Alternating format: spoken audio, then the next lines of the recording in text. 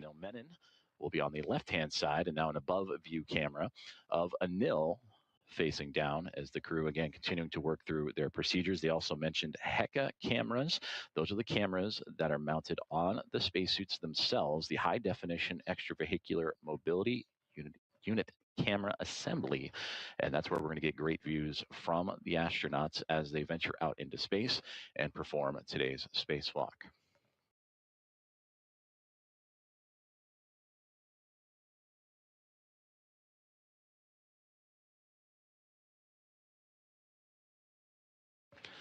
Once all the procedures are completed and the checkouts are done, they will then install their safers to the backside of their spacesuits. That is the simplified aid for EVA rescue.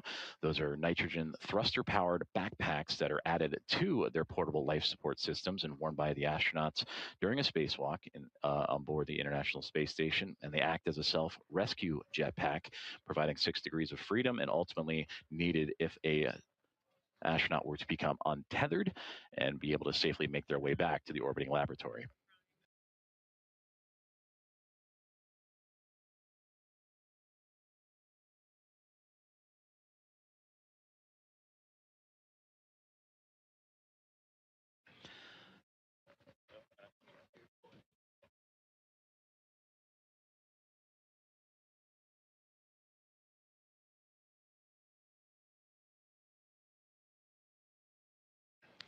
So again, we welcome you back aboard the International Space Station in preparations for today's U.S. Spacewalk 96 with NASA astronauts Jessica Meir and Anil Menon as the two, Jessica on the right side, Anil in his spacesuit on the left-hand side, receiving support from Jack Hathaway, NASA astronaut, in preparations for today's spacewalk. We're just moments away from the installation of the metal oxide canisters.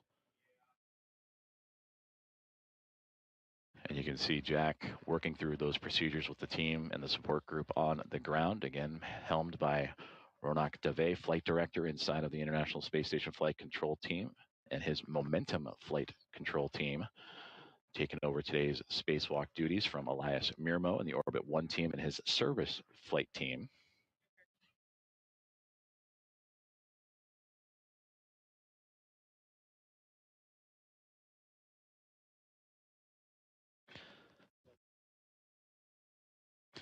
In the background, again, the crew currently in the equipment lock of the Quest airlock aboard the International Space Station. But in the background, you see the equipment necessary to complete today's spacewalk.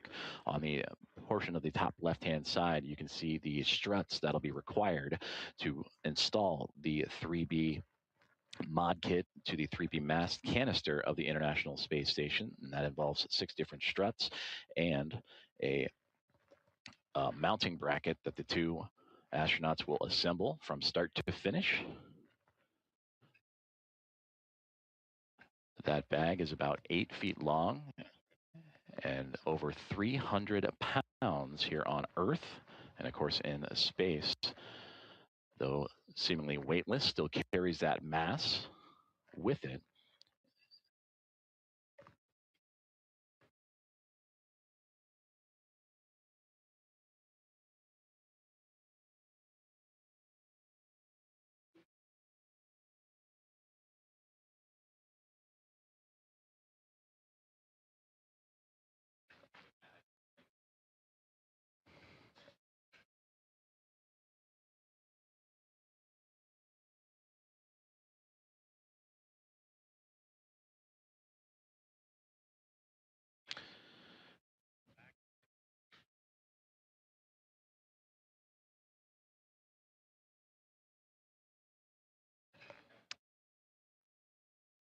And though out of sight, Sophie Adno currently working on the portable life support system on the backside of NASA astronaut Jessica Meir, installing the Medox canister. And there you can see Sophie swinging Jessica back up against the wall of the equipment lock as that canister put into place. Anil Menon on the left-hand side in his spacesuit, preparing for what will be his very first spacewalk of his career, will have his metal oxide canister installed as well. And they'll continue to go over multiple checks and safety inspections before coming off of the wall and making their way into what would be the crew 2 is 1034. Good number.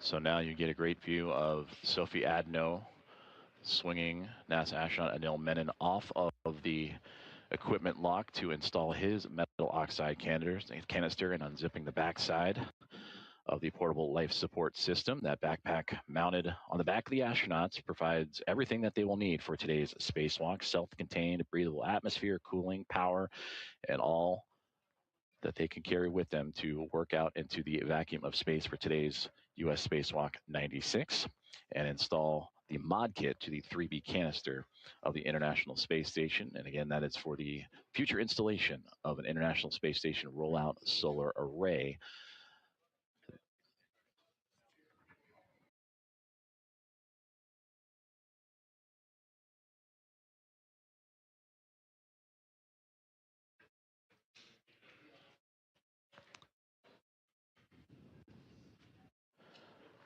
For the astronauts in the spacesuits, continuing to also work through their pre-breathe procedures.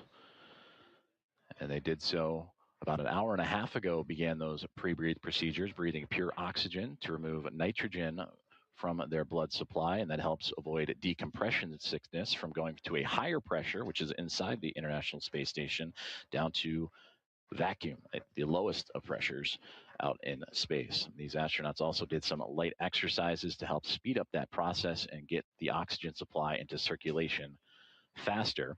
Divers experience these adjustments below the surface of the water here on Earth.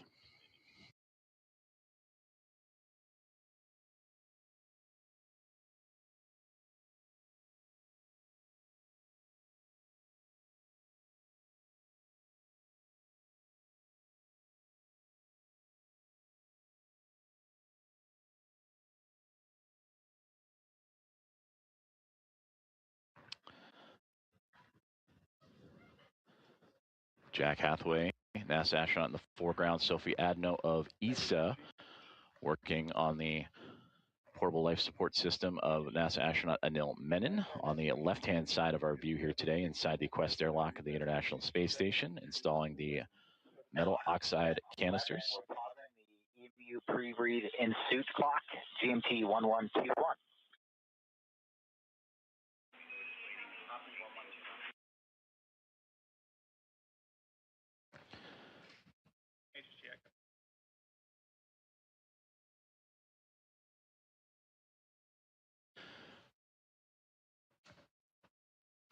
And we welcome you back inside the International Space Station Flight Control Room inside of Mission Control Center, Houston, Texas, as we are experiencing a communications handover in satellites. And we will rejoin the crew aboard the International Space Station here shortly. And there you can see a great view of Flight Director Ronak Dave. That'll be on tap for today's spacewalk. He and his Momentum flight team just completed a handover. Sitting immediately to his right is Stephanie Wilson. That she will be the spacewalk communicator for today's activities outside of the orbiting laboratory. She will be the one that you will hear the voice of often talking with Jessica Meir and Anil Menon. And immediately to her right is Aki Hoshide. He'll be the Capcom for today's events. He'll be the one communicating with the Expedition 75 crew aboard the International Space Station.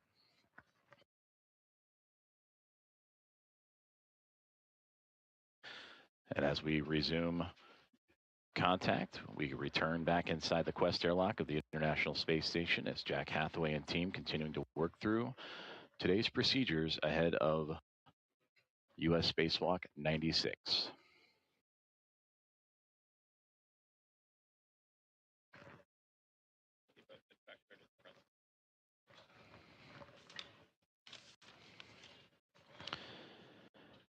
And then as I actually look to the bottom left where Anil Menon is up against the wall of the equipment lock, you can see one of the key tools that'll be used for today's spacewalk. That is the pistol grip tool that'll be used to help assemble the 3B mod kit to the 3B canister of the International Space Station. That is the powered drill or a non-powered ratchet wrench that'll be used to help secure bolts and pins. Jessica Meir will also be equipped with that tool as well, as the two will work in tandem throughout today's spacewalk to assemble that 3B mod kit that again consists of 3 struts. They'll build an upper triangle and then have a right side and a left side that they will attach to the 3B canister. And once affixed with the center mounting bracket, that bracket will support the future installation of an International Space Station rollout solar array. And those arrays, again, airlock in step 18. The expended MEDOX for EV2 was 0022, and the expended MEDOX for EV1 was 0020. And also, we didn't hear you verify this earlier in step 11. Our GMT for the pause was 1121.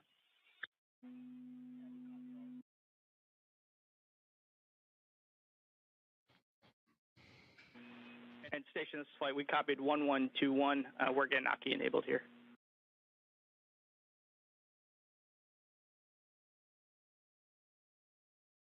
And good numbers on the MEDOX as well.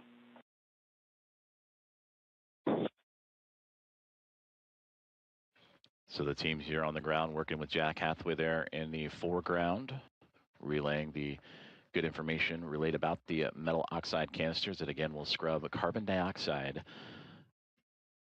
from the spacesuits of Jessica Meir on the right-hand side and Anil Menon on the left-hand side. And again, for Jessica Meir today, it will be her 6th spacewalk of her NASA career, her 3rd during this recent stay aboard the International Space Station when she would fly up on NASA's SpaceX Crew 12 back in February, and currently operating on her 174th day in microgravity.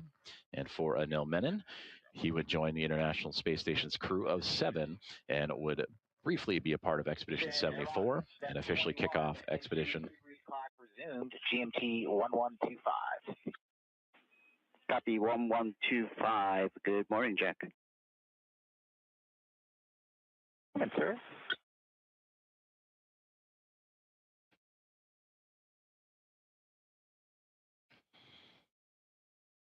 And there you heard the return calls from Aki Hoshide, again, today's Capcom that will be communicating with the astronauts inside the International Space Station, and Stephanie Wilson, the spacewalk communicator, will join in once both Meir and Anil Menon venture out into space. They continue to work through their pre-breathe procedures ahead of today's spacewalk. And again, for Jessica Meir, her 6th EVA, 3rd during her current mission as a member of NASA SpaceX Crew 12, the current International Space Station commander. And for Anil Menon, who just arrived a little more than 22 days ago after launching on July 14th from the Baikonur Cosmodrome as a part of a Soyuz MS-29, and a great above-camera view of Anil as he works through his, again, pre-breathe procedures ahead of his very first spacewalk.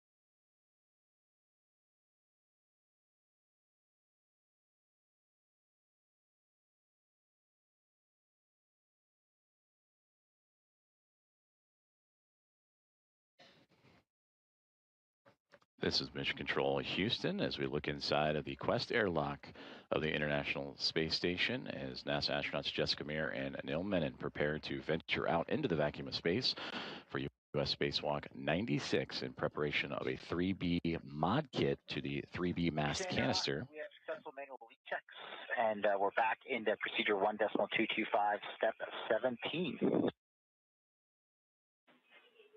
Copy that. Thanks. Jack Hathaway and Sophie Adno supporting today's spacewalkers. Jessica Meir on the right-hand side, Anil Menon on the left in the equipment lock. And there we can see in the background a great shot through into the crew lock that they will eventually venture out into, and the equipment used for today. The larger bag that is floating towards the top of that lock is where the 6 struts and the mounting bracket that will be carried to the work site for today's spacewalk, and then the crew bag and equipment in the second bag, as we now see what will be the safers that are floating into view with ESA astronaut Sophie Adno. And these will be attached to the back of today's spacewalkers. And again, these safers, the simplified aid for EVA rescue, nitrogen thruster powered backpack used in the event an astronaut were to become untethered from the International Space Station and are able to safely maneuver back to the orbiting laboratory. So it'll be Jessica Meir that'll receive her safer first, shortly followed by Anil Menon.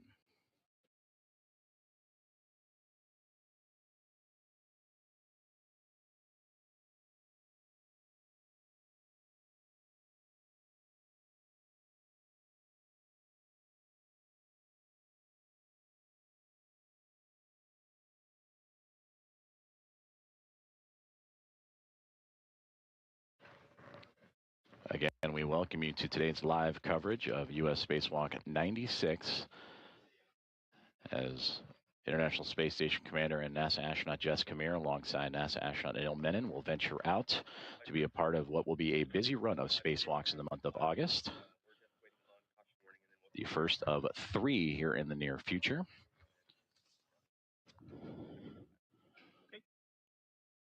For Jessica Meir, having her safer currently installed after her MEDOX canister just moments ago was placed inside of her portable light support system to help scrub carbon dioxide.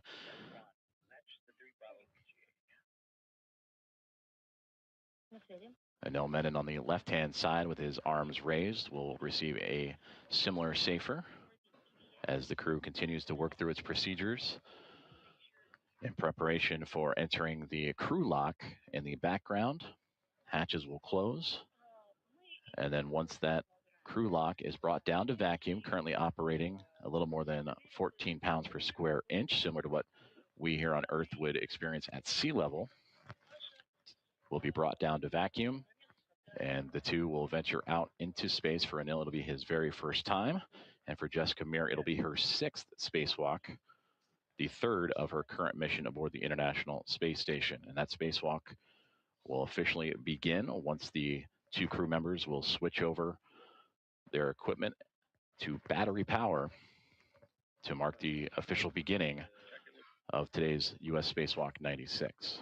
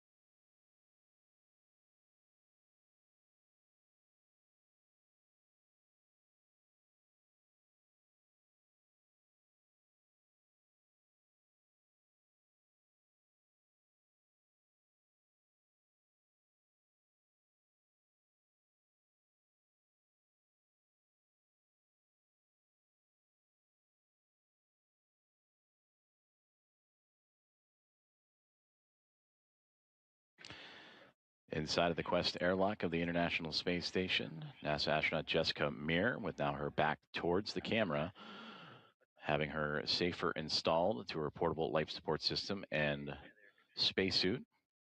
She will be EV1 labeled by the team here on the ground and will be marked by what you can see now on the cuff of her pants, the red stripes for today's U.S. Spacewalk 96.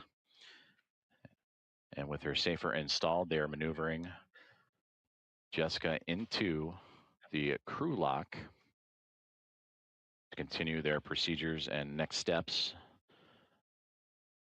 And for Anil Menon on the left-hand side, he will await his turn to receive his safer.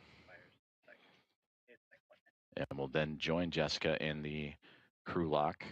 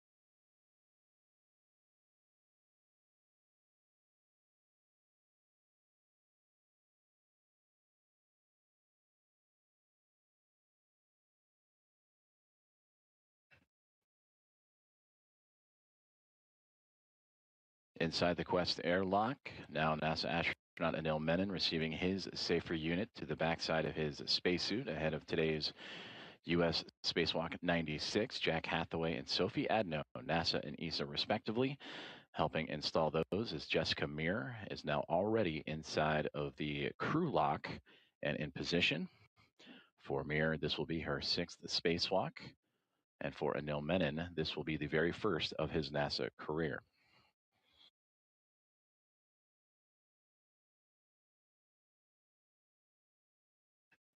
We will continue to hear communications from the spacewalkers themselves and from Jack Hathaway and Sophie Adno as they continue to work through all the safety and equipment protocols and technical protocols necessary before sending them into the crew lock.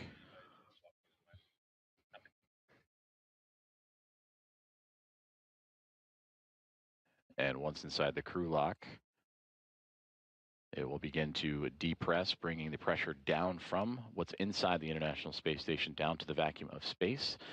And from there, the 2 NASA astronauts will venture out and begin today's spacewalk to again begin to install the hardware that will modify the station's 3B power channel and prepare it for the future installation of an International Space Station rollout solar array.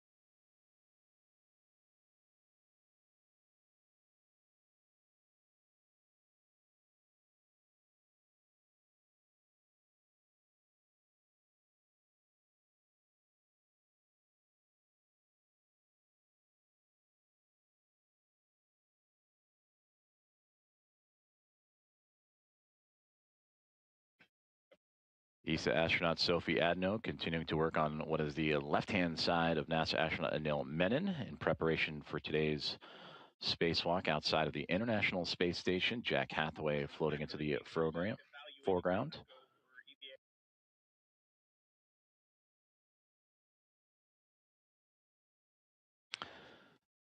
The crew continuing to work through their pre-spacewalk procedures as Jessica Meir joining Anil Menon for today's spacewalk, already in the crew lock in the background there that is illuminated.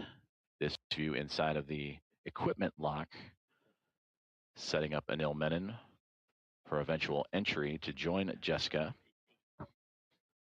into the crew lock. Teams on the ground monitoring all these procedures and continuing to work towards the start of today's spacewalk. So far, everything has been on time for both the crew and team here on the ground as pre-breathe procedures have been worked through. Medox canisters to scrub carbon dioxide have been installed. The safers have now been installed with Jessica first and now Anil as they position him.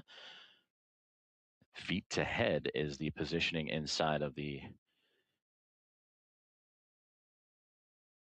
crew lock as Jack Hathaway moving some of the equipment necessary for today's spacewalk to allow Anil Menon to float his way in and join the International Space Station commander.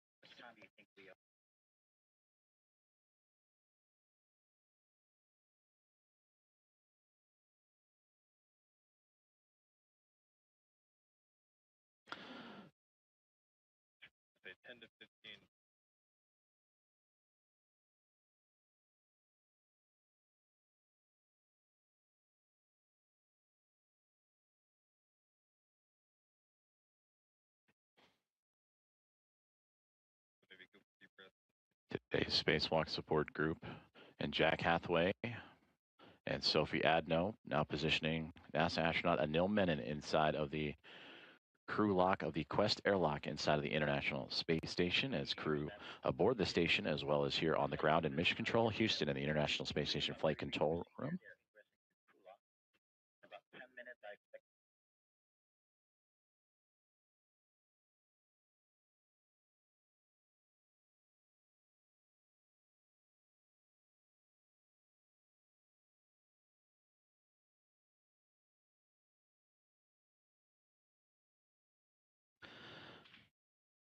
Now both astronauts have entered or egressed the crew lock of the Quest airlock with the necessary tools and equipment needed for today's spacewalk to again install hardware that'll help modify the station's 3B power channel and prepare it for the installation of the International Space Station Solar Array or IROSA.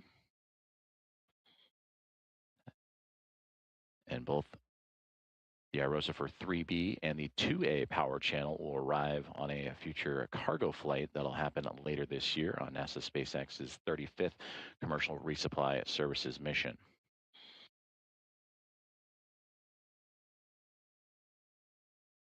For Anil Menon, he is the astronaut in the spacesuit with his head facing towards Hathaway and Sophie Adno. Jessica Meir just off to what would be Anil's left, are right from our view.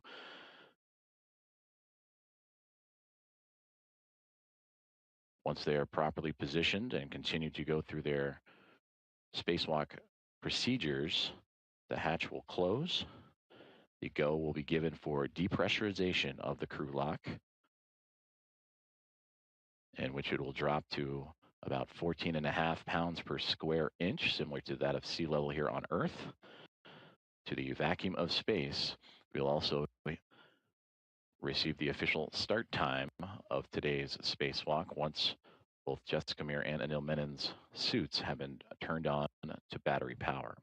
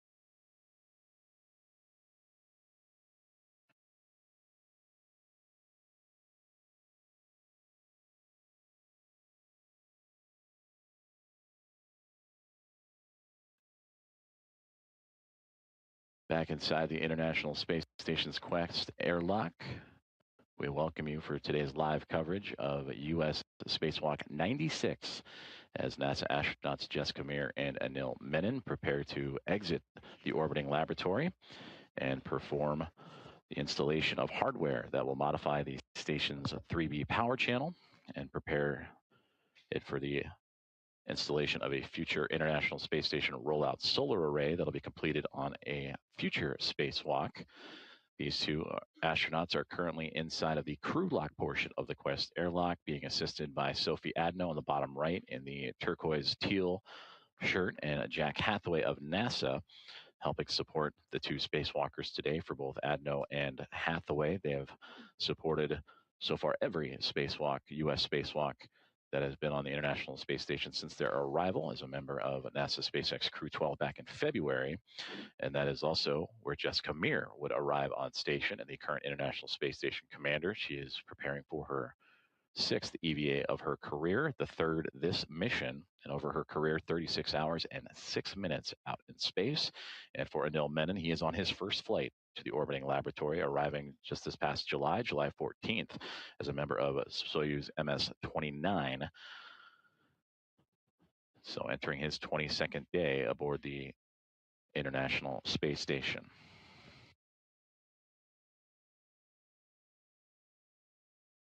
Everything so far has been on time for the crew in their pre-spacewalk preparations, going through pre-breathe procedures, having their metal oxide canisters installed, their HECA cameras, that is the high definition extravehicular mobility unit camera assembly. We will see views from those cameras throughout today's spacewalk as they will work in tandem to install this 3B mod kit to the canister of the 3B channel of the International Space Station.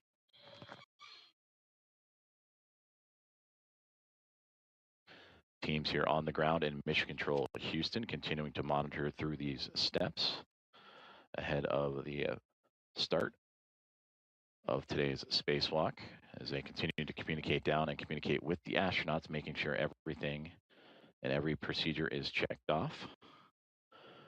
From this point on, the hatch will close and the teams on the ground, as well as both Jack and Sophie, will monitor.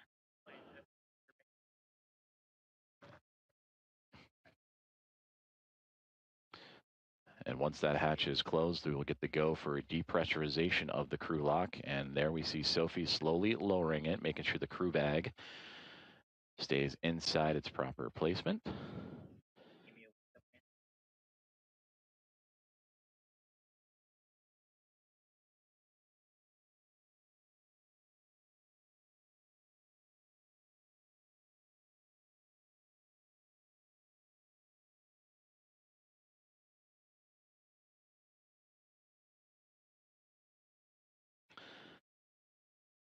And with that, the hatch has been closed of the crew lock of the Quest airlock inside the International Space Station. We're on the other side of the hatch awaits Jessica Meir and Anil Menon of NASA, ready to venture out into space for today's spacewalk.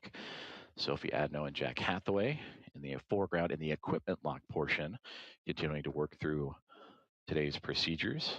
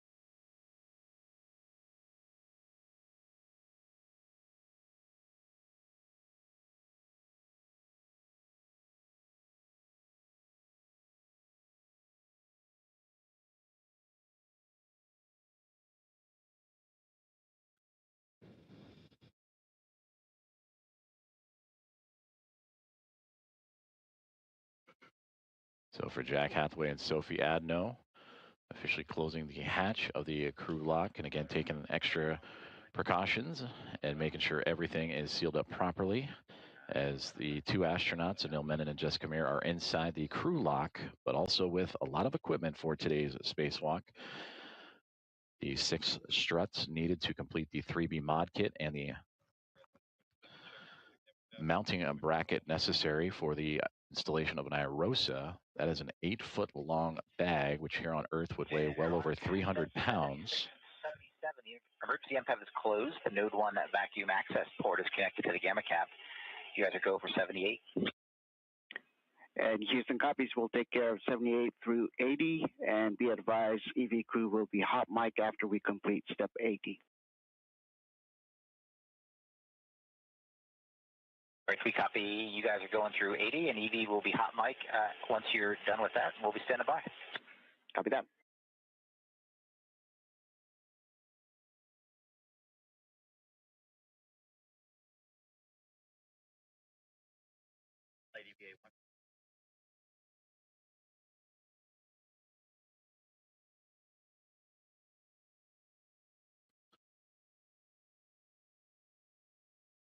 So inside the International Space Station, Jack Hathaway communicating with the teams here on the ground with Flight Director Ronak Dave and his Momentum flight team for today's U.S. Spacewalk 96, continuing to work through the step-by-step procedures ahead of today's spacewalk.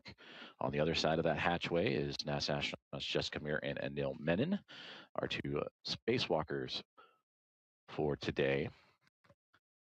Sixth of the career for Meir, first for Anil Menon. And then as they continue to work through their procedures, we will hear communication from the crew as they continue to work through their checklist, but also the go for depressurization of the crew lock.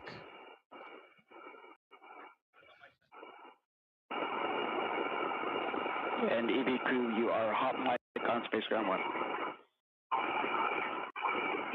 EV1, good morning, Hoshida-san.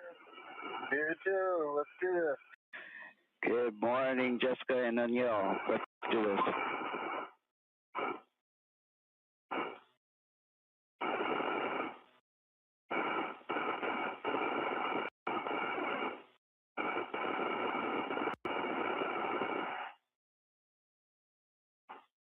Just to make sure I'm on the same page with you, I think that means that you guys are done with 80 and you're ready for me to do 81.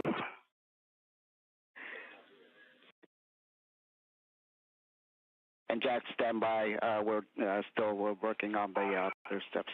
We'll call you when we're ready. And bye.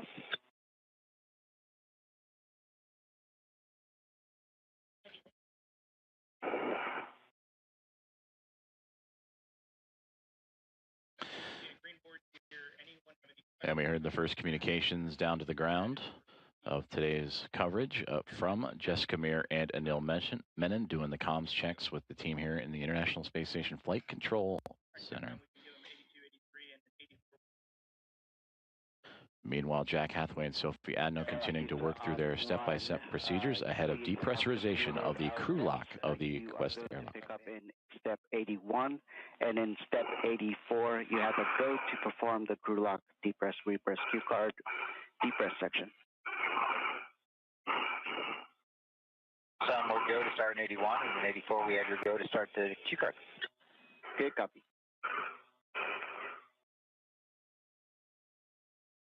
All right, ED2, I've got a couple of steps for you to verify. You're not actually throwing any switches here, but just verify for me on the UIA that the depress power switch is in the on position. Depress pump power switch OFF. Okay, copy OFF, and one more verified step that the depress pump enable LED is on. Enable is on, ON. All right, that's the completion of this, and I'm moving into the crew lock depress cue card if you want to follow along. I'm tracking. All right, step 1 on the crew lock depress cue card on the UIA, and they'll go ahead and take the depress pump power switch to on. Currently on. Depress pump power switch. We're going to count 10 seconds.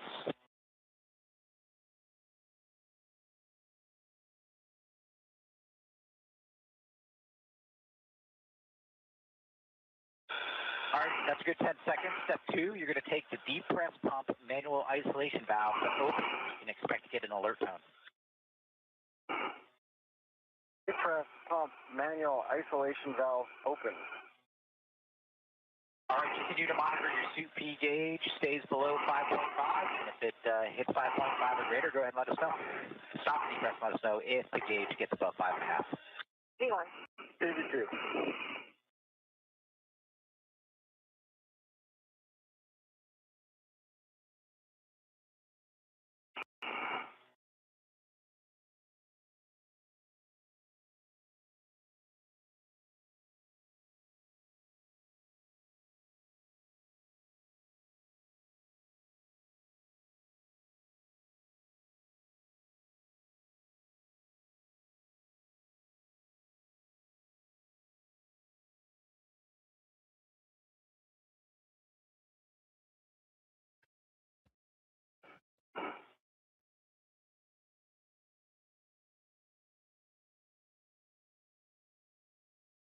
So with those procedures that were read out from Jack Hathaway communicating with Anil Menon, as well as the teams here on the ground in Mission Control Houston, we have received the go for depressurization of the crew lock which on the other side of that hatchway, you can see through the window the flag of NASA astronaut, or one of the astronauts, Anil Menon and Jessica Meir.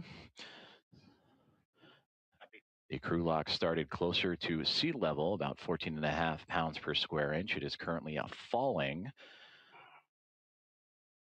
and a little more than 11.8 pounds per square inch at the moment. We'll continue to monitor this depressurization of the crew lock. And of course, the teams inside and Menon and Meir will also monitor their spacesuits and safety systems as the depressurization takes place, along with Jack Hathaway and Sophie Adno, who you see in the foreground.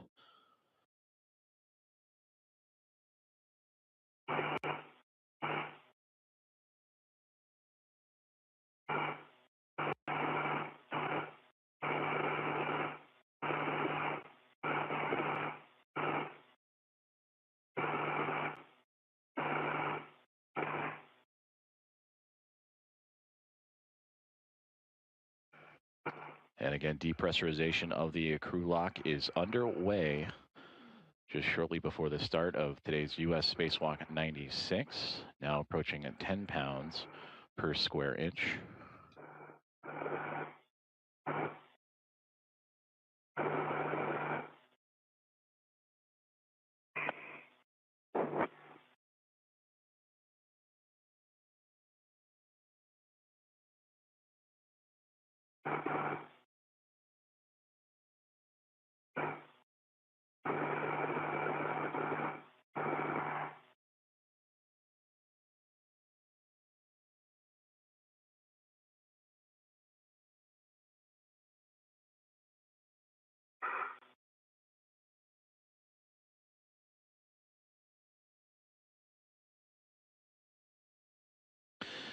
We welcome you back inside the International Space Station Flight Control Room here at Mission Control Houston, as we are transferring communication satellites and bouncing between the two, and we will bring you back views inside the International Space Station as depressurization of the crew lock is underway ahead of today's U.S. Spacewalk 96 with NASA astronauts Jessica Meir and Anil Menon.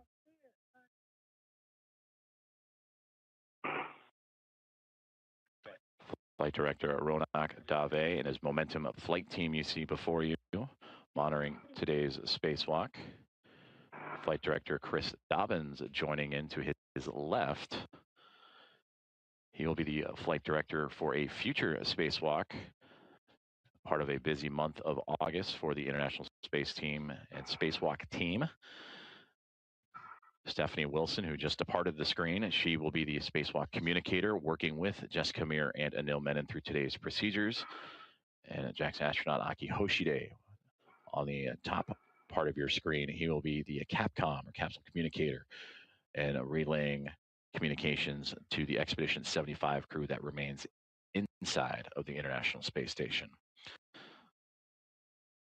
And as we return aboard the International Space Station itself, the depressurization of the crew lock continuing and now approaching 8.5 pounds per square inch as Jack Hathaway and Sophie Adno continue to monitor that depressurization.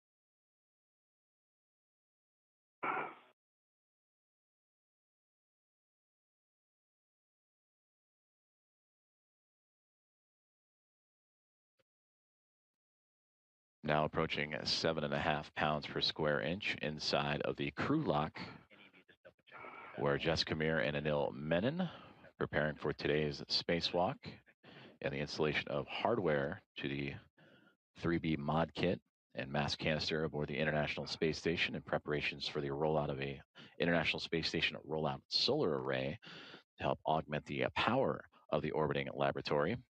Jack Hathaway and Sophie Adno supporting today's spacewalkers. Also monitoring from the orbiting laboratory. And as we sit this morning at this hour, the International Space Station currently flying over the South Pacific, about to make its way to the northwest portion of South America.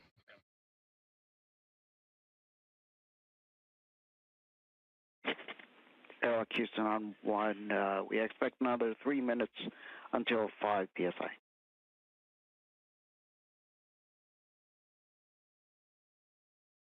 We copy 3 minutes. We're seeing about them pass through about 6.5 now, and EV1 and EV2, you can expect an alert tone at 6, and we'll check in with you again at 5 PSI. EV1, through.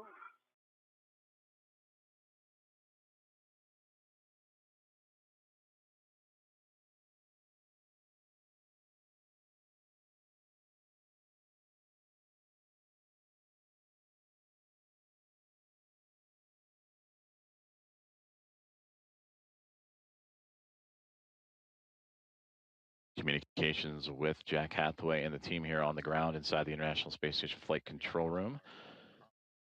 And also relaying those comms to the 2 astronauts inside of the crew airlock as the depressurization continuing on. Now it's 6.3 pounds per square inch inside of that crew lock.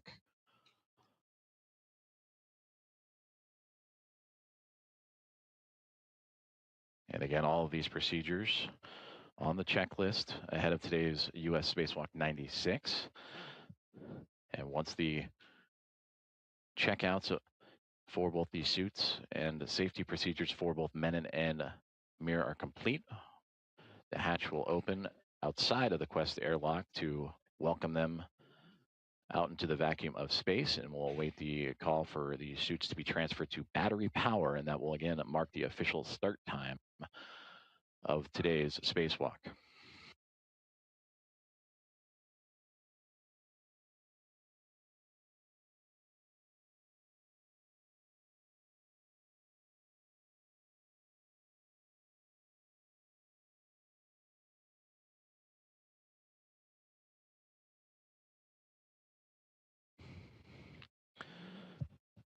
Now approaching 5.5 pounds per square inch inside the crew lock, which is on the other side of that hatchway you see before you.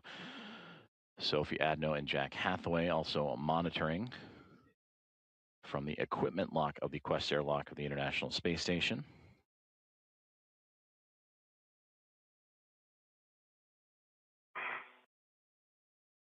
EV2, you guys are about 5.5 PSI now. When we get to 5, we're going to have you do a step, so we'll just, we're almost there. Copy. And there you hear the commands that once we reach 5 PSI inside of the crew lock, there will be additional commands and checkouts performed before continuing on with the depressurization to bring that crew lock down to vacuum and allow Jessica Meir and Anil Menon to exit the International Space Station.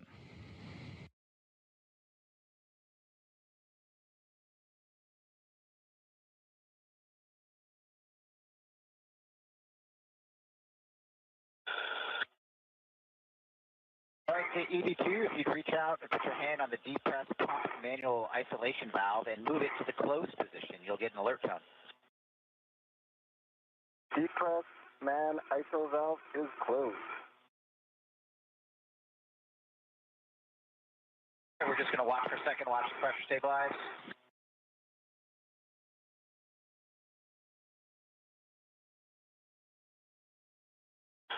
All right, we see you guys stable at 5 for EV1 and EV2. On your DCMs, take your display switch into status until you see leak check ? Then a long yes and follow the displayed instructions. Let us know when you're done. EV1. EV2.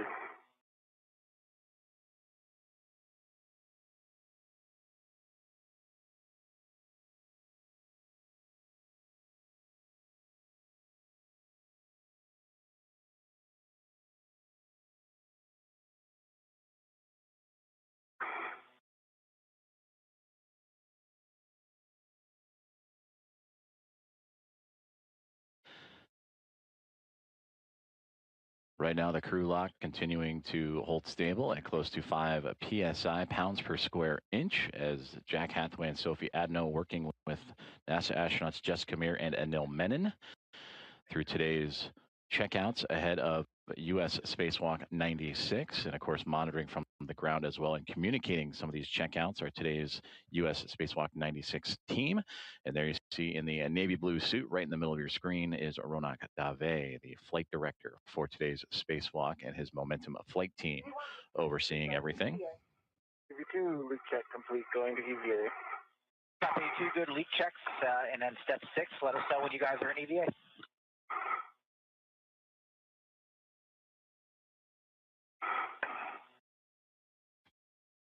EV1, EVA.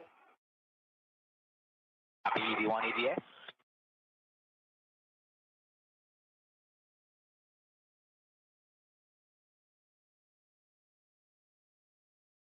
EV2, EVA. Copy, EV2, EVA. And EV2, if you take the depress pump manual isolation valve to open, you should get an alert tone.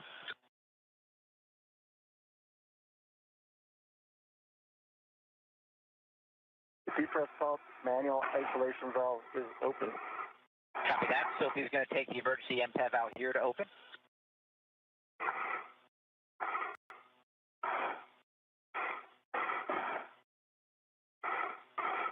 All right, the emergency MPEV is open out here. Both of you monitor your suit P gauge, stay below 5.5, and let us know if it doesn't. EV1. EV2.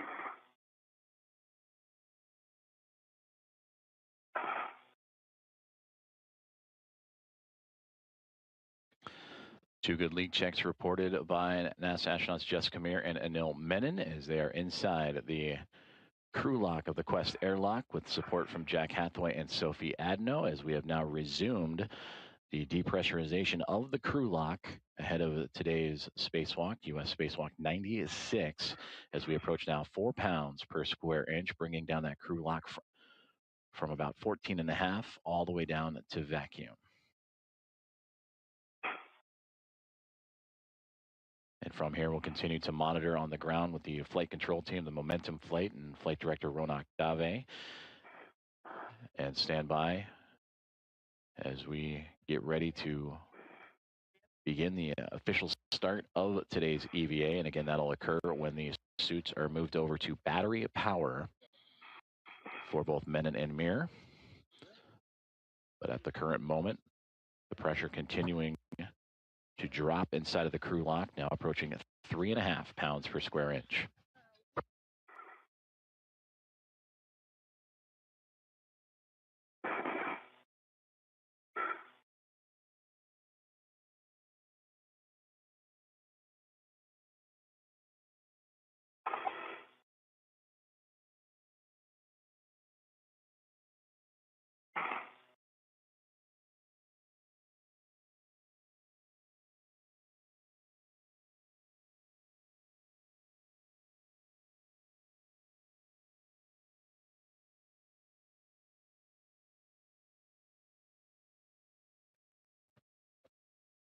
Pressure inside the crew lock continuing to fall, now approaching 3 pounds per square inch. All right, decreasing through 3.0 psi. Our next step's at 2.0 psi.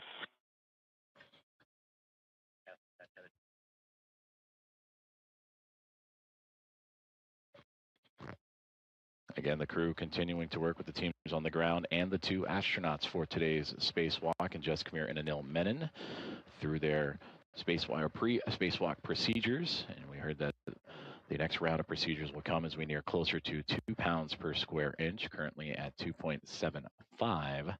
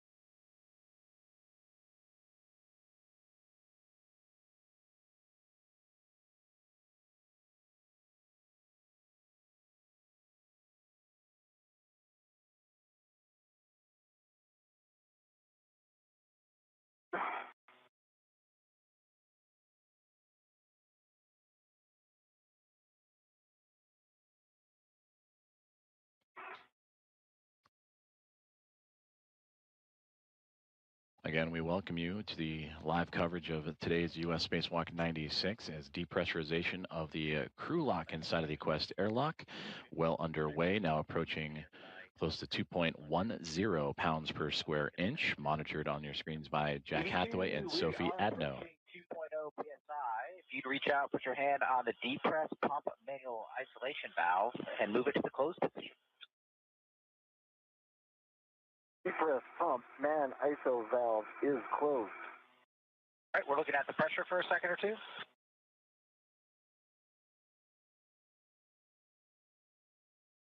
All right, and on the UIA EV2, you can take the depress pump power switch to the off position. Press pump power switch is off, OFF. Copy off, OFF. It's been great working with you guys. We'll see you in a couple hours. Houston, you got them. Thank you so much, Jack and Sophie. Thanks, guys. Good morning, Jessica and Anil. Thank you, Jack and Sophie. We are ready for your initial tether configurations for egress. Good morning, Stephanie. I can start the tether config. I have my waist tether on my right side of my mini workstation, and I have the small hook on my right steering extender gate closed slider lock. I have my anchor hook also on my workstation. I can see that my green reel is unlocked. A yellow hook is on the green reel, that's gate closed slider lock. My red reel is unlocked, and I can see my green hook is on the red reel that is unlocked. I have a Mills anchor hook also on the red reel that is gate closed slider locked. I can see his green reel is unlocked, and I can see his yellow hook on his green reel, gate closed slider locked. And I can see his red reel. So that's just disappearing out of my view. And now can you see the rest of yours? Yes, red reel's unlocked, and the green hook is on the red reel unlocked. Starting from my left steering extender, I see the small hook of my left waist tether. Closed lock, black on black. It's attached to the large hook of the airlock waist tether. Both hooks are closed lock, black on black. And that small hook goes to the airlock steering extender, closed lock, black on black. My right waist tether is attached to the D-ring extender, closed lock, black on black with the small hook. The large hook is unlocked on my NWF, and my red hook is on my right D-ring direct. It's closed lock, black on black.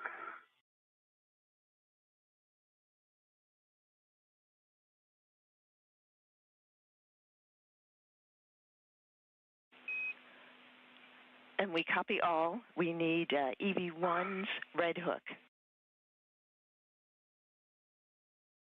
My red hook is gate closed slider lock on my right D-ring extender. Two good tether configs for EV1 and EV2. Thank you. When crew lock DPDT is about 0, EV crew expect an alert tone. EV1. EV2.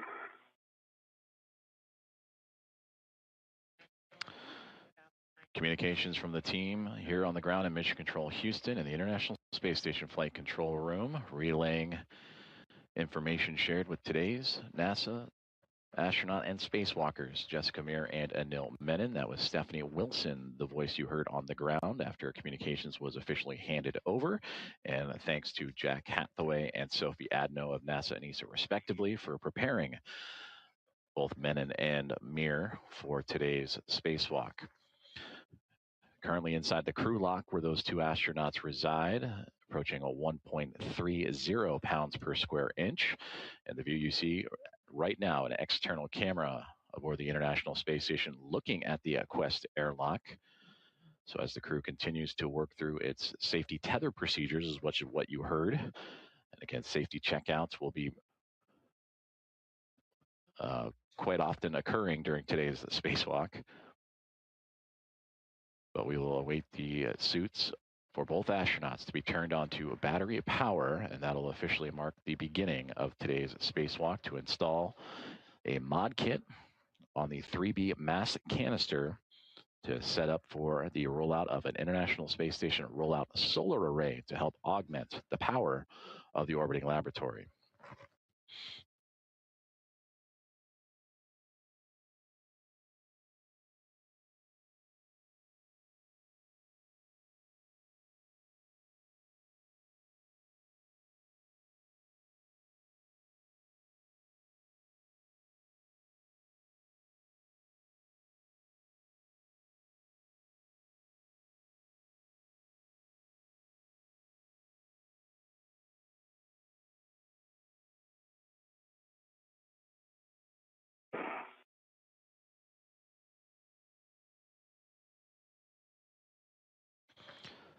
Depressurization of the crew lock continuing to occur as we now are approaching 1 pound per square inch inside of that crew lock of the Quest airlock, which you see the external views of outside of the International Space Station.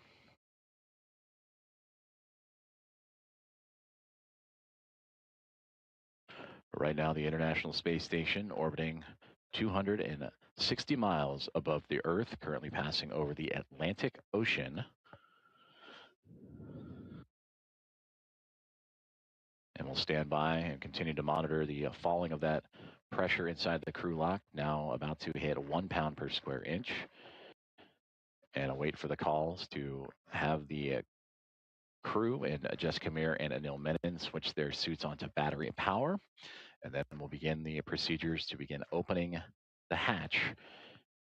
And for Jessica Meir, that will begin what will be her 6th spacewalk of her career, her 3rd on her current time aboard the International Space Station.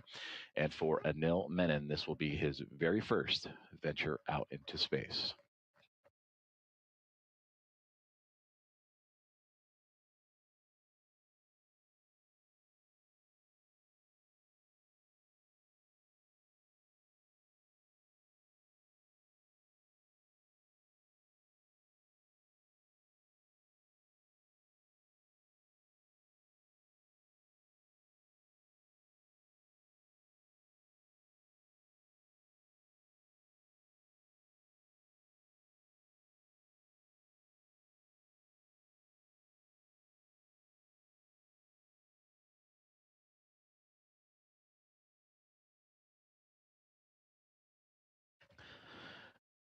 We welcome you to today's live coverage of U.S. Spacewalk 96 outside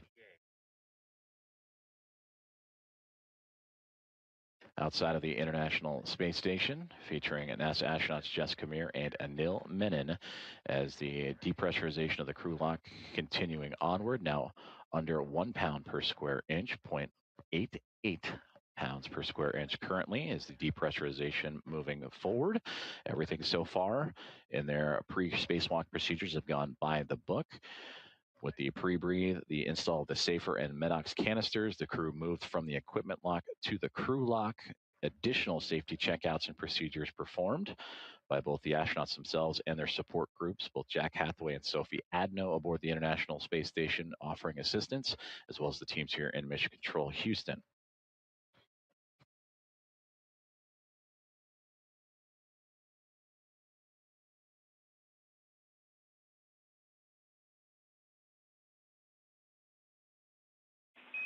Airlock Houston, we are tracking about 4.5 minutes to 0.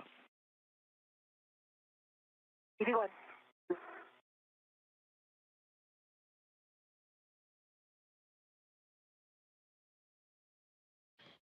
And with that communication, the relay from Stephanie Wilson up to the crew is that they are now tracking about 4.5 minutes until that crew lock will reach 0, the vacuum of space. And we continue to monitor and follow along with the process. But again, next steps from here will be the crew moving their suits, their spacewalk suits, to battery power to begin the formal beginning of today's spacewalk. And then the go will be given to open up the hatch thermal covers and the hatch itself before beginning their egress to begin today's spacewalk.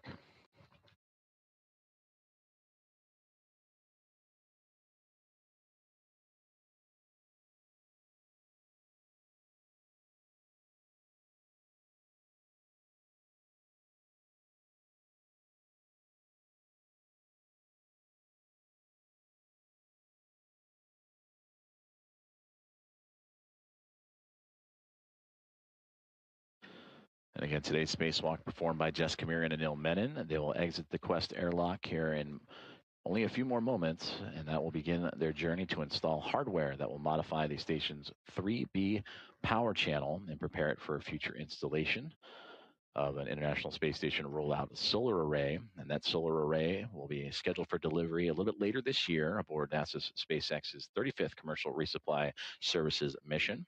It will be the 7th IROSA and will provide additional power to support critical station operations, including its safe and controlled deorbit. Now, 2 minutes relayed to the pounds per square inch to reach zero. The vacuum of space currently sitting at 0.68. Part of today's EVA tasks are to install the mod kit, the construction of the mod kit for the 3B mast canister, and route the IROSA cables necessary to then power up that future IROSA and connect it to those power channels for the space station. And then, of course, for Anil Menon and Jess Kamir, set up that mast canister and the 3B mod kit to a good configuration, a good position for that future EVA and eventual rollout of the solar array.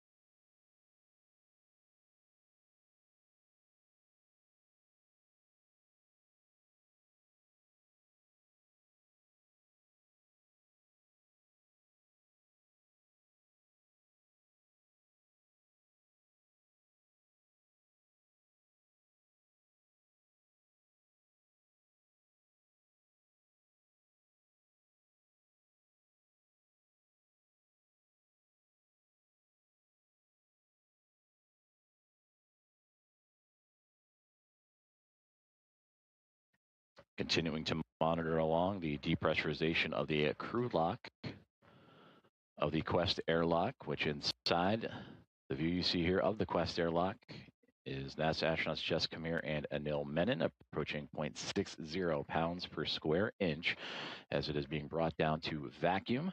All initial checks and safety checkouts have gone by the book,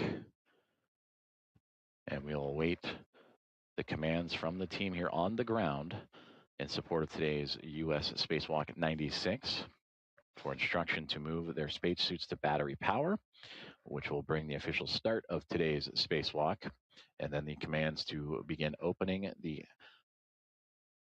hatch thermal cover and begin egress or exiting procedures to move into the vacuum of space.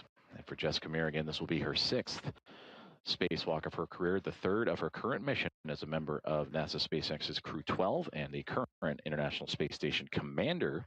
And she will add to what has already become an impressive total of time out in space, 36 hours and 6 minutes as it stands this moment. And for Anil Menon, who just arrived to the orbiting laboratory only a few weeks ago after launching on July 14th as a member of the Soyuz MS-29 crew. This is his first space flight, and this will be his first adventure outside into the vacuum of space. And for today's 3B mod kit installation, we mentioned that this would be a part of a package deal that would be brought up to IROSAs and pairs on the NASA SpaceX 35th Commercial Resupply Services mission. The 7th IROSA set will be a part of the 2A mod kit channel that was completed in portions back in March of 2026 and beginning in May of 2025. And then for this 3B power channel mod kit, it would be the 8th rollout solar array to make its way out of the International Space Station.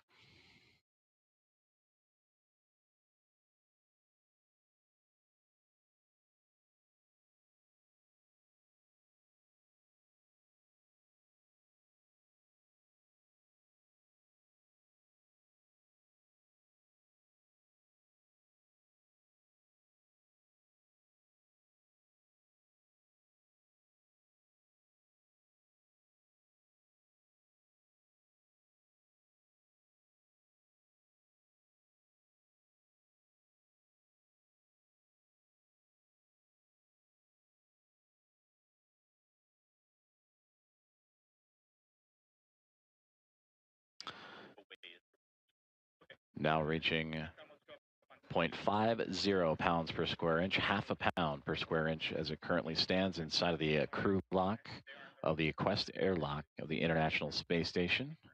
As we continue to methodically bring that down to zero, to the vacuum of space, before NASA astronauts Jess Kamir and Anil Menon will begin today's 96th U.S. spacewalk and install the IROSA mod kit on the 3B mass canister.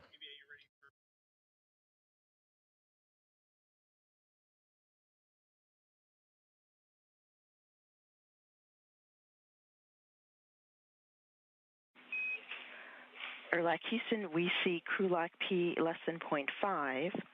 We are ready for you to verify EV hatch gauge. Can work. And now I'm coming left a little bit toward your feet to reset. I'm moving my feet up. I see negative 0.4.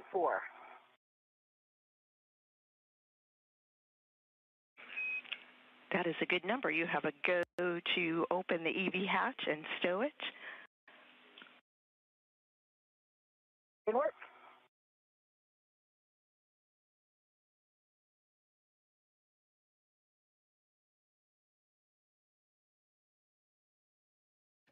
Communication is there as the team has received the go to open the EV hatch. As Jess Kamir radioing down to the team here in Mission Control Houston in the International Space Station Flight Control Room. That is now in work as we are under now 0.20 pounds per square inch inside of the crew lock, and we'll wait the call to hear that crew switch their suits to battery power, formally begin today's EVA or spacewalk, extravehicular activity. And then from there, the views you see on your screen, the external cameras on board the International Space Station will begin to see movement and eventual exiting and egressing of the two NASA astronauts. A little bit toward you. Yes.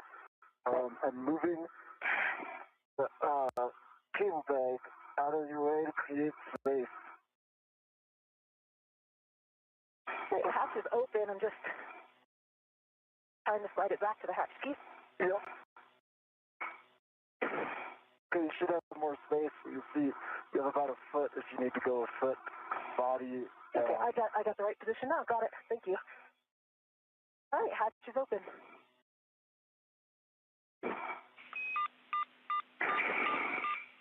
Copy, hatch open. For Jack and Sophie, take emergency MPEV to closed.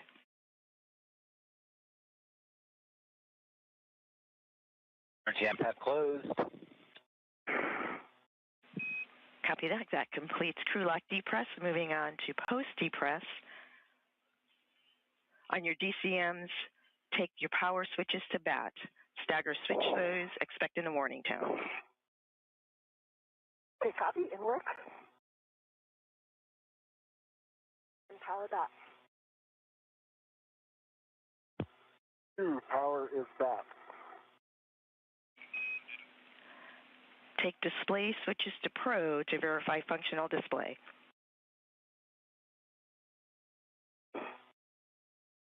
V1 functional. EV2 functional. On the UIA, take power EV1, EV2, 2 switches to off, OFF.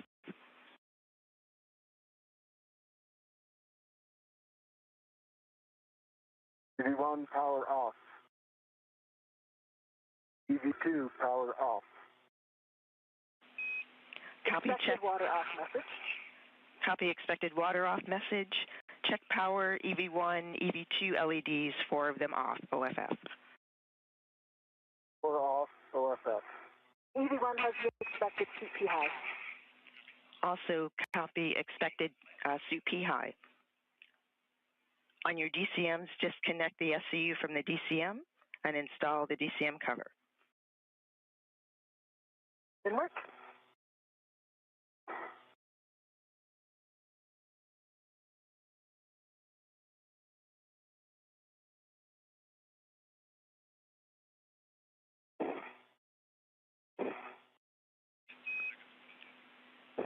Ten seconds, 20-second handover.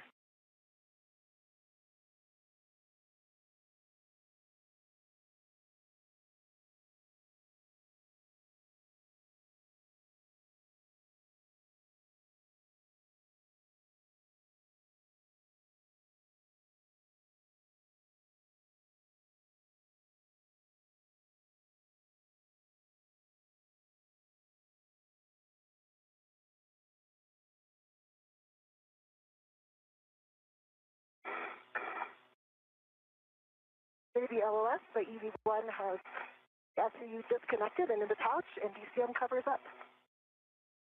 EV2 is disconnected into the pouch, DCM cover is up. Copy all EV1, EV2.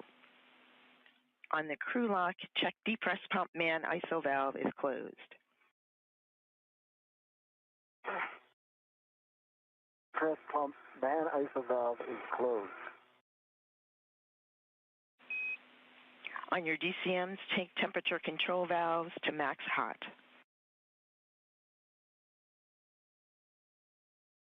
Good work.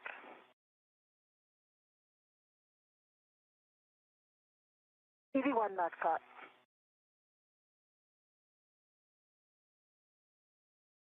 EV2 max hot. Take water switch to on.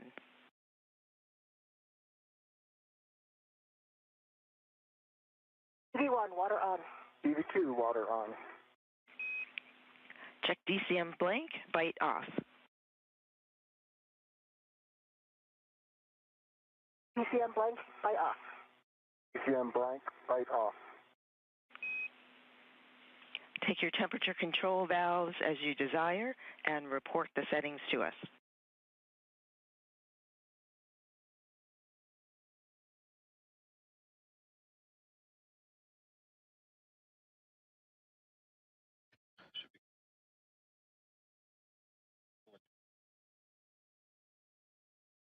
Thank you for joining us for today's live coverage of EV2 set at 7. Copy EV16, EV27. Please report all subsequent TCV changes to us. Report suit P gauge pressure.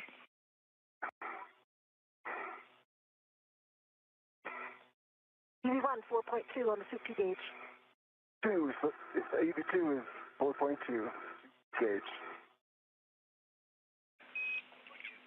Copy 4.2 for both EV1 and EV2 on the suit P gauge.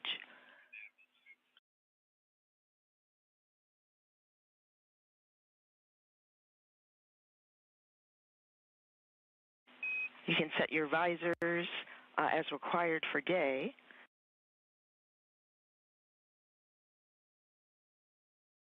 EV1. EV2.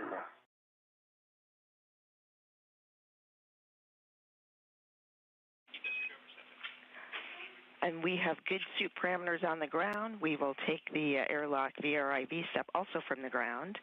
That completes post-depress. Jessica, we are ready for you to open the hatch thermal cover. Release the hook from the magnetic plate D-ring, attach the hook to the stowage tether point, and cinch the strap until snug. Confirm 6 lines visible. Okay, copy and work. And we again welcome you to today's live coverage of U.S. Spacewalk 96. We're just a couple of moments ago at 7:33 a.m. Central Time, 8:33 a.m. Eastern. The suits to NASA astronauts Jessica Meir and Anil Menon have been switched on to battery power. They just completed their post-depress checklist that you heard in communication with Spacewalk communicator Stephanie Wilson, you see on your screen here, sitting next to Flight Director Ronak Dave. So again, the official start time of today's Spacewalk, 7:33 a.m. Central Time, 8:33 a.m. Eastern, as the International Space Station was flying over Germany. You can egress the airlock and turn on your HECA. Good work. We are currently experiencing communications handovers between satellites as expected, and the team is monitoring, so we will keep things here inside of Mission Control Houston in the International Space Station Flight Control Room, as the team's actively working through today's pre-spacewalk procedures. Steve Villano, the lead spacewalk officer, along with Drew Burr and Lucas Winder, the spacewalk task officers to support today, along with Matt Hahn, the spacesuit support team, and Andrew Francis and his airlock support team. We also heard commands on Jessica Meir, NASA astronaut currently in work to... I have a tether down. And I have my HECA turned on. And as we regain communication and receive views, there we see Jessica Meir outside of the Quest airlock as she has now formally begun her 6th spacewalk of her career. And we will monitor Jessica's progress through today. You can see towards the top of her backpack, the portable life support system, the red stripes. On your BRT, tape towards your head, and you can use an adjustable from your mini workstation as a load alleviating strap as desired for translation. You want copies? Strap bag is between the hatch and the staging bag, so it's going to take me a second to try to free that. Okay, take your time. I'm getting my BRT ready.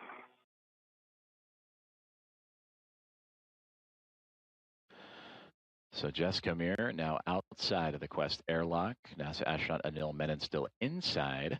For Jessica, she mentioned the BRT. That is the body restraint tether that creates and provides greater body positioning and stability. And that is when working in close proximity to the International Space Station and being able to retain the use of both of her hands. And she will need that because Anil Menon is going to hand her the strut bag for today's spacewalk that consists of 6 struts and a mounting base for the future use of an International Space Station rollout solar array. And that bag, quite large, 8 feet in long, and weighing here on Earth what would be 330 pounds.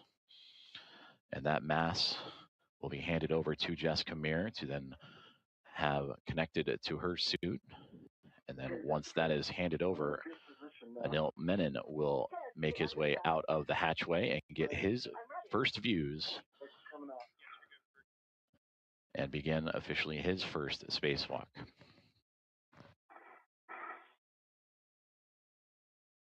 Stand by there. I'm going to try to rotate to the handle side. I don't the handle yet.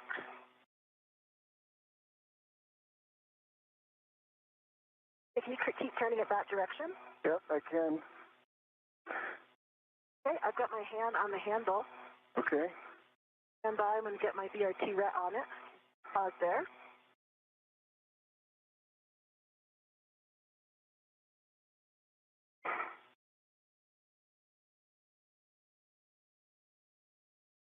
Okay, I have my BRT ret on it.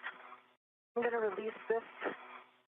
Have the ret side actually. I do have I can easily release the ret if you'd like me to. You can go ahead. I have it retted. That is released. I copy. I'm going to pull it out a little bit more. Okay, hold it there.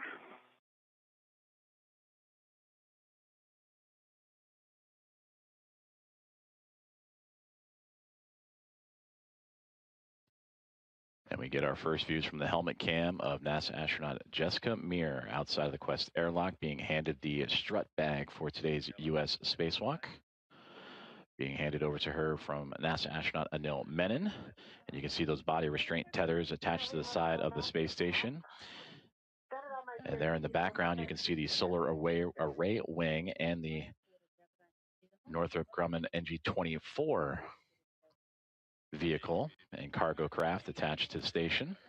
And again, that strut bag, quite large, 8 feet long, weighing over 300 pounds, that has now been handed over to Jessica Meir.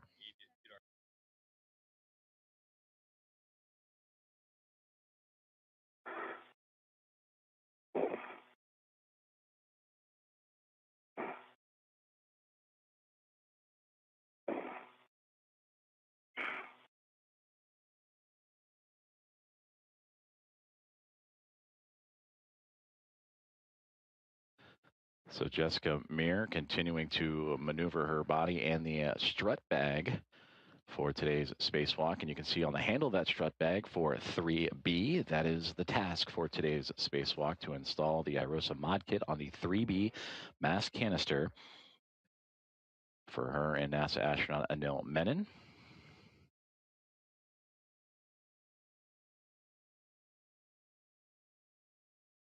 Got the adjustable, and I'm putting that over to my mini workstation for some extra maneuverability.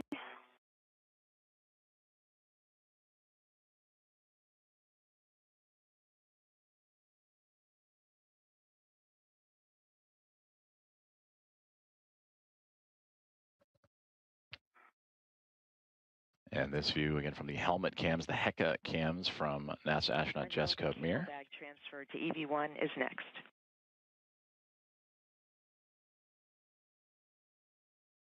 No copies. In Okay. place. I'm going to refine this bag, I think, a little bit after, come out a little bit more. I like the position I'm in right now to receive the cable bag. Okay. My handle's coming out first. And give me some station coordinate directions to get it to you. Right, stand by, I'm going to get a rep.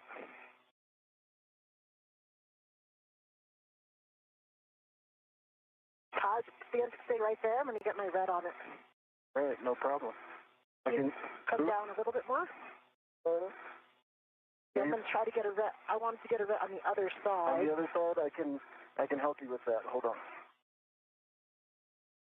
Is that easier?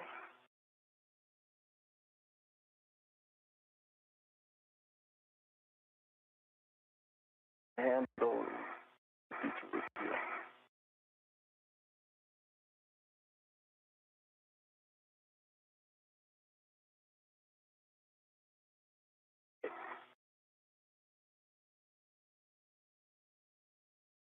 Okay, I've got a ret on it. You can release that ret. Okay.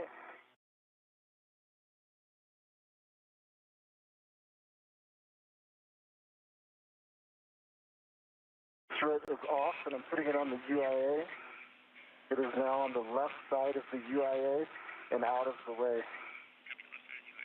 We copy the tether config, and that EV1 has the cable bag. EV2 for met rate, we would like you to pause a couple minutes in the airlock before egressing.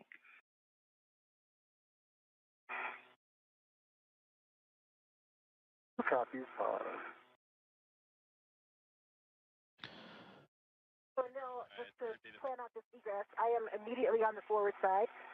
I have the strut bag on my left and the cable bag on my right. The cable bag is out of your way, I think, but it's just kind of underneath the hatch. You can see it. I can see it. But if you come out and then go straight aft, we should be in good position. I'll do that.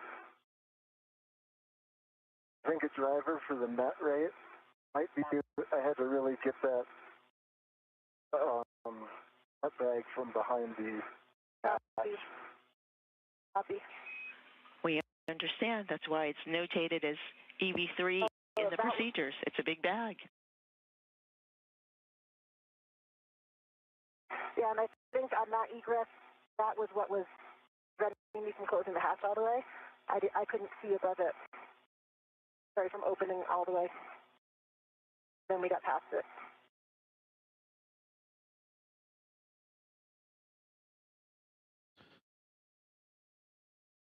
NASA astronauts Jessica Meir and Anil Menon working through their procedures as we are now 15 minutes into today's spacewalk, U.S. Spacewalk 96. And there you see Jessica Meir on the outside of the Quest airlock and her indicators on the cuff of her pants, the red stripes, the cable bag that houses all the cables, tethers, and necessary equipment for today's spacewalk. To her right-hand side, to her left, are key components for today's work.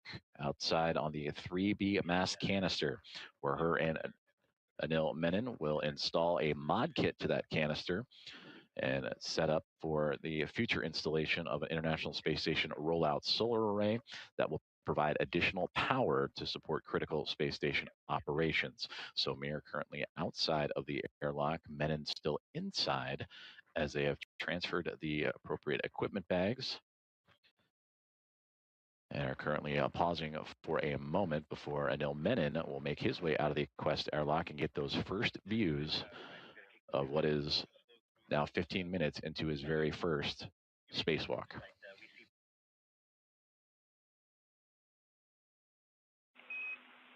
EV2, nice work on the pause. We show good met rates continue. You have a go to egress the airlock. Please go to egress.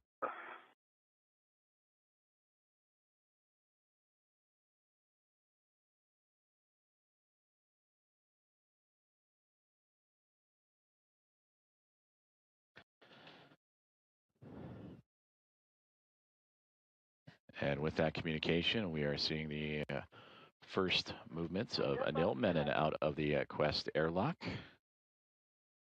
as he will join Jessica Meir.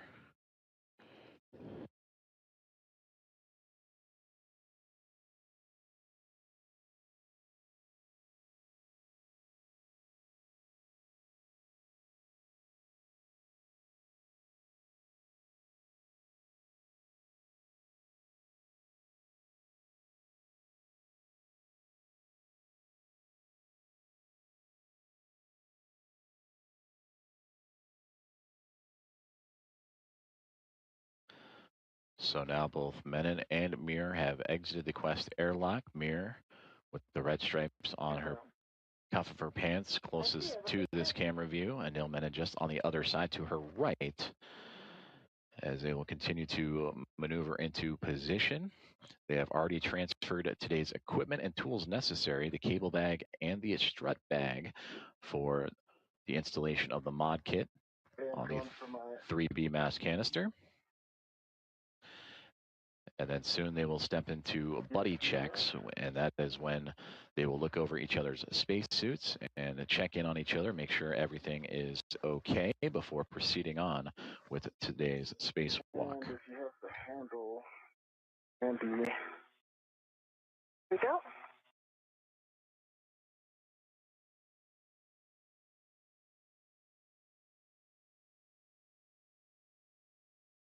So the official start time of today's spacewalk, 7:33 a.m. Central Time, is when the suits were transitioned over to a battery power, and we are now 19 minutes into U.S. Spacewalk 96. Once you get a red on it, you can release that. Okay, my red is on it, and it's on my BRT as well. Okay, I can't return it enough. You can push it to me, or you can get it off. I think given this position, I'm going to rotate towards you. Okay, I see it. Stand by right there.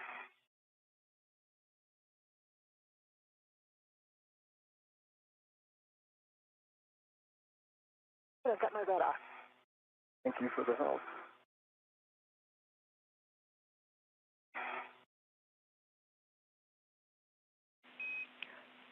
Copy. Nice work between the two of you on that choreography. Jessica, when you're ready, 10, the hatch thermal cover closed. And you'll turn on your HECA when you have... Open until...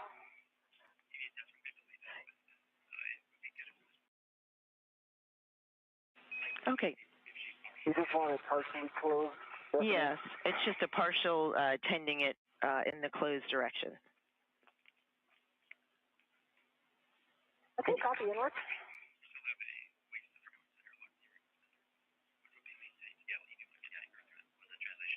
And Anil, you can turn on your HECA when you have an opportunity, and after that is buddy checks.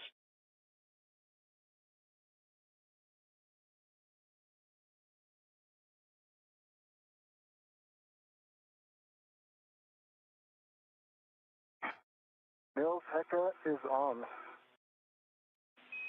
Copy.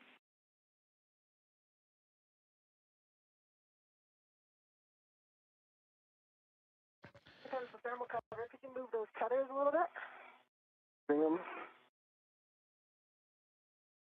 There we go. Here.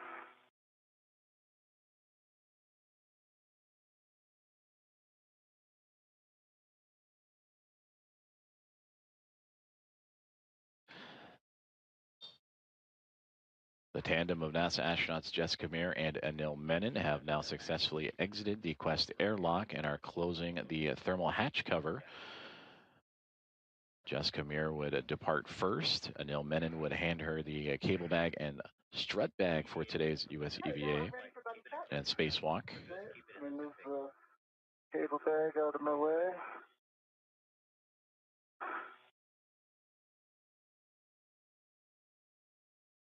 Ready for buddy check. Okay, I'm looking at you. I see that your green HECA light is on. Your lights are not on yet, so you can go ahead and turn those on. I see 1, 2, 3 taps, and I see both of your safer handles are down. Okay. I'm looking at you. I see one green light. I see 2 tabs up. And can you roll to your left? Can you? Sorry? Other way. And I see 2 handles down. Okay, and I have a dry half, and I'm going to give a baseline glove check. Gloves look nominal. I have a small black smudge on the middle finger of my left hand, on the tip. I've got dry half and 2 good gloves.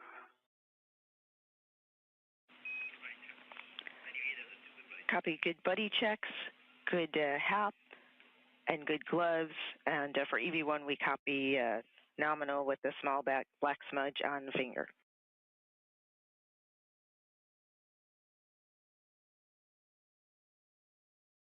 Okay, and the thermal cover is not going to stay closed with the tether coming out there. Do you want us to try to get it closed again? Jessica, we're happy with the config. Yeah, we just wanted it tended closed, but we're happy with the config. We're ready for you to start translation. I have 2 cautions for you both and 1 caution for EV1. Avoid inadvertent contact with deployed test cable, zenith and nadir cedar rails to prevent kinks, folds, or real issues. Avoid contact with radiator and flex hoses. And for EV1, keep translation rates below 0.7 feet per second with the strut bag on your BRT. EV1 copies. EV2 copies. Hey, Neil? You doing? Great. All right. Yeah, I can do all the adaptations while you translate. Sounds like a plan.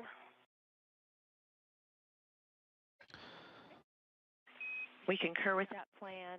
Please verify as part of your buddy checks you saw good tools and tethers on both crew.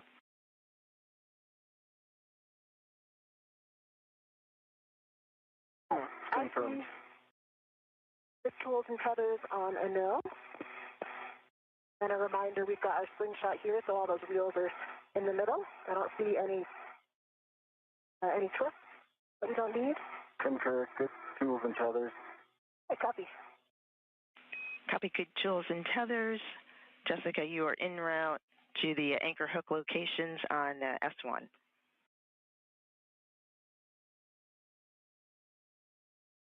V1.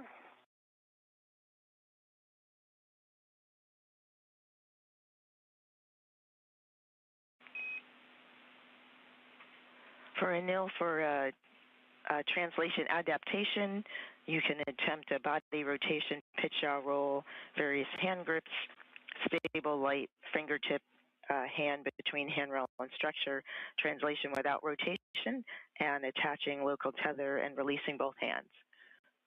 We are also about 50 seconds to a handover. Anil copies all.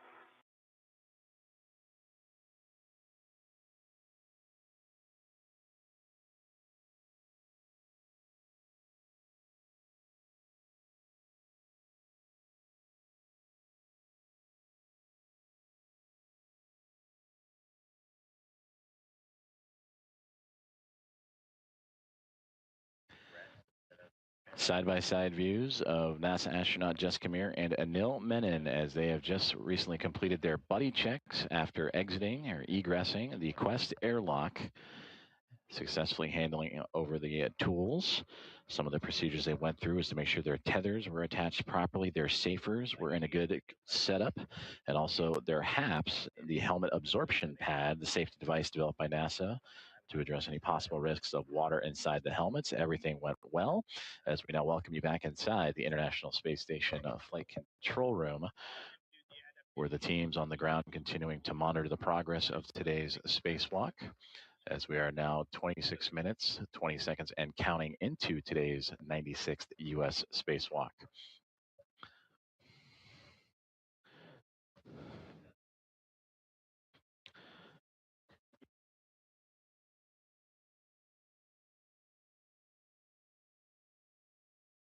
We're currently switching over communications satellites, and we will bring you back those live views and communications with the NASA astronauts, Ronak Dave and the Momentum flight team overseeing today's spacewalk. The anchor hook location For EV1's anchor is handrail 3217, the zenith side.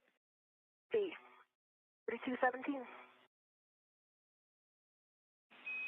And for EV2, for your translation adaptation period, we are still seeing met rates a little bit high.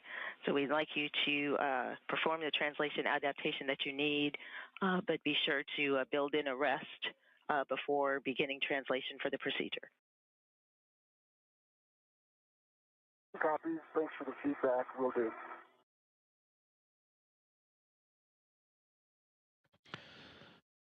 As we return to views from the helmet cams of NASA astronauts Jessica Meir and Anil Menon. This is Jessica Meir's camera as she is translating across or moving around the International Space Station in preparation for receiving additional equipment necessary for today's spacewalk to install the 3B mast mod kit on the 3B mast canister. The International Space Station currently in an orbital nighttime, so the cameras aboard the spacesuits are now on as the space station now crossing over the Indian Ocean, about to pass over the west coast of Australia at 266 statute miles above Earth.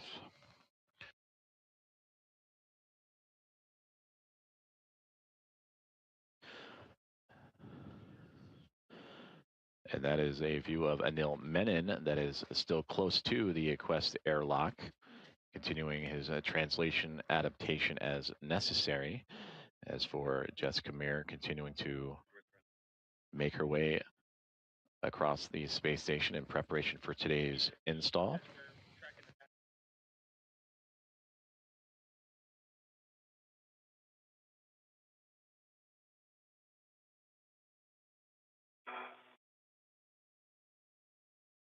And side-by-side views, there you see Anil Menon and his helmet cam looking back into the International Space Station in the Quest airlock on the right-hand side. As for Jessica Meir on the left, continuing her movements across the space station, as the two will be working in tandem today to install that 3B mast, or the mod kit to the 3B mast canister.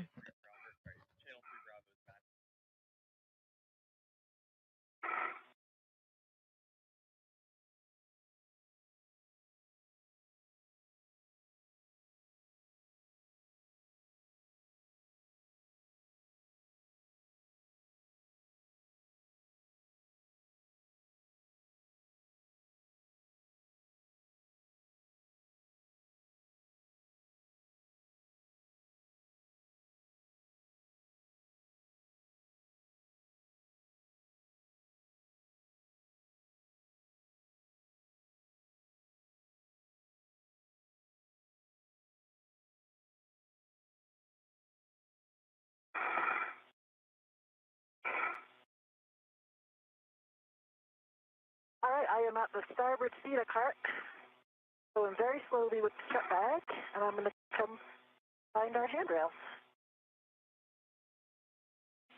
Copy, EV1.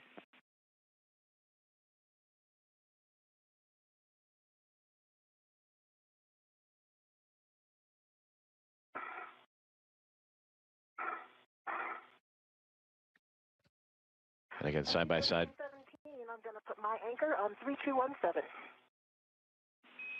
Houston concurs.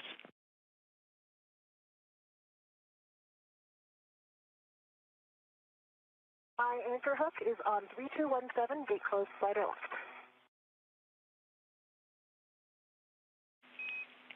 We copy, Jessica. Good load path for EV1.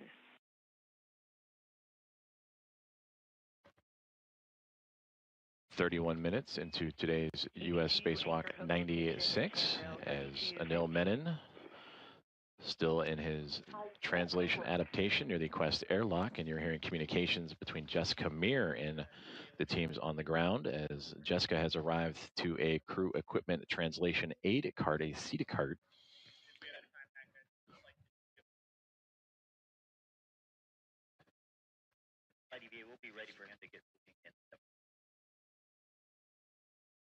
And those carts that Jessica has arrived at is offering a method to help translate or help move large pieces of equipment.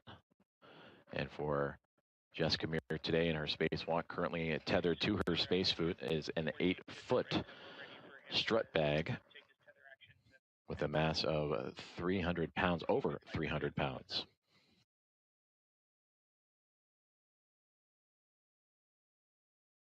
EV2's anchor hook is on 3215. Gate closed, slider locked.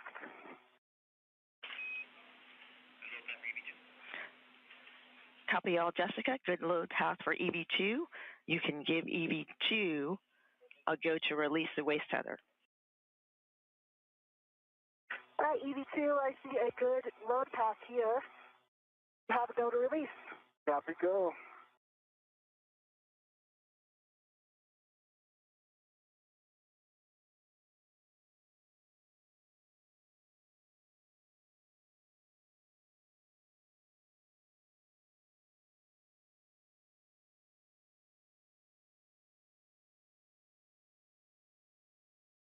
Stephanie, do I have a go to continue my translation starboard?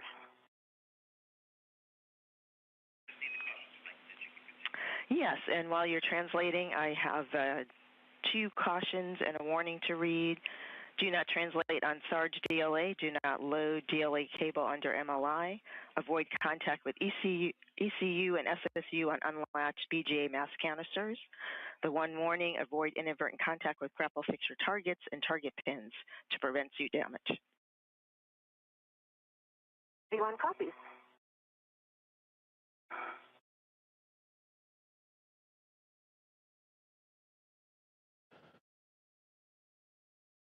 33.5 minutes into today's spacewalk as we get side-by-side views of the helmet cams of Jessica Meir and Anil Menon. The thermal cover.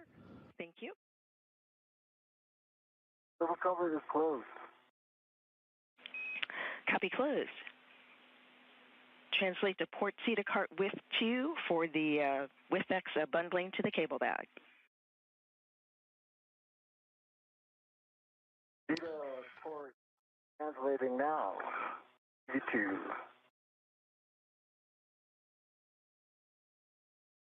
So for Jessica Meir on the left-hand side of your screen, at a CETA cart that will help offer her extra support in maneuvering large pieces of equipment, much like the 8-foot-long, 330-pound strut bag that is attached to her space suit. And you just heard commands for NASA astronaut Anil Menon on the right-hand side to begin translation to another crew equipment cart to pick up a WIFX, a worksite interface extender, and this will allow the crew member to reach work sites that are not easily accessible with the articulating portable foot restraint. We'll hear a lot of those acronyms here soon as well. The APFR, and this WIFX with the APFR adds additional length and maneuverability that will be necessary to help out with today's spacewalk activities. And again, these crew members will be installing an AROSA mod kit on the 3B mass canister of the International Space Station. They will build an upper triangle portion, attach the right and left struts to connect that upper triangle, which also contains the mounting bracket for today's EVA and future IROSA, or International Space Station Rollout Solar Relay install. They'll route the cables and then set up that stage for the future EVA that will see the installation of that rollout solar array.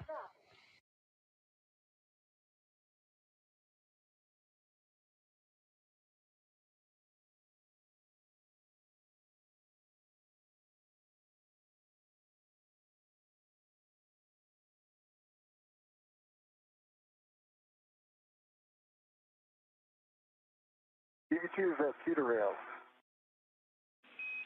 Copy EV2. And for EV1 for translation at S4, follow the keel side non-radiator edge. There is an optional fare lead on the non-radiator side of the grapple fixture per your preference. You are en route to your green hook location on X6, on S6, handrail 2042. Copy all.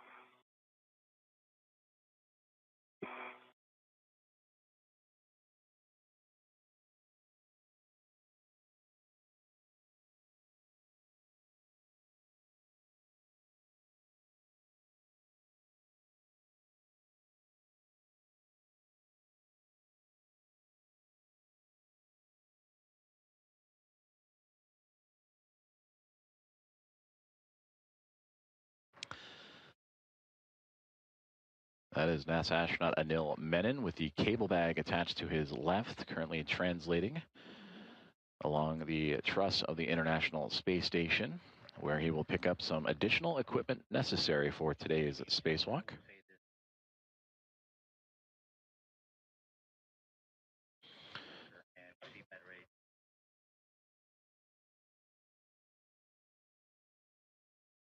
EV2 is at the feeder cart.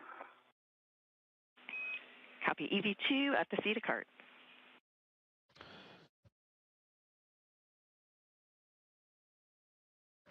So he has arrived, Anil Menon. You just heard to the CETA cart, that again, the crew equipment translation aid cart. And that is where a lot of the extra equipment outside of the International Space Station and orbital replacement units also could be found. And you're doing great. Slow is smooth, smooth is fast.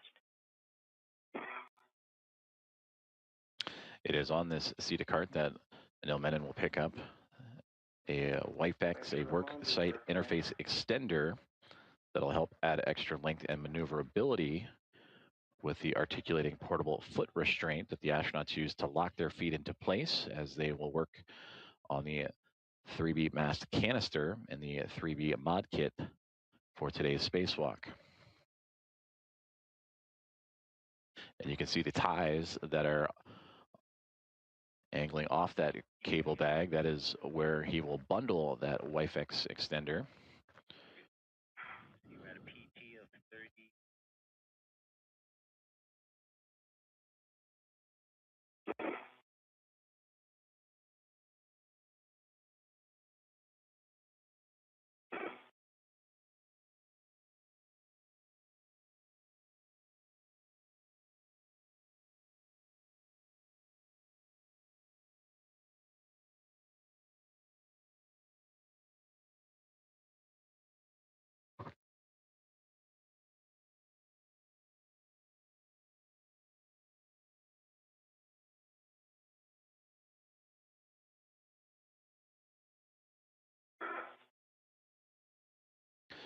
A view from the helmet cam of NASA astronaut Anil Menon, as that is the worksite interface extender that he is currently manipulating and maneuvering, that he just removed from the CETA cart.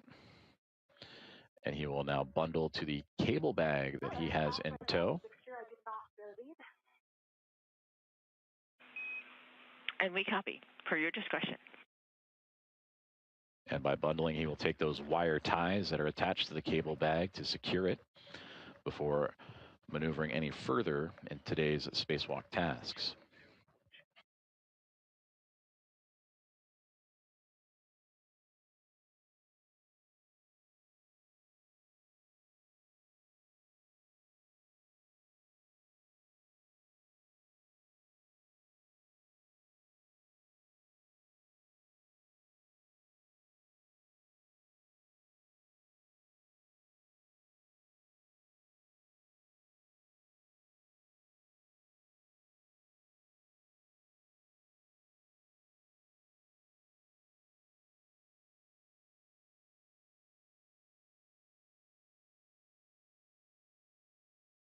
Is secured. Extender is secured. We copy. You have the your bundle of joy now, the WIFEX bundle to the cable bag. And next is the translation to S6 IEA. Prior to crossing the Sarge, check gauntlets in place. How's my met rate doing?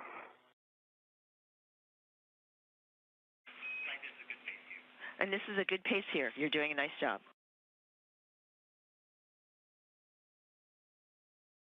Okay, gauntlets are down, and I'm headed out.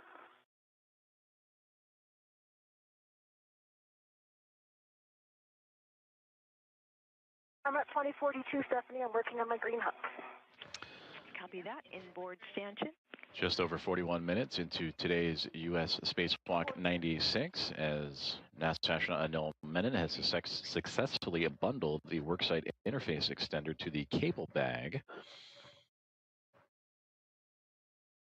And now we'll translate across or move across the International Space Station to the IEA, the Integrated Equipment Assembly. Those wheels are unlocked. Copy. Good config. Nice job. Next, stow the strap bag on the outboard non-radiator corner of the IAA using handrails 2045, 2071, and 2070. Tape towards the mass canister. I'm headed there. Handrail towards the center of the IAA.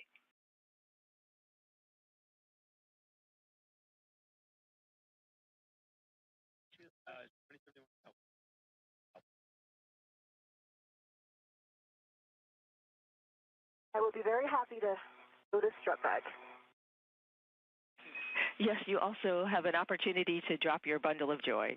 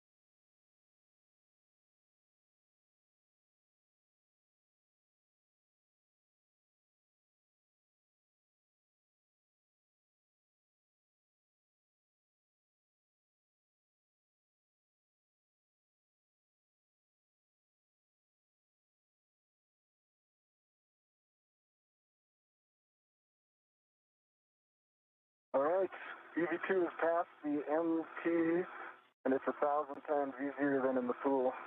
Roger. Copy all.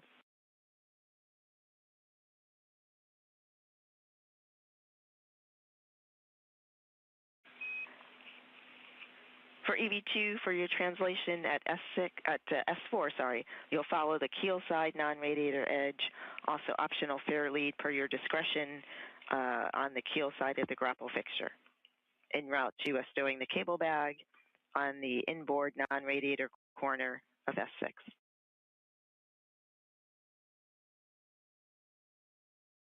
Copy, non-radiator side.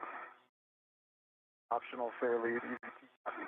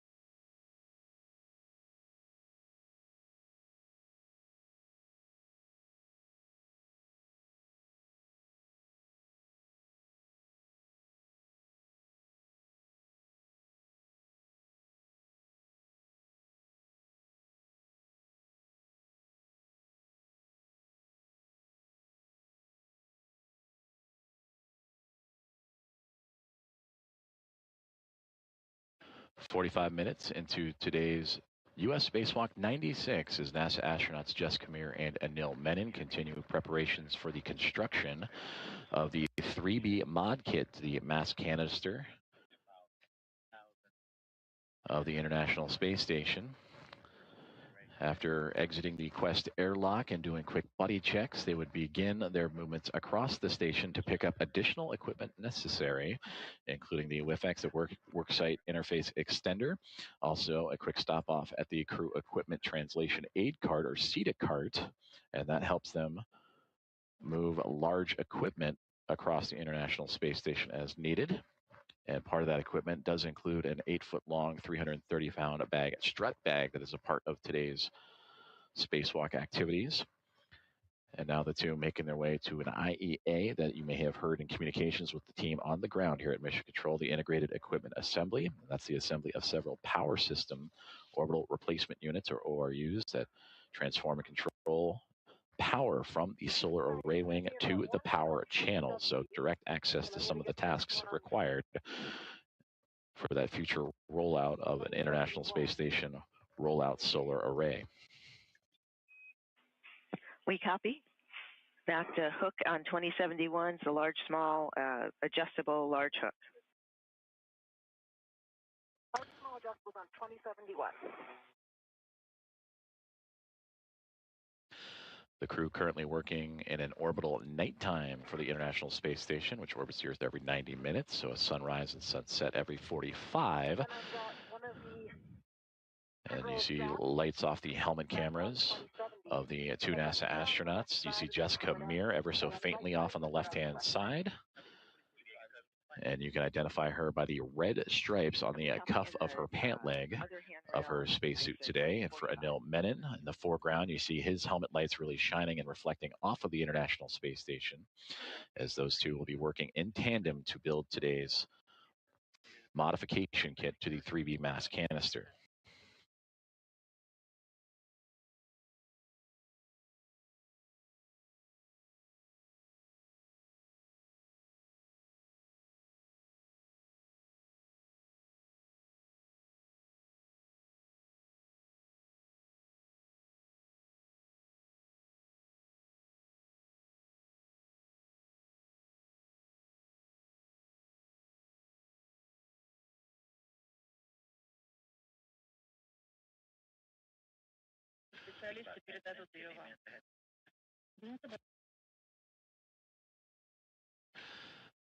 Now 48 minutes into today's U.S. spacewalk, as you continue to see Anil Menon and Jessica Meir, two NASA astronauts, continuing their preparations for the installation of a modification kit to the 3B mast canister. And with that, I am thrilled to welcome in colleague and friend of NASA Communications, Ken Appel, for additional commentary.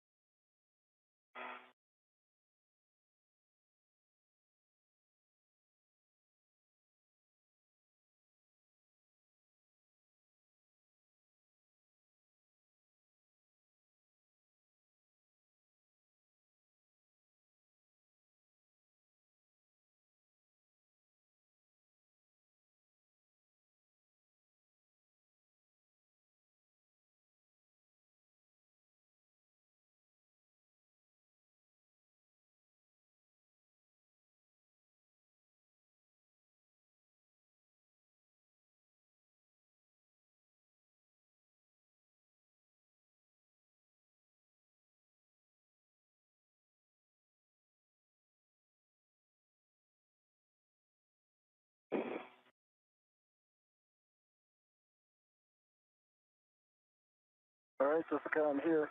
I got eyes on 2039 and 2042.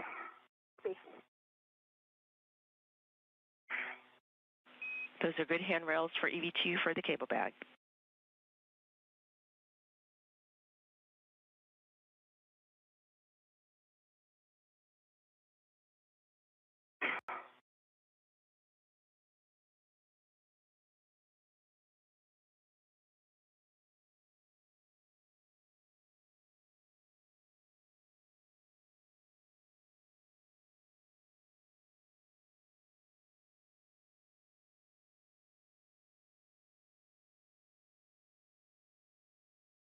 Hey, Stephanie, I've got this third strap on 2045.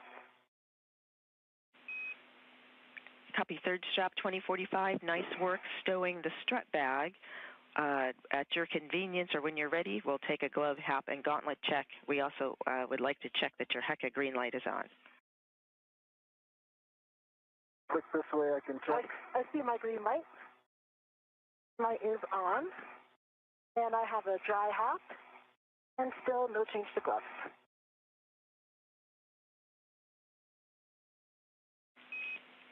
No change to gloves, dry hap, gauntlets down, check, good green light on your HECA for EV1. Okay.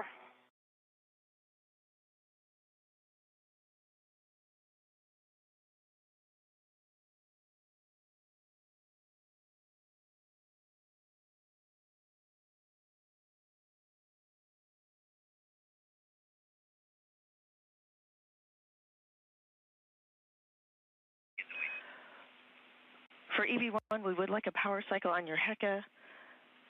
Anil, as you work to stow the cable bag with the handrail towards the center of the IAA, we'd like you to take a few minute pause.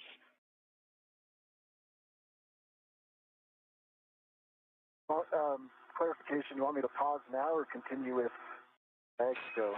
After the bag stow. So once you've got the bag stowed, friendly reminder handrail towards the center of the IAA, then we'd like you to pause. Okay. And I will cycle my HECA in just 1 second. Copy.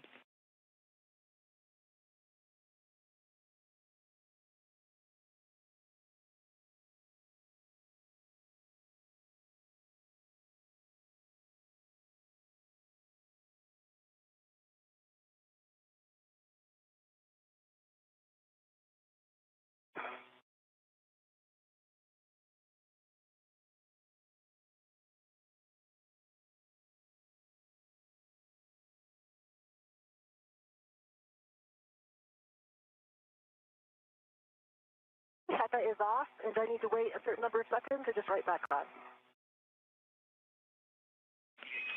Right back on for the HECA power cycle. Back on, and I see a good green light again. Copy. Thank you.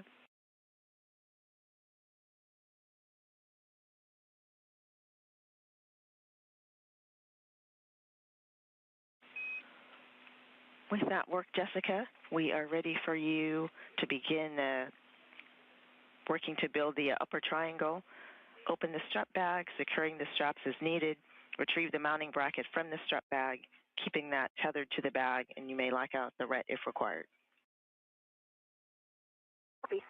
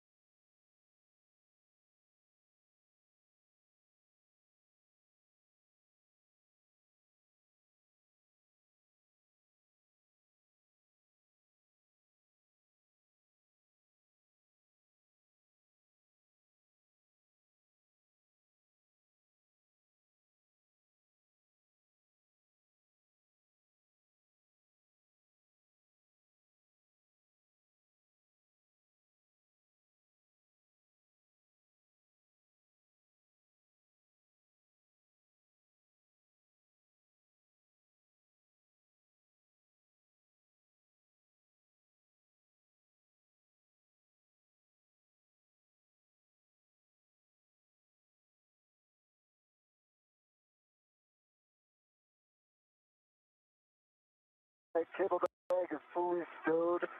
3 locations tied down for stability. Taking a pause. We copy. Nice work. Also saw the WIFX on your BRT. We still would like you to pause for MET rates. Thank you.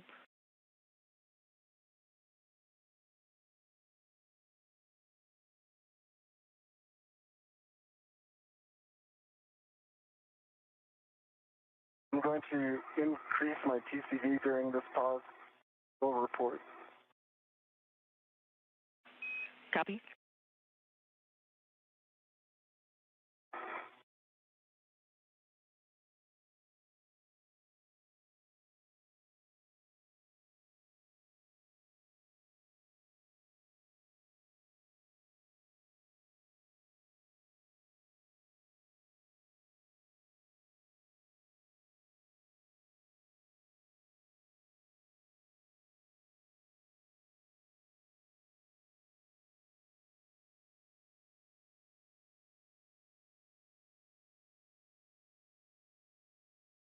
I have the mounting bracket out, and I'm going to retrieve the upper right strap. Copy. Upper right struts under straps 3 and 4. Work. TCV set to 8 for EV2. Copy. TCV 8 for EV2. Thank you.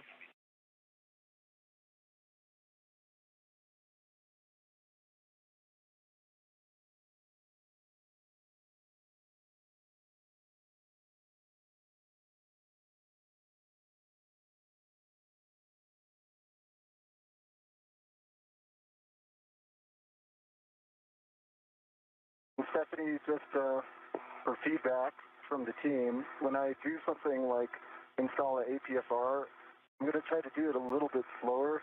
It seems like when I take action, it pops my met rate, so I'll just maybe slow down those procedural steps a little bit.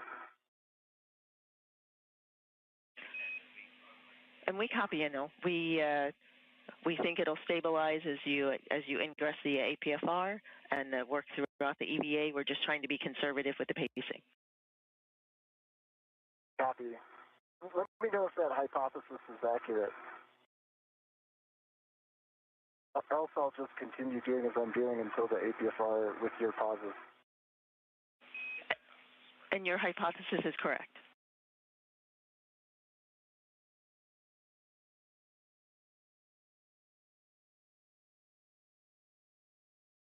If your pause is close enough by here, you could help me stabilize this mounting bracket. Up to the team on what they want to do there.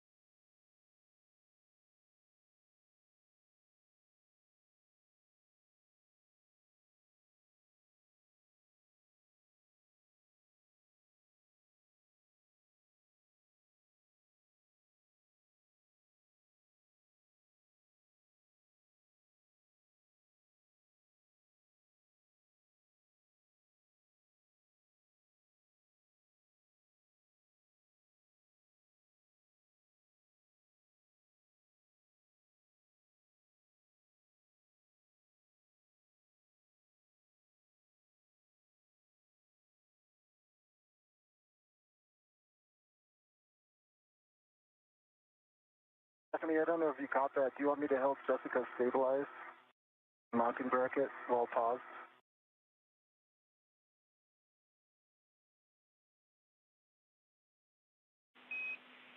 I know, yes, you can help Jessica stabilize the struts. We're almost done with the pause, and once we show good met rates, we'll get you moving.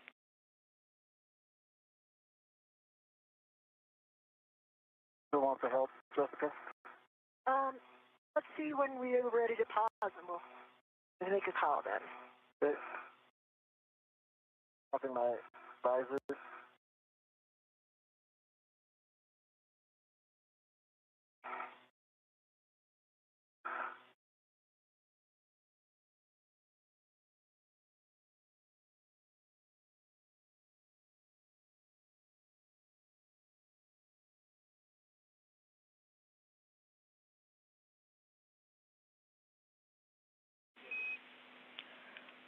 For Anil, we show good met rates. We're ready for you to translate to your green hook location, S6, handrail 2029.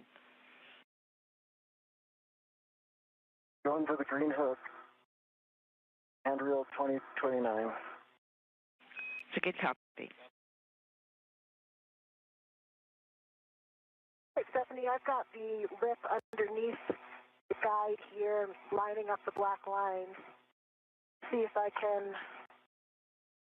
try to hand start it all.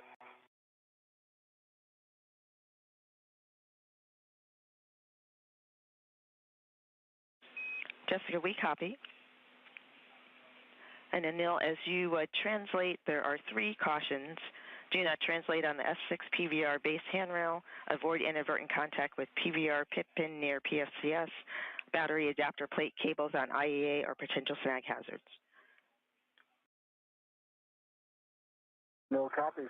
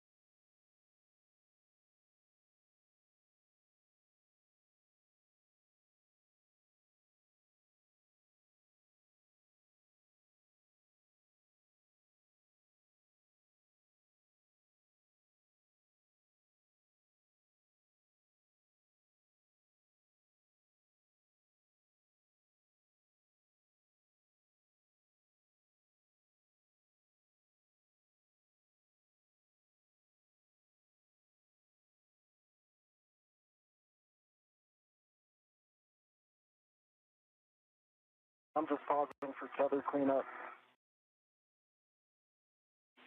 We copy.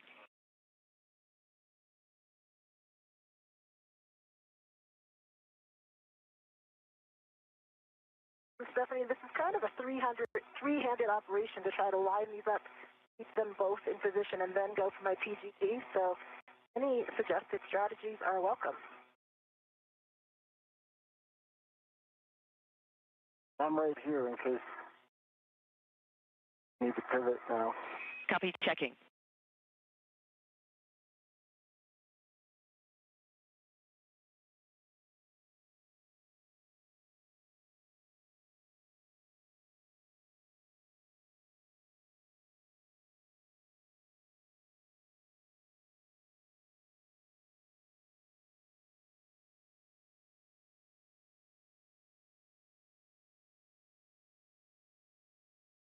The other thing is, Jessica, once I get the ATFR install, I'll eventually be able to help them too.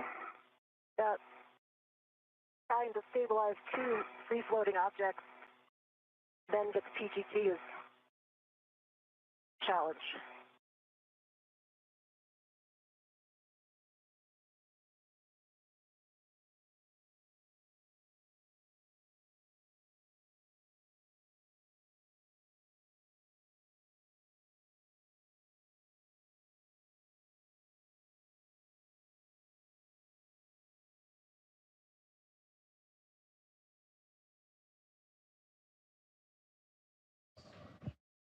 This is Mission Control Houston, and if you're just joining us, we're covering U.S. Spacewalk 96 that began at 7:33 a.m. Central, 8:33 a.m. Eastern this morning.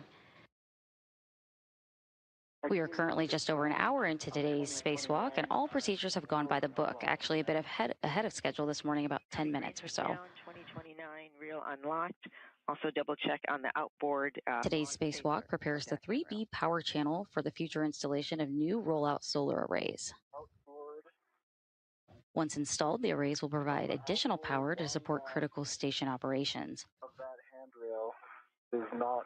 NASA astronauts Jessica Meir and Anil Menon, who you see on your screen, are currently assembling the upper triangle, which is the first portion of today's construction.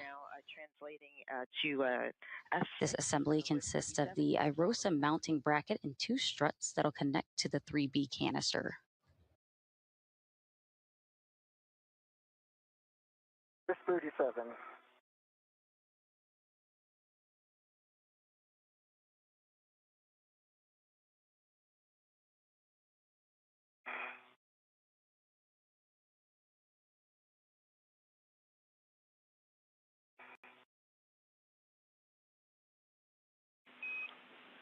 For Jessica, for help stabilizing the two parts of the upper triangle, the mounting bracket and the upper... Live view on your screen of NASA astronaut Anil Menon. Try to clamp the mounting bracket with the upper strut, hold it together and pinch it in that way. You also might be able to use tethers from the either adjustables or tethers in the bag to hold the mounting bracket in place as you're working to align the upper strut with it. I've got it aligned now, so I think I'm in a pretty good spot to get my PGT. Well, I can take PGT settings. PGT settings, Bravo 3, clockwise 2.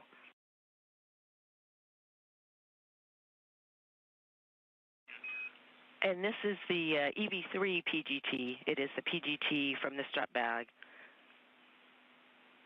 Oh, that's right. With the 2-inch rigid.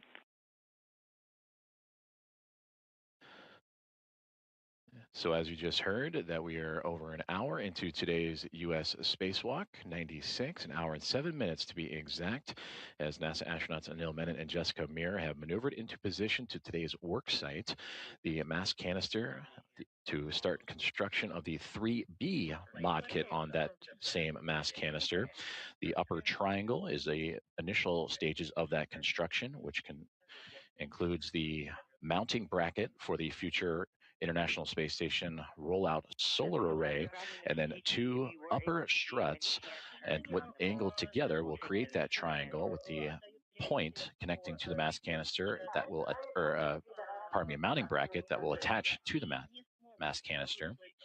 And then they will move into constructing the right and left struts to further secure this modification kit to the International Space Station.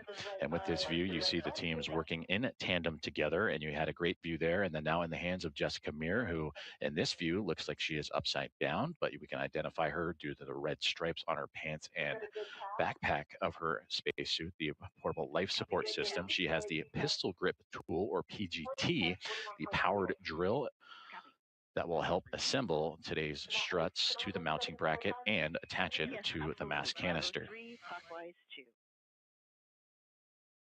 Bravo 3 clockwise 2. Drive M13 and M14, 4 turns.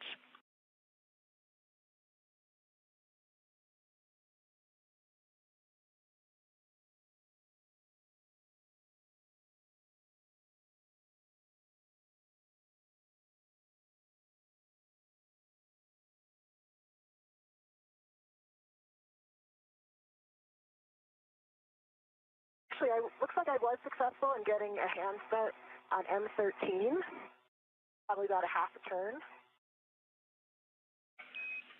Copy, half a turn, M13.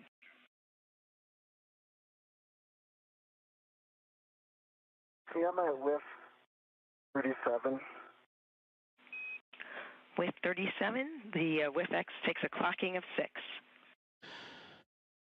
And there you see in action the pistol grip tool securing one of the upper struts to the mounting bracket. The mounting bracket, the more vertical portion in Jessica Meir's left hand, the strut portion that will go from the bracket to the mass canister on the right hand side. And using that pistol grip tool to start securing the pins and bolts as they continue to work through procedures to build again the upper triangle. And a part of this construction consists of 6 struts. You have the 2 struts that'll help build this triangle, but you also have the right struts, a mid strut and a lower strut, and then also mirror that on the left-hand side, a mid and lower, so 6 in total. That will be needed to construct this modification kit to the 3B mast canister.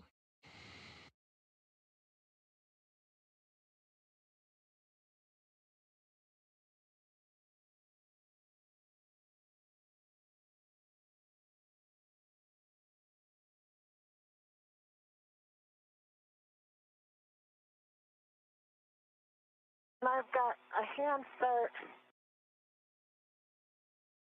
1.5 turns on M14. And then the struts are right behind you. Need me to move? Or is that? No, it's just a caution for you. Okay. Copy, 1.5 turns, M14. I did another 2.5 turns on the PGT. So that's 13 and 14. I can see there's definitely still a lot of play. There'd be that much play with 4 turns. Should I get any additional?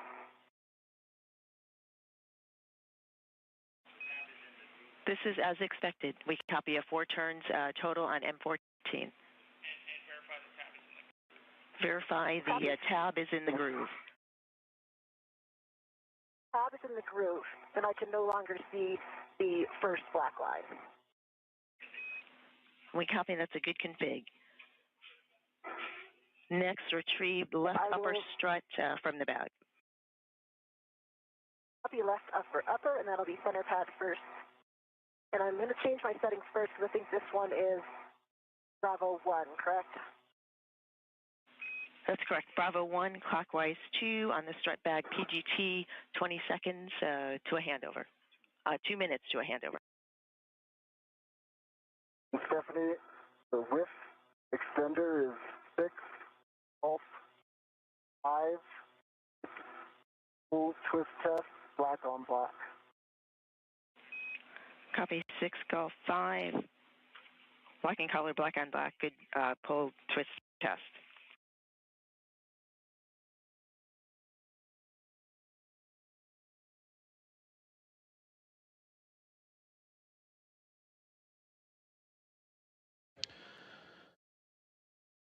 This is Mission Control Houston, and thank you once again for joining along for today's live coverage of U.S. Spacewalk 96. As you see on your screen, aboard the International Space Station, just on the exterior, NASA astronauts Jessica Meir and Anil Menon. Meir with the red stripes around her pants and top of her portable life support system, and for Anil Menon, just off to her right-hand side.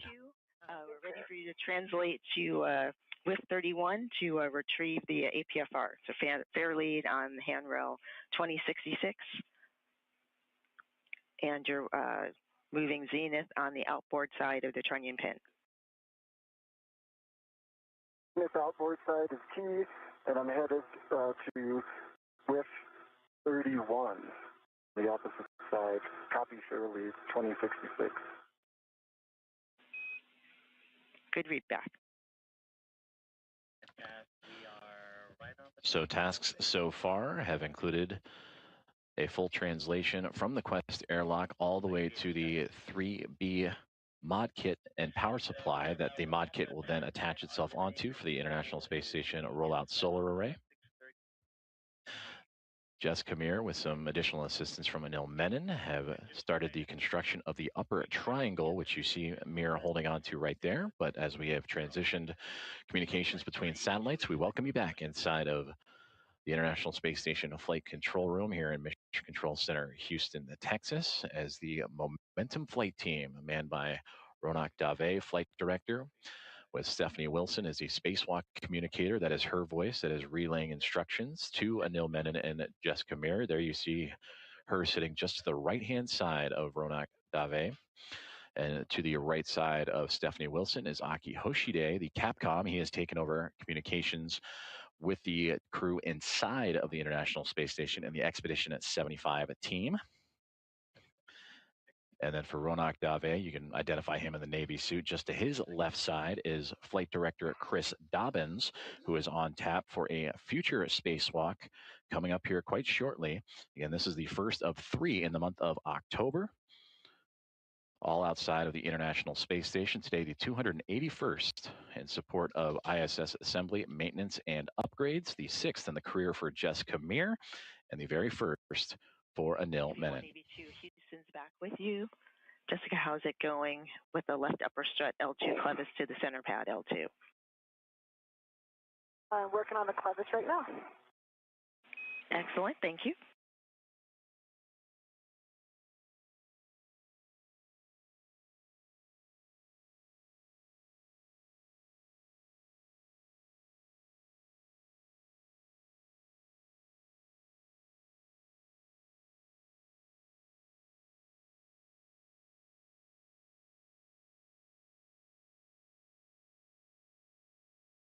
Now, an hour and 15 minutes into today's U.S. Spacewalk 96, as Jessica Meir on your screen there, still holding on to that mounting bracket and one of the struts attached to it, as her and Anil Menon continuing to proceed through today's construction of the 3B modification kit.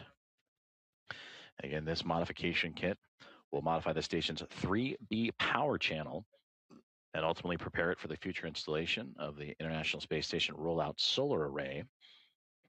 For this 3B power channel specifically, once the pair of solar arrays arrive on NASA's SpaceX 35th Commercial Resupply Services mission later this year, that'll bring the pair of IROSAs for future spacewalks to power up and connect to the 2A and 3B channels. So again, today, spacewalk addressing the 3B channel.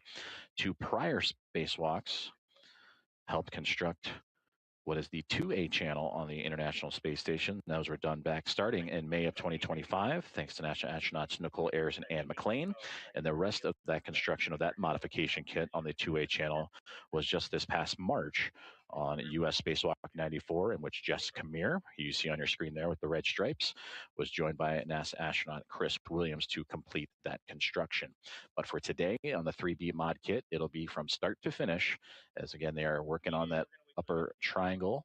And you see Jessica Meir working with the strut bag, 8-foot long bag that contains the 6 struts and upper mounting bracket.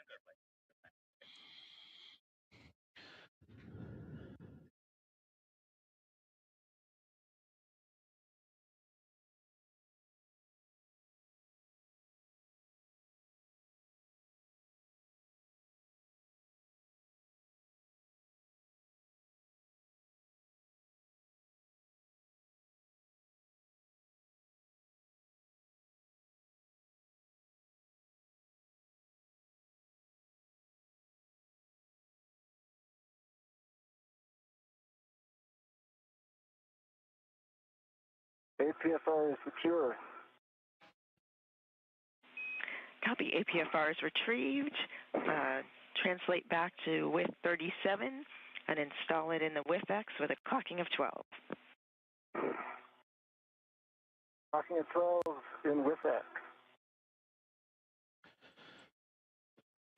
So there you heard NASA astronaut Anil Menon, who was sent off to retrieve the APFR, that is the articulating portable foot restraint that functions as a standing plate for the crew members to snap their boots into and lock themselves into place, and that helps them provide a hands-free, stable position for what will become some complex tasks ahead in constructing the remaining struts, attaching them to the mounting brackets, and then taking the other end of those struts and attaching them to the 3B mass canister. He will attach that APFR, or again, articulating portable foot restraint, to the WIFX, which he obtained earlier in this spacewalk. And that WIFX helps add extra length and maneuverability to Anil Menon's future tasks ahead. So far, we are an hour and 19 minutes into today's spacewalk. Copy. Black line flush. Upper triangle construction is well underway. Left upper strut to grounding block on the center pad. And also verify the pin from the right upper strut is still installed in the grounding block on the center pad.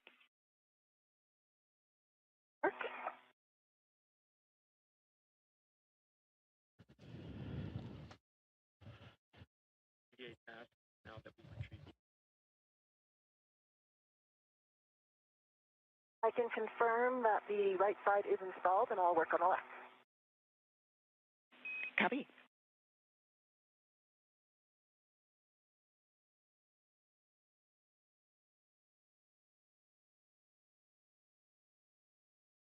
And just to your right, the mounting bracket's just to your right, just for your SA. Okay. I'll stay tight.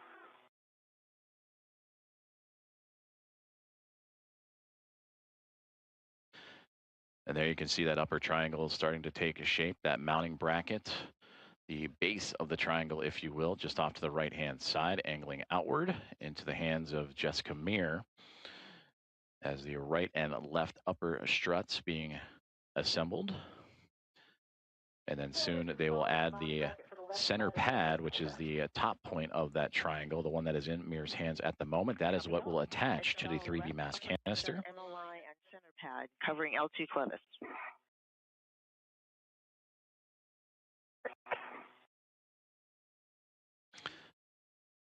Jessica currently installing the left upper strut to the center pad, the portion that will attach to the 3B mass canister. And then complete the triangle. You can kind of see it just above Jessica's head. Again, she is the one with the red stripes on the cuff of her pants. And that will attach to the IROSA mounting bracket. And for Anil Menon, you see him off to the right-hand side, upside down from this vantage point. He has the articulating portable foot restraint that he is attaching to the WIFX. MLI is installed. I'm moving to APFR close to you. See it? And Stephanie, am I okay now that this bolt is on the center pad? Can I remove the strut, the rect from the left strut? Checking. Jessica, you can release the ret on the right upper strut, but not yet on the left upper strut. I thought the right upper strut was the one that was staying attached the whole time.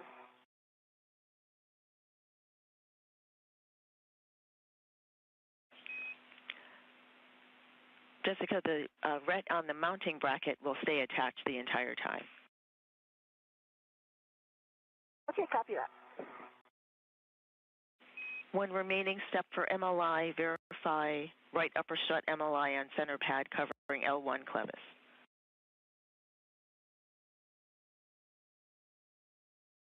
It is. It's covering the L1 clevis on the right upper strut. Copy. Next is to install the left upper strut L8 to mounting bracket left side. Work. And APFR is attached. Clocking 12, locking color black on black, good pull and twist on it.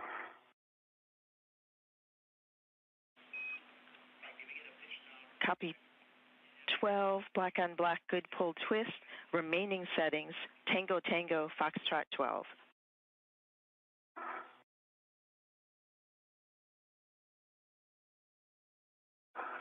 And Stephanie, I'm back to Bravo 3 for these folks. Bravo 3, clockwise 2 on the strut bag PGT, drive M15, exactly 4 turns. 4 turns on 15, Bravo 3, clockwise 2 set. Good settings.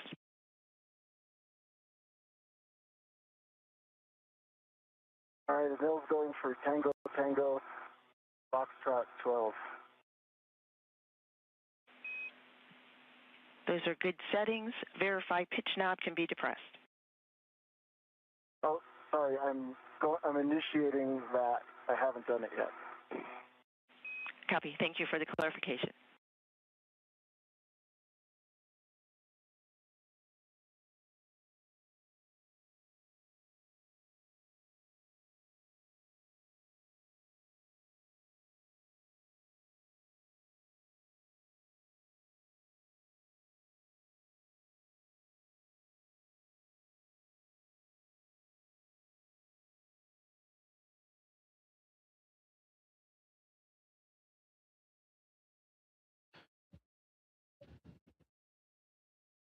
One hour and 25 minutes into today's U.S. Spacewalk 96, featuring NASA astronaut Jessica Meir operating to the right side of your screen, and Anil Menon floating towards the upper portion as they continue construction on the upper triangle. That is a part of the 3B modification kit to the 3B power channel for the International Space Station. And this modification kit will prepare for the installation of an International Space Station rollout solar array on a future spacewalk. Currently, the task, as you can see, is Jessica Meir is continuing to work on that construction of the upper triangle. The silvery gray portion is the mounting bracket in which the IROSA will attach itself to. And then the actual struts themselves and center pad, closest now to Jessica's left knee, is what will attach to the mass canister. Now, as for Anil Menon, he is currently attaching and working on the articulating portable foot restraint that will allow him to step into that restraint, lock him into place, and that'll allow him to be safe and secure, but also free up use of his hands as they continue to build through today's modification kit. And again, that modification kit includes 6 struts. So once these upper left and right struts to the mounting bracket are complete, there will be a mid and lower for each the right and the left side. So 2 of the 6 currently in action right now. And that is where the extra reach and portable articulating portable foot restraint will help Anil Menon and Jessica Meir extend access to the areas they need to in order to not only assemble but also secure this 3B modification kit to the 3B mass canister.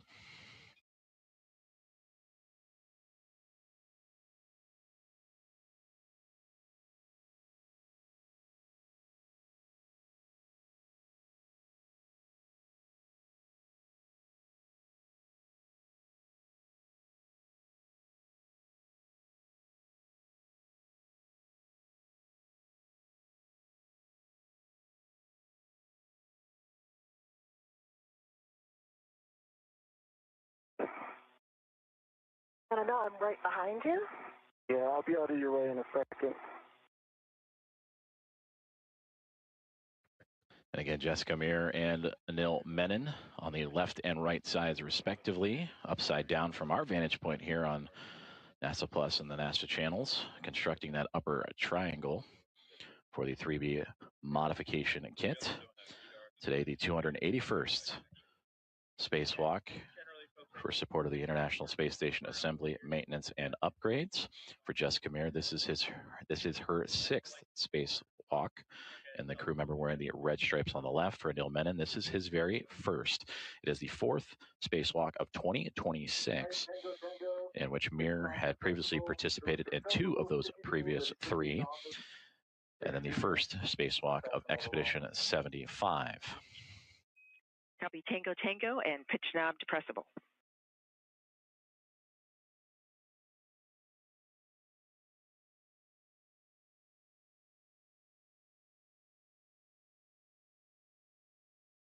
Got some hand start turns on M15. Got 1.5 turns. Copy 1.5 turns on M15.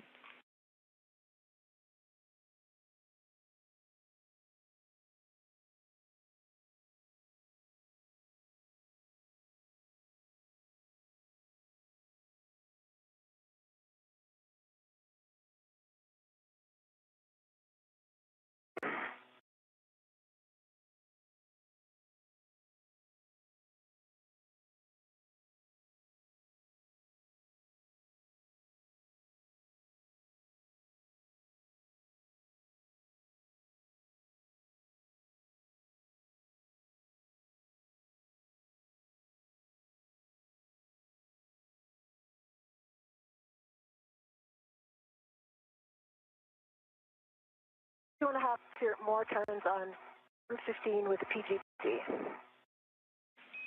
Copy 2.5 more turns with 4 turns total on M15. Now drive M16 to torque, expecting about 20 to 23 turns. Work.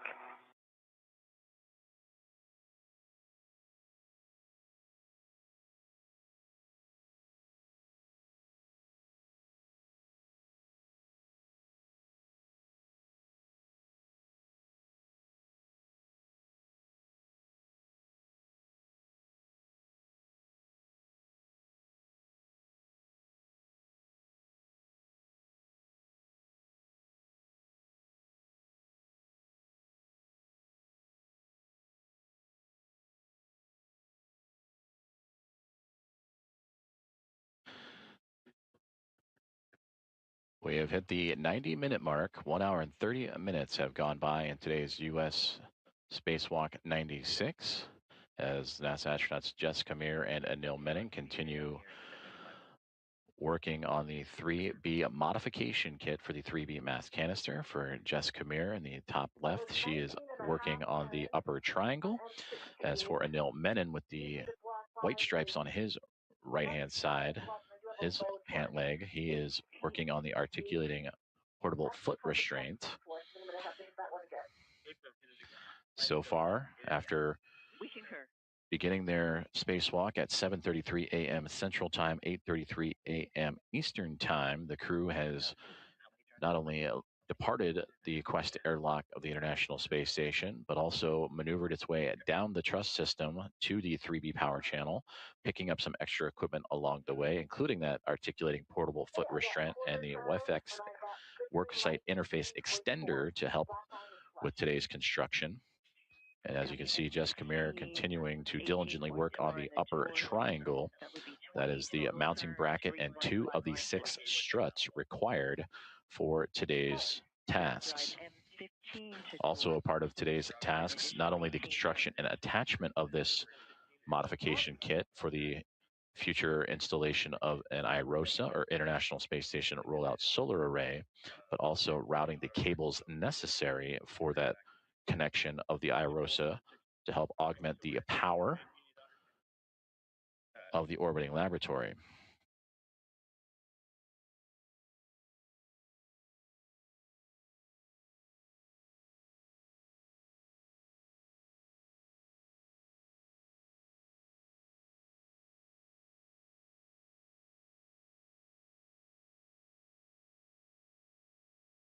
I got 16 turns, good green light, 18.2.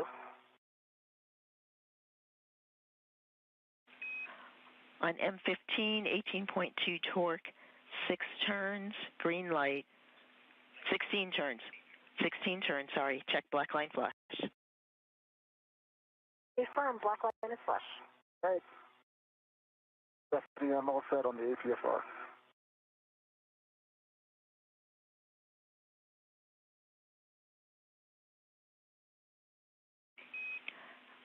And Jessica, we have an additional good bolt on M15, so M16 and M15 are good bolts. Release the rut from the left and right upper struts.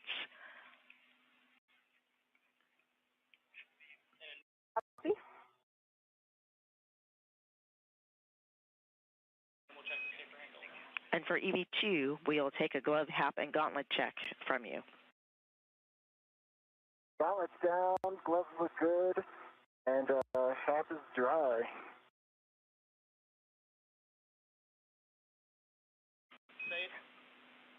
Copy, good gloves, dry hap, gauntlets are down. Give us your HECA light.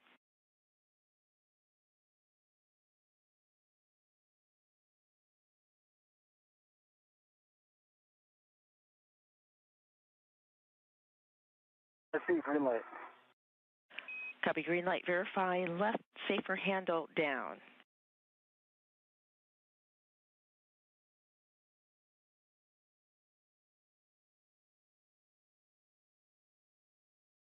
I think there was a little movement on that. It's now down. We copy. Thank you for checking, verifying. For Jessica, next for you is I have PGT settings when you're ready for torquing the right upper strut to the mounting bracket. I am ready. I believe those are the same settings, Bravo 3, clockwise 2. I'm in position for 13 and 14. Excellent. And you are correct. Same settings. You'll drive M13 and M14 to torque an additional 18 turns. North. So there you heard communications for NASA astronauts Neil Menon and Jessica Meir on the next steps of their procedures for today's U.S. Spacewalk number 96.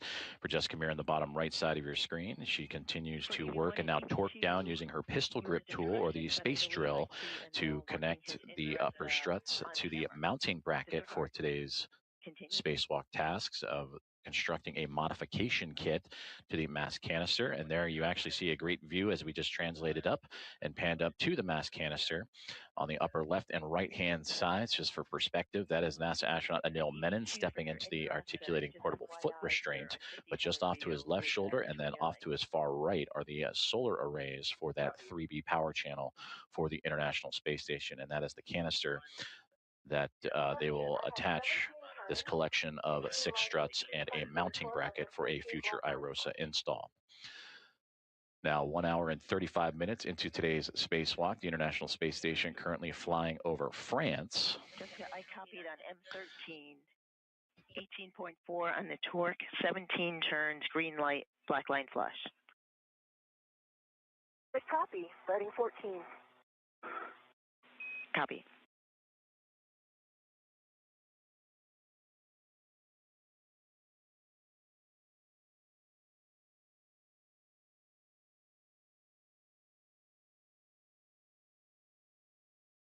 When you get a chance, let me know.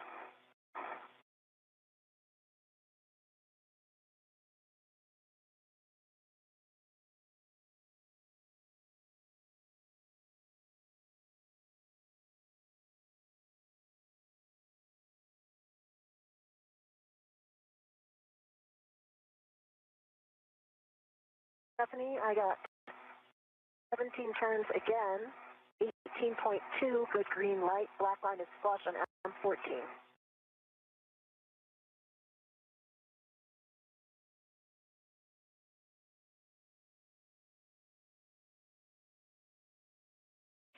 On M14, copy 18 torque, I believe 17. So as NASA astronaut Neil Menon locks himself into the articulating portable foot restraint and prepares for the next steps of the construction of this 3B mod kit, let's take a closer look at where exactly the astronauts are operating today.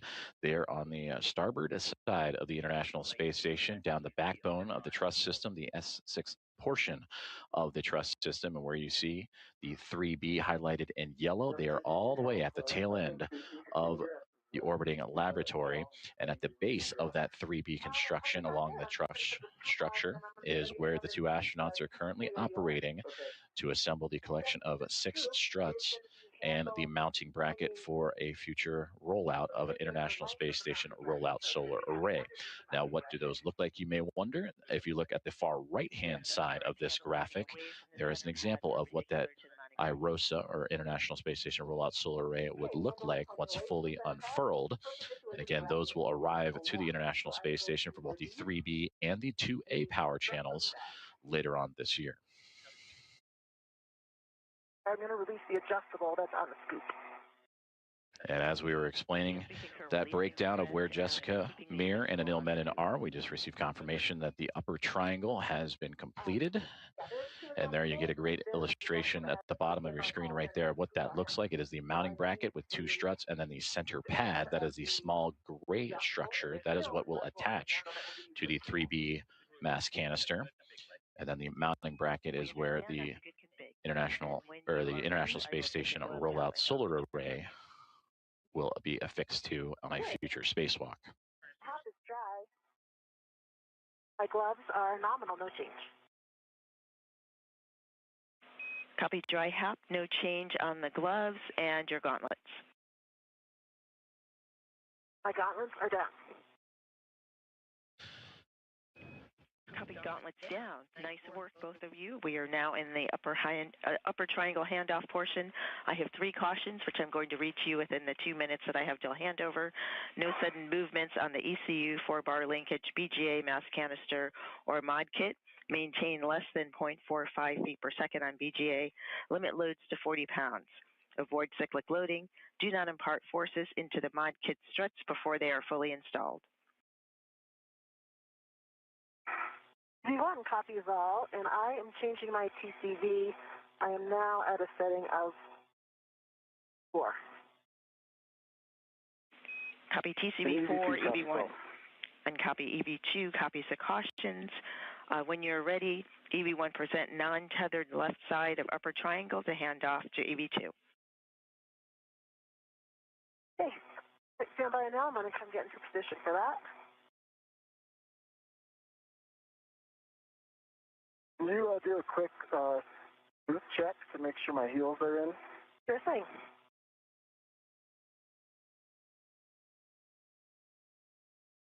Looks like your heels are in from this side. I'm behind the boot plate right now. When I come over to the side, I think I'll have a better view. Copy. A check for EV1 for the upper triangle and the PGT. We would just like you to double check that the PGT is not tangled in the upper triangle.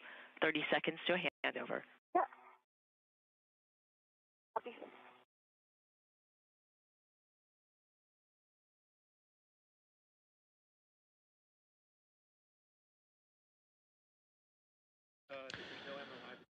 You heard the communications as we prepare for the handoff of that upper triangle from Jessica Meir to Anil Menon and begin preparations of installing that to the 3B mass canister.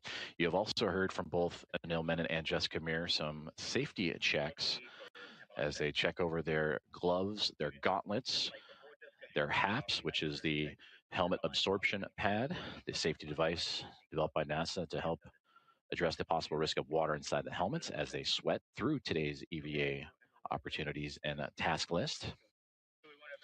And everyone, so far, so good, working through. Again, the upper triangle build has been completed as we are now an hour and 41 minutes into today's spacewalk.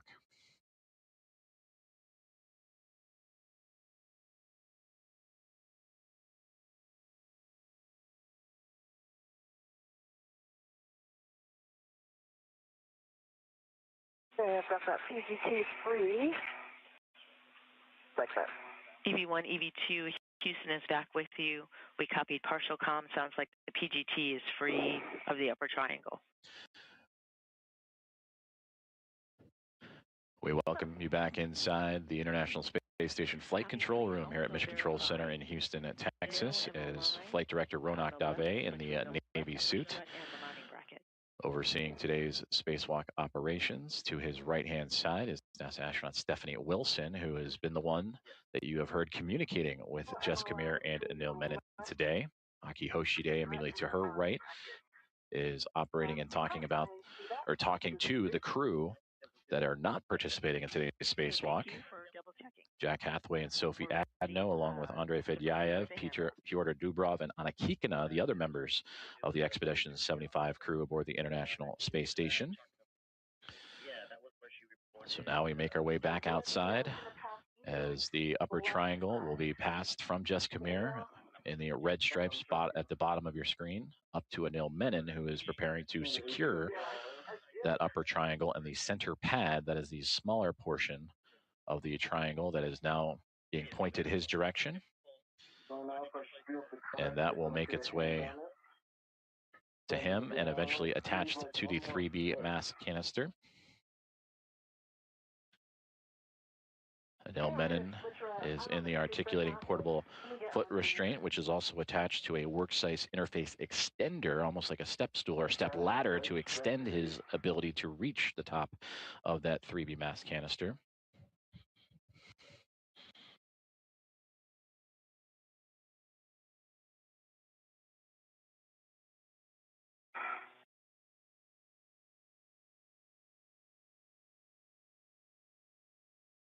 Here it comes.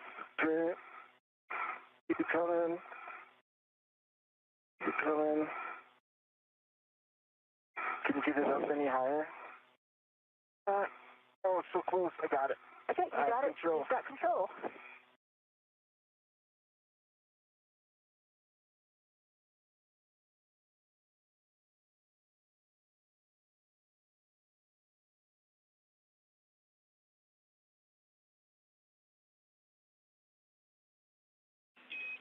And he'll install center pad on mass canister with the arrow pointing towards the array.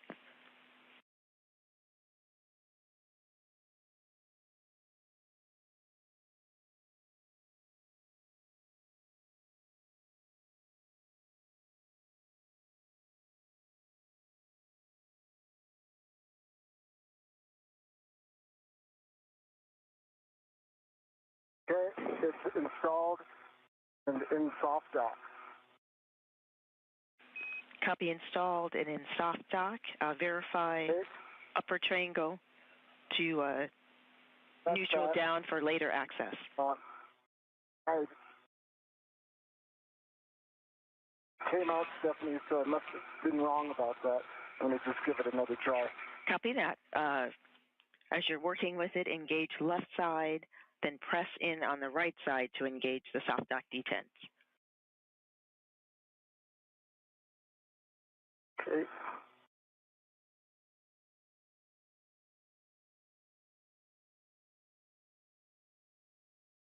Just going to move this ingress aid.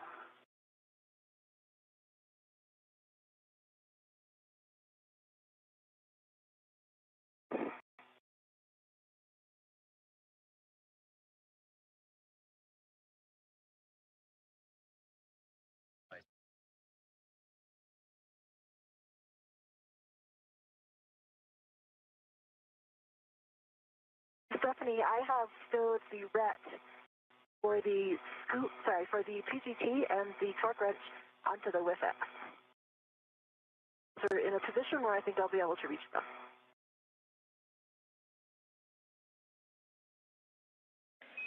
And we copy. Thank you. Nice work.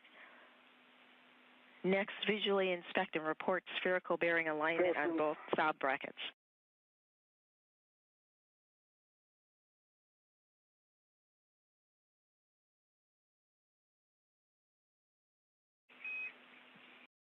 Go ahead, Anil.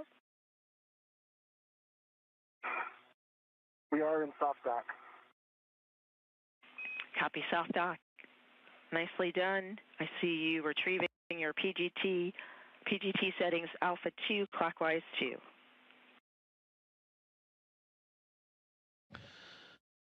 And I see good alignment on both of the spherical bearings. Copy good alignment on both spherical bearings. For EV2, 1, caution. Verify proper alignment for Fairchild fastener installation due to side loading cross-threading sensitivity. Two copies and alpha 2, clockwise 2 is set and good. Cal. Copy all. We're looking for 2 turns on M5 through M8. Turns M5 through M8.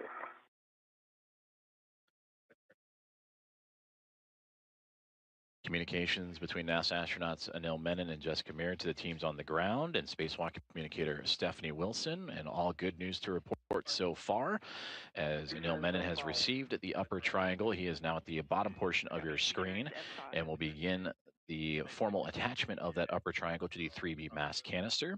Meanwhile, Jessica Meir, who you see at the top portion with the red stripes on her pantsuit and portable life support system, has begun preparations for assembling the right struts of today's construction. And again, this is for the installation of the 3B mass or modification kit to the 3B mass canister that consists of 6 total struts and a mounting bracket.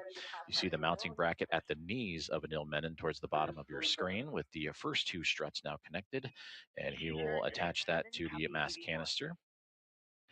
And then they will move into the right side of the construction, and there we see it upright as we would view it here on Earth, as that is the upper triangle. And then they will have 2 more pieces, a lower right side and a mid strut on the right side, and then copy that over to the left-hand portion. So essentially 2 of the 4 struts have been connected and now being formally attached, as you see Anil Menon with his pistol grip tool, the space drill that will help him affix this to the top of the mass canister. And Jessica Meir now out of sight, assembling the next steps in the phase, which is putting together the right lower strut and then right mid strut to follow. We are 1 hour and 49 minutes into today's spacewalk, US Spacewalk 96, as the International Space Station currently orbiting 262 miles above the Earth and about to pass over the northernmost portion of Somalia on the continent of Africa. 15, 1-5 on the torque, 5 turns, green light.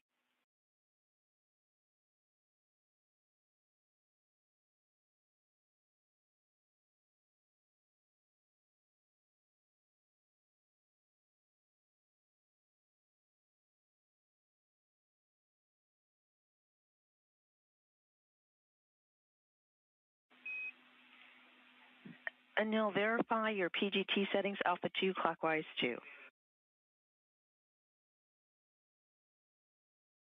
Alpha 2, clockwise 2.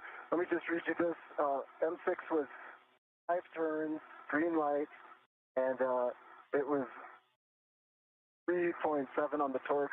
The last one was 3.8. I accidentally read you the turn count showing up on the PGT, which is probably why it seemed high. Now we're tracking. So I got M5, 3.8 torque, 5 turns, green light. M6, 3.7 torque, 5 turns, green light. Stay firm. I'm going to M7.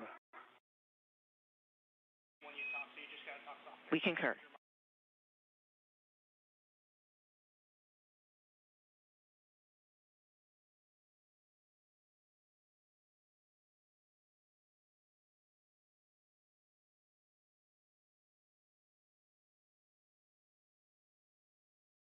M7, turns, 3.7, green light.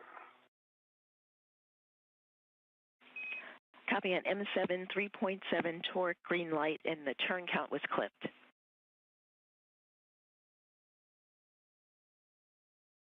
Turn.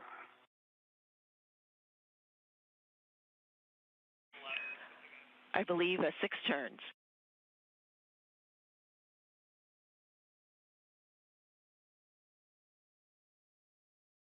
Confirm 6 turns.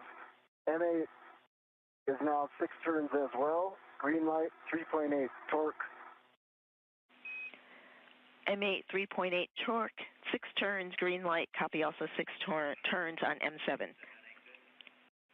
Thank you for all. Check center pad MLI and PIP pins 2 still installed.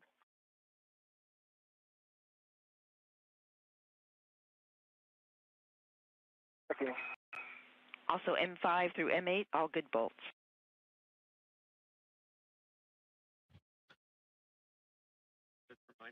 That is NASA astronaut Anil Menon relaying the torque and settings of the 4 bolts that are attaching the center pad, which is the top tip of the triangle, of the upper triangle of today's 3B modification kit. And the crew's here on the ground confirming good bolts as he is now attaching that structure and testing out that structure and inspecting those bolts as we see on our screen.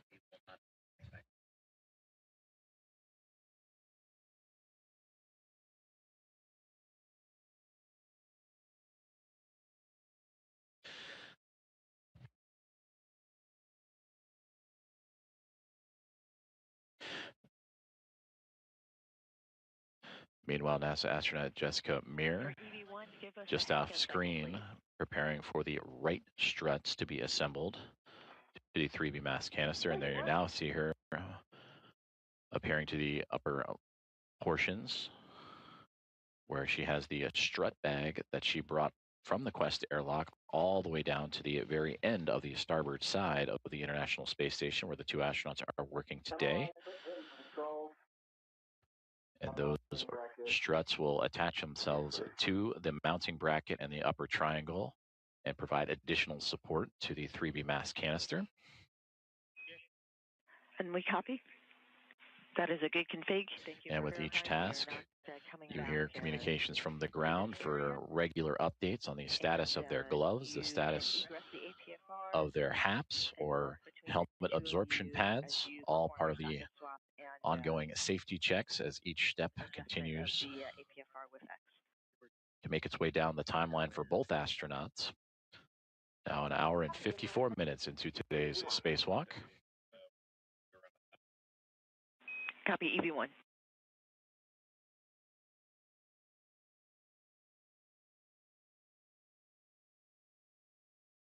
Now, Jessica. Okay, copy.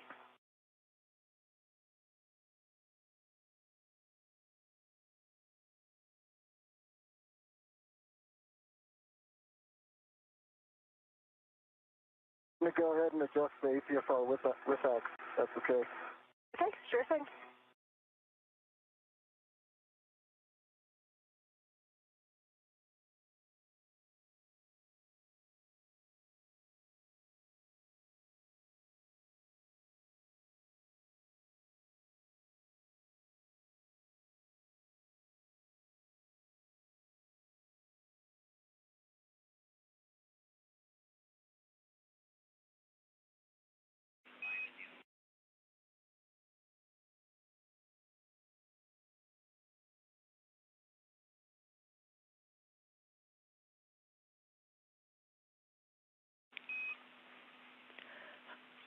I know I see you working And to... Stephanie, can you confirm with X? Yes, with X extension is 1. Full settings are 6 Golf 1. Golf 1. And after the extension, verify ingress 8 is clear of the upper triangle. And your met weights, you've been doing a nice job with everything. Just continue your slow and steady and smooth pace. You're doing a good job. Thanks for the feedback.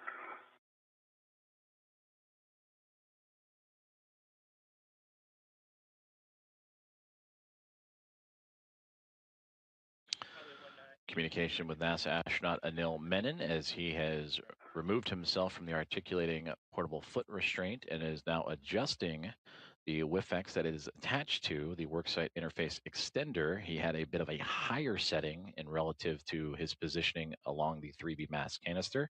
He will now adjust that in support of Jessica Meir, who is to the upper portions of the screen, and Anil Menon with his full backside to the cameras as we see them, as they prepare to now assemble the right struts of this 3B modification kit.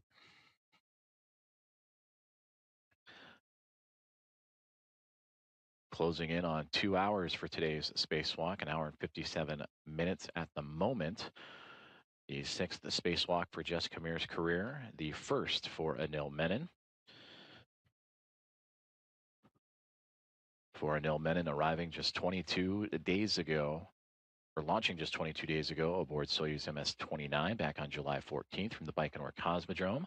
As for Jessica Meir, in her 174th day in space on her current mission after launching with NASA SpaceX Crew 12 back in February.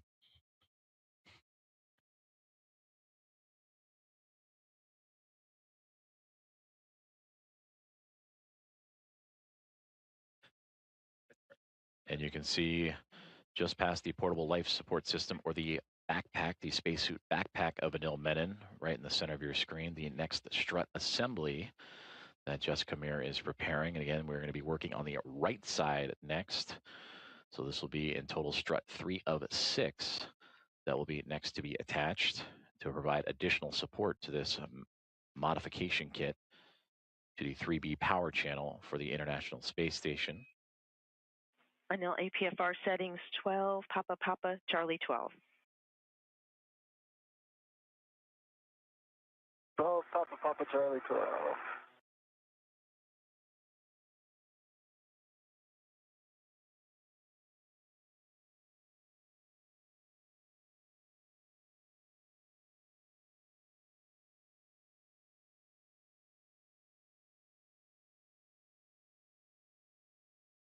We still have the ret going to the mounting bracket as well. That will get released after you're back in there? I believe so. And Houston concurs. That's affirmative, Jessica. Copy.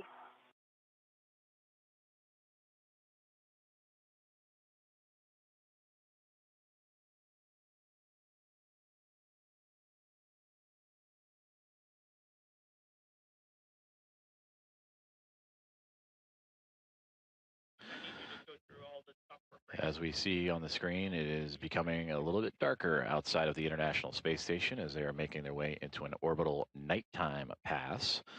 Again, the space station orbiting the Earth every 90 minutes, so a sunrise and sunset witnessed by NASA astronauts Jessica Meir and Anil Menon every 45. So they have their helmet cameras, or helmet lights on, in addition to their helmet cameras, of course, as they continue to work on adjusting the WIFX and portable foot restraints ahead of the next task of today's spacewalk, which will be assembling the right struts of the 3B modification kit. We have now officially passed the 2-hour mark of today's spacewalk. After getting underway at 7:33 a.m. Central Time, 8:33 a.m. Eastern Time. So far, the astronauts, after departing the space station's Quest airlock, have translated to the far side of the starboard side of the International Space Station to the 3B power channel and solar array, and that is where they are operating now. They have completed construction of the upper triangle, which is, you somewhat see portions of it, namely the mounting bracket towards the bottom of your screen, with some of the reflection of the lights from the camera, or from the helmets of the 2 astronauts. So that upper triangle consisting of the IROSA, or International Space Station Rollout Solar Array mounting bracket, which it will attach to once delivered on a future cargo flight later this year, and then installed on a future spacewalk itself. That mounting bracket with 2 struts attached and attached to the mask canister. 6 struts in total and 1 mounting bracket. So 2 of the 6 have formally been completed. And again, working on the right side, a right lower strut and right mid strut will be next. And then the 2 astronauts will move to the other end and work on the left lower and left mid of today's build out. This knob was depressible. This is the main change that I made, and the width extender was set at 1. And the pin is at the full test. Copy. With extender 1, 12 Papa Papa Charlie 12, pitch knob can be depressed. From Houston, we recommend you ingress the APFR and then perform your socket swap on your PGT to the 200 rigid. That's a great idea. That's what I was thinking too. Love it when great minds think alike.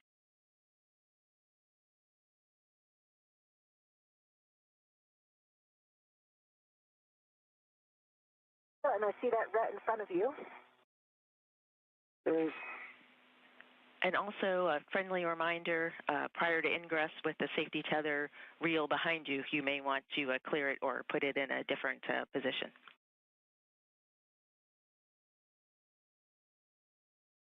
Thanks, Jessica. Looks like you're almost there, so I would continue. I see your toes in. Okay. We are okay with that.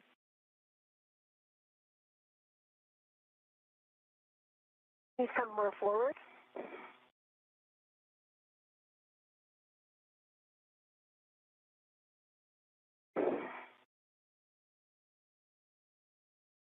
Look in. No, your heel's not in. You need it. Yep. There you go. Keep going a little bit more. Exaggerate that a little bit more in. A little bit more. Now, yeah, I think that your foot is a little bit too far back. So when you're rotating, you're ending up on top of the heel guide.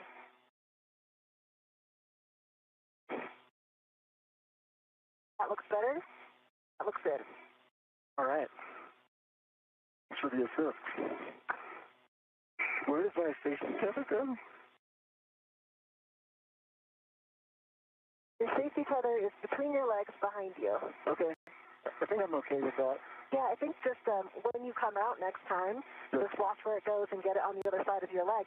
Okay. Get it on in front of my left leg, essentially. Concur. Okay. All right. I have the right mid strut. Are you going to do your socket swap first? Yeah. Okay.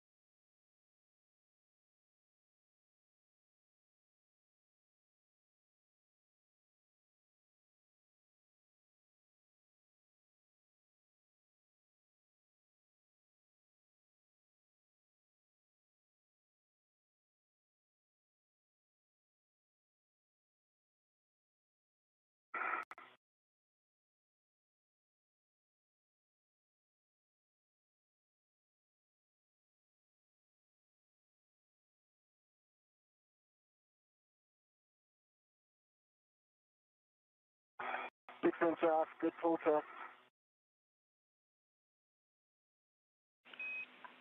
Copy. Good socket swap. Good pull test. Verify access to mounting bracket ret. 2 hours and 5 minutes into today's Spacewalk, U.S. Spacewalk 96, featuring NASA astronaut Jessica Meir at the top of your screen and NASA astronaut Anil Menon at the bottom as they continue working through procedures and construction of the 3B modification kit that will attach to the 3B power channel and support the eventual installation of an International Space Station rollout solar array that will help augment the power of the orbiting laboratory. And that future installation will be on a future EVA. The solar arrays themselves will be delivered on a future cargo flight, NASA's SpaceX 35th Commercial Resupply Services mission. So far, after departing the Quest airlock, picking up additional tools as necessary, they have completed the upper triangle build. Upper triangle consisting of the IROSA mounting bracket and the upper left and right struts. They have since hard-mated that to the 3B mass canister and now have adjusted their foot restraints and tools needed to continue to proceed what will be now assembling the right side of the struts of the 3B modification kit. And that right side consists of a right mid strut and a right lower strut, in which one portion will be attached to the 3B mass canister and one portion will be attached to the mounting bracket. The mounting bracket, right. Copy. Verify access lower strut clevis.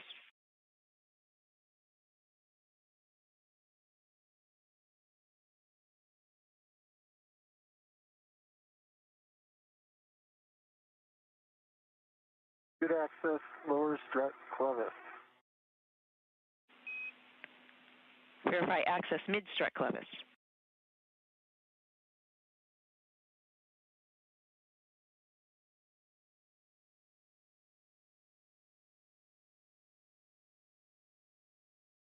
Good access mid-strut clevis. Copy. Verify mounting bracket pit pin grounding block. Good access mountain bracket pit pin grounding block. Copy. Good access to all those items. Release mounting bracket ret back to the strut bracket.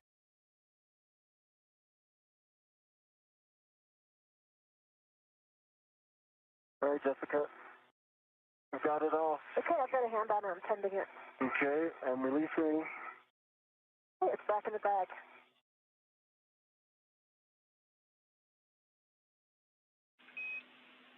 Copy. Mounting bracket ret is released back to the strut bag. We are 30 seconds to a handover for EV2. During that time, we'll take a HECA power cycle.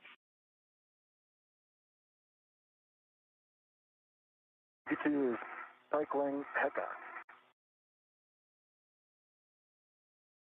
So as you hear the communications there, they are anticipating a handover, which is a handover in communications satellite. So we will temporarily lose views, but in the process of that handover, asking the astronauts Jessica Meir and Anil Menon to power cycle or essentially turn off and turn back on their HECA cameras, the high definition extravehicular mobility unit camera assembly.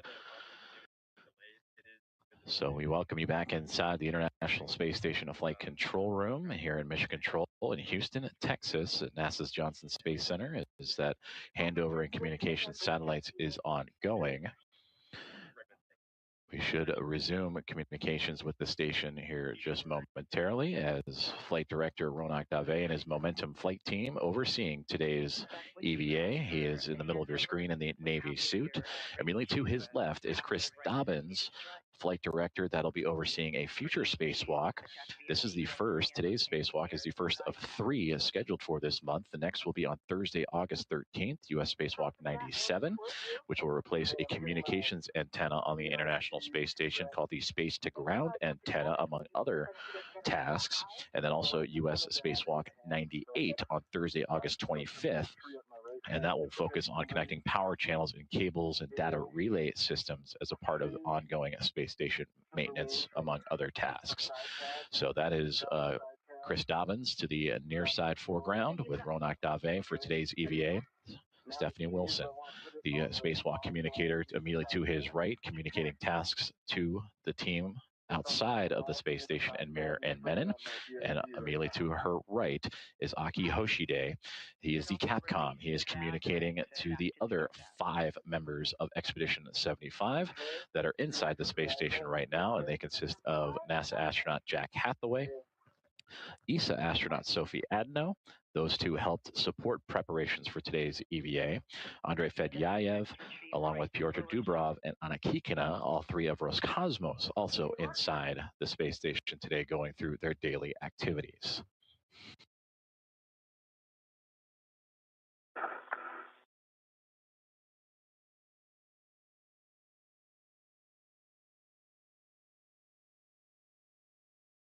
I'll reposition to get down to this other strap, and then I'll get it.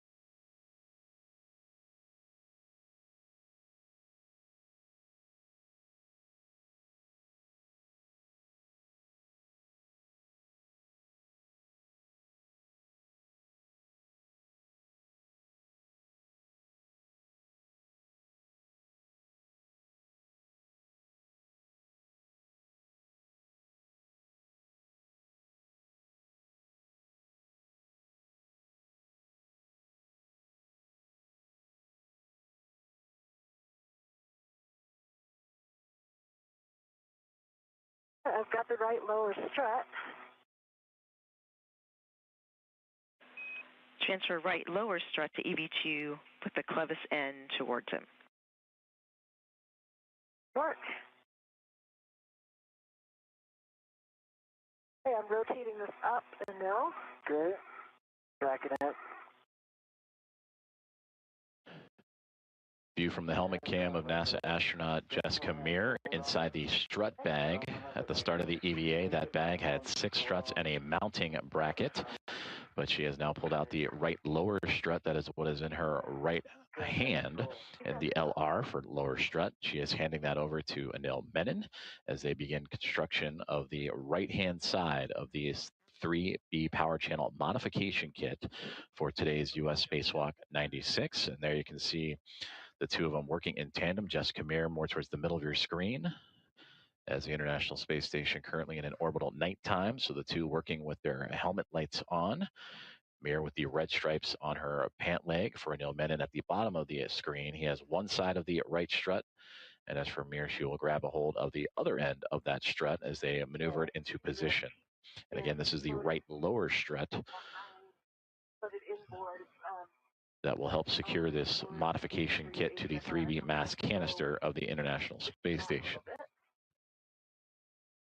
Right now, the two astronauts among their Expedition 75 crew members orbiting 272 miles above the Earth, and they are pretty much at the halfway point, the International Space Station, between the southernmost coast of Australia and the northern portion of Antarctica at the moment. Today's EVA now 2 hours and 14 minutes and 30 seconds of phased elapsed time.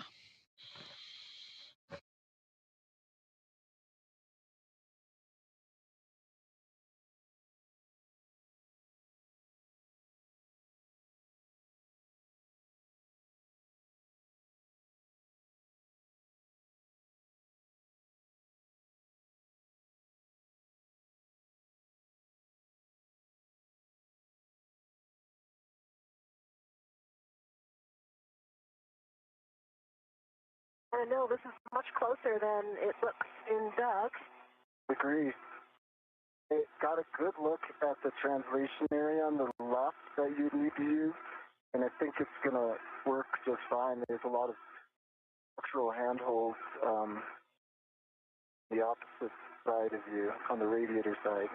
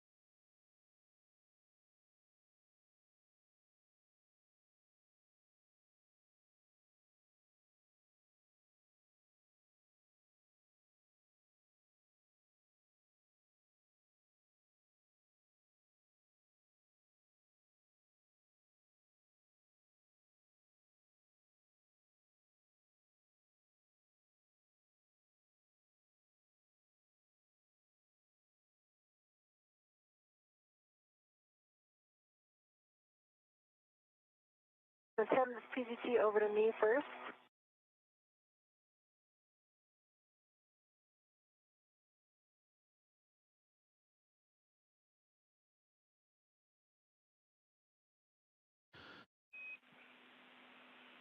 Jessica, A point of view from NASA astronaut Jessica Meir. I have one warning.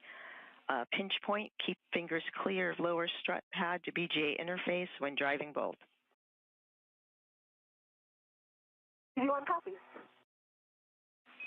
And for both of you with the consumables, check here, PET, 2 hours, 17 minutes.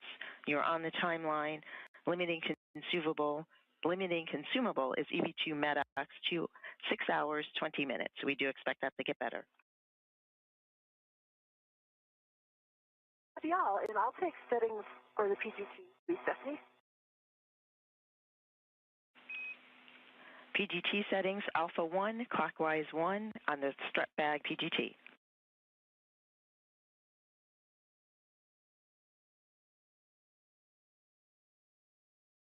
Alpha 1 clockwise 1 is set.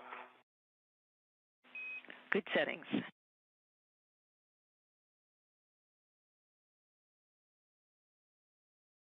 And now, Align lower strut M19 to the spherical Saab bearing. Looking to drive M19 exactly 4 turns. copy.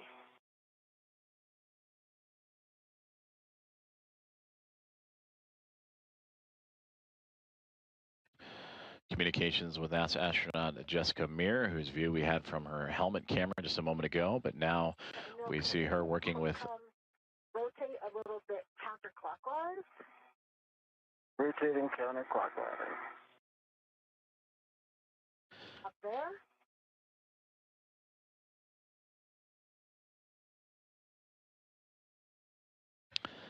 So again, Jessica Meir at the bottom right portion of your screen with her helmet light on, securing one side of the right lower strut as they continue to work through their procedures, building out the modification kit for the 3B power channel and a 3B mass canister they are attaching it to for today's spacewalk with spacewalker and NASA astronaut Anil Menon.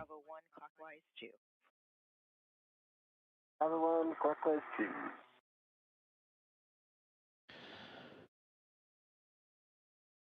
I understand you're helping with alignment, just giving it to you early. I'm with you.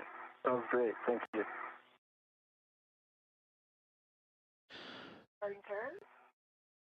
So Jessica Meir again on the bottom right-hand side with her pistol grip tool, the space drill, securing that right lower strut to the mass canister as you start to see it slowly but surely become more and more illuminated, the International Space Station and its 2 spacewalkers, currently in orbital at nighttime, but will be coming up on a sunrise here shortly.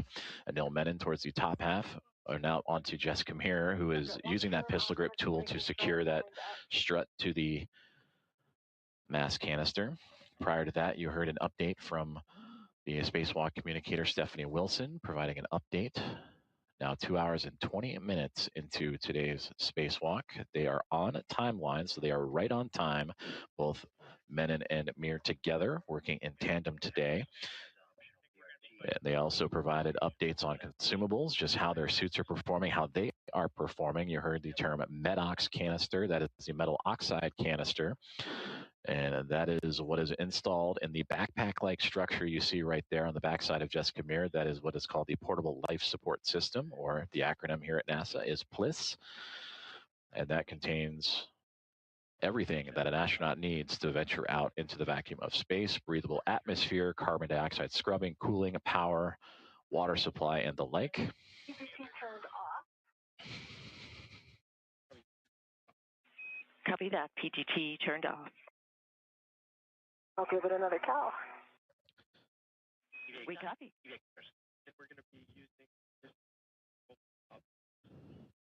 So right now, as we just heard on the communications channel, Jessica Meir again adjusting her PGT or pistol grip tool, the settings, the torque settings needed to secure this right lower strut to the 3B mass canister.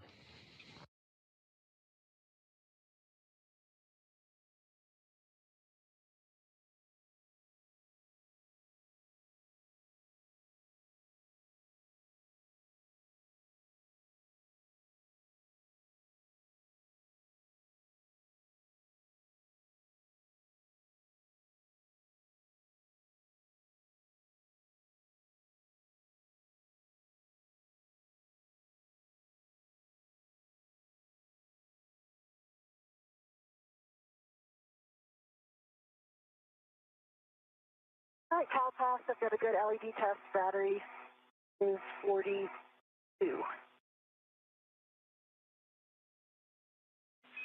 Copy, Jessica. Is a good number. That was Alpha 1 clockwise 1. Good settings. I'm looking for 3 more turns on M19. Work.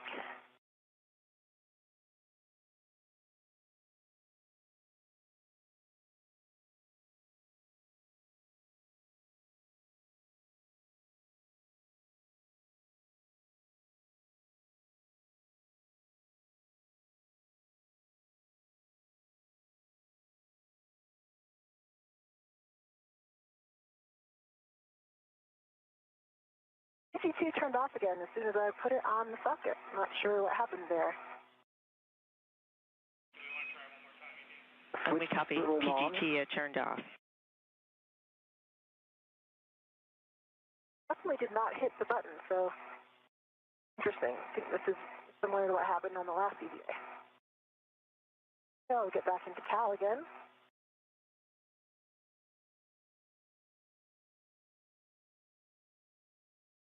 Cal pass. Jessica, we copy CalPass, and we'd like you to use this PGT one more time. We're talking about options.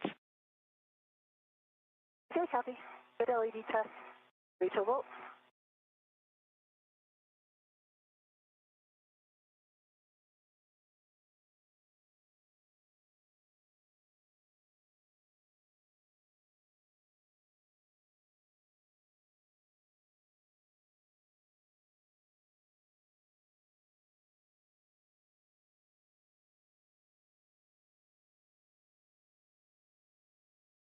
It is not driving. It appears to be off again.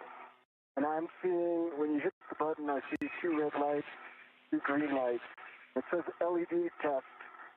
Is it still on the, okay, then maybe it didn't get all the way switched. Am I? Okay, I got, didn't get all the way over it.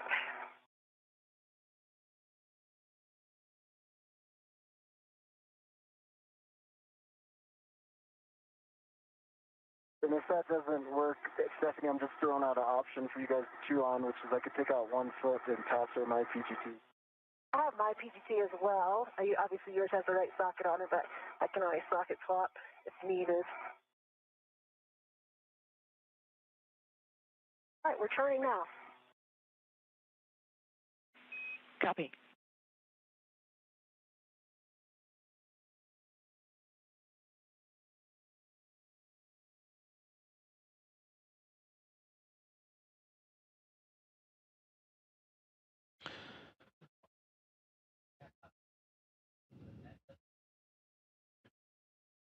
NASA astronaut Jessica Meir, front and center on your screen with her pistol grip tool, currently troubleshooting some settings and ability to use that tool to help secure the right lower strut with the teams here on the ground. For EV2 now, align lower strut clevis to mounting bracket L6.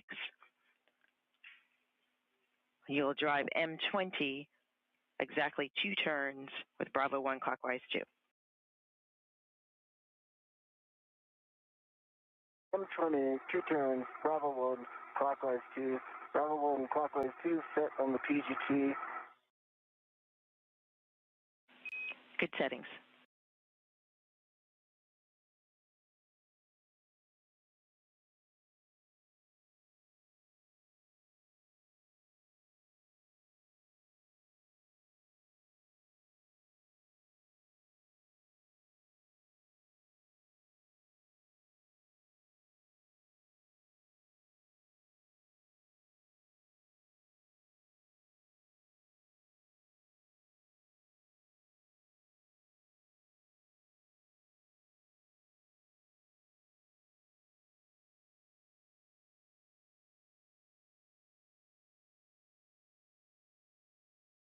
Turns. That first line has gone in. Copy the line report. 2 turns on M20 for EV1 for the strut bag PGT.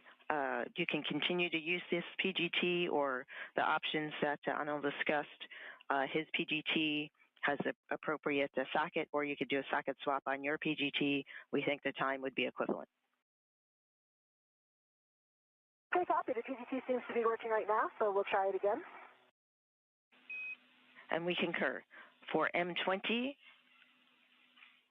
for M19, PGT settings, Bravo 7, clockwise 2. You'll drive it an additional 9 turns. You might like the optional BRT position on handrail 2070 or 2071. Yeah, I'm not sure if I'll be able to reach with the BRT because of the BRT being on the left side. It'll be easier on the other side, but I will assess that. Bravo 7, clockwise 2. Clockwise 2. Good settings, Bravo 7, clockwise 2, and understand.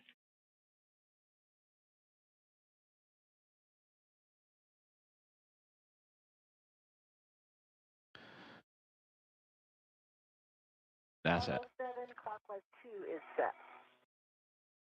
Good settings. And remind me how many turns are expected here? We're expecting an additional 9 turns. Copy 9.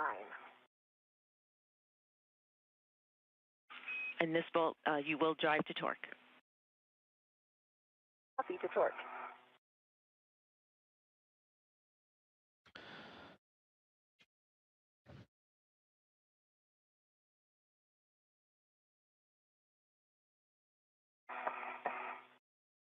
Okay, that was turns. Do have a low torque at 3.8, so I can do I have a go to hit it again?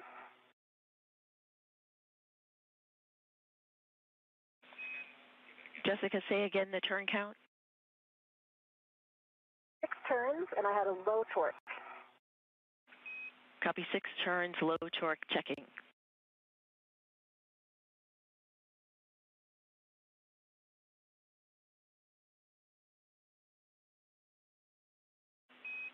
Jessica, double check PGT settings, Bravo 7, clockwise 2.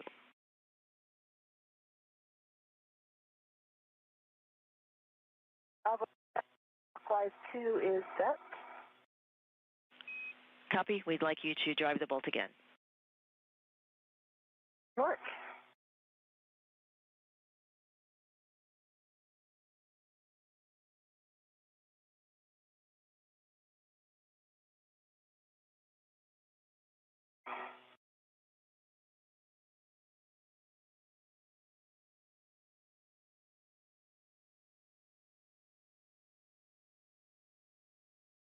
I did get a good green light that time. I have a 23.2 torque. It only turns maybe an eighth to a quarter of a turn.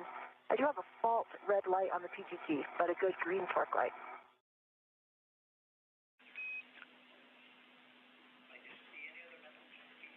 Copy for M19, you had a torque of 23.2, an additional, after the 6 turns, you got an additional 1/8 to 1/4 turn, green light with the red fault light. Any other lights? No other light, but it is interesting because the torque is green, but it does say low torque underneath the 23.2. Copy, checking.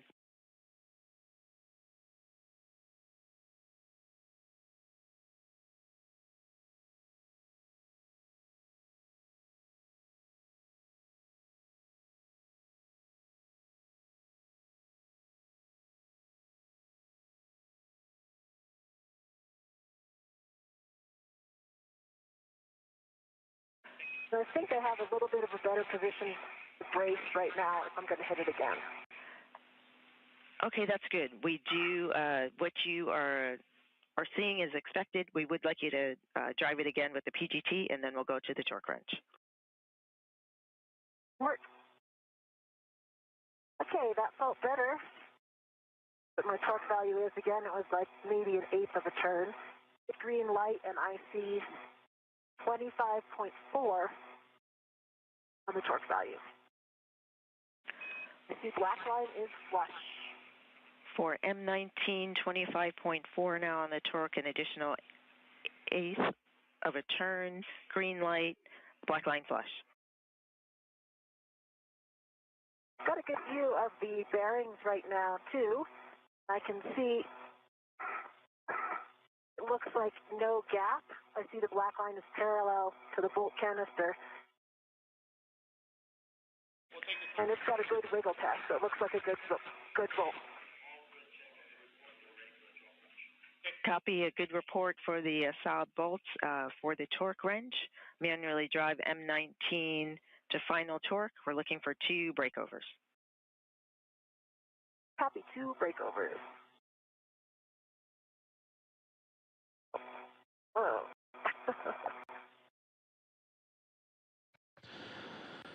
communications between the NASA astronaut Jessica Meir and the Spacewalk support group here in Mission Control in the International Space Station Flight Control Room as the views illuminating as the International Space Station makes its way into an orbital sunrise as we continue on today's tasks for US EV-896. And there you see Jessica Meir more in the middle of the screen with the red stripes on her spacesuit. Anil Menon joining her on this spacewalk today. In the bottom left-hand side, he is currently standing in the articulating portable foot restraints. Together, they are looking to attach the right lower strut 3 of 6, to be a part of this 3B modification kit that is being attached to the 3B power channel and mast canister around the International Space Station on the far end of the starboard side. You heard communication, some troubleshooting going on between Jessica Meir and the teams on the ground, looking to work her PGT, as you heard, or pistol grip tool, the space drill, as they were trying to get it to operate properly. They offered a couple of different solutions, also providing the torque wrench to help secure this strut to the mast canister. So we'll continue to monitor that as they proceed through their timeline. We are 2 hours and 34 minutes into today's spacewalk. Everything went by the book, pre-breathing, and all of the pre-spacewalk safety measures were all checked off, and the start time of today's spacewalk, 7:33 a.m. Central, 8:33 a.m. Eastern Time. And again, now approaching 2 hours and 35 minutes into today's spacewalk, as both Jessica Meir and Anil Menon now orbiting right over the Pacific Ocean at 260 miles above the Earth. So to, again, recap the process so far, after egressing or exiting the Quest airlock, the two astronauts working together would move down the starboard side truss, the backbone and support structure of the International Space Station, to make its way all the way out to the far end of the starboard side. And that is where that 3B mast canister and power channel will be occupied. They have set up shop and have since constructed the upper triangle, which is the mounting bracket that the future International Space Station solar array will attach to on a future spacewalk, and 2 struts, a left and right upper strut. And together between those 3 items, they form the triangle and have since been connected to the top portion of the mast canister. So now what they're doing is working on the lower portions of that structure. Again, the right lower, and there will be a right mid strut, all to add extra security and attachment to this 3B mast canister. They will then transition over to the left-hand side of this structure that they are building and do the left lower strut and left mid strut. Are you able to estimate the turn count? It barely turned. I would say maybe a quarter turn max.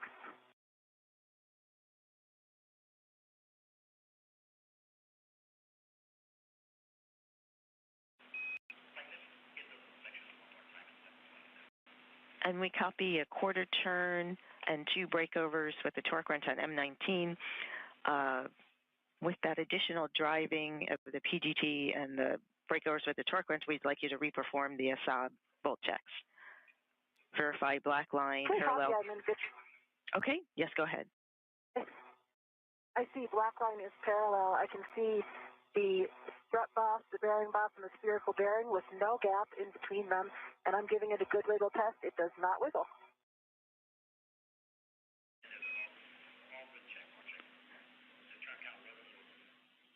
Good checks. We are checking the bolt. Also verify lower strut MLI covering the strut pad.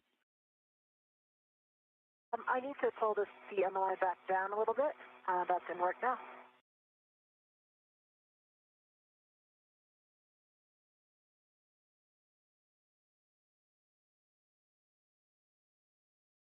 And Stephanie, the MLI is in place. Copy, MLI is in place. We can verify a good, we can confirm a good 19 bolt, M19 bolt.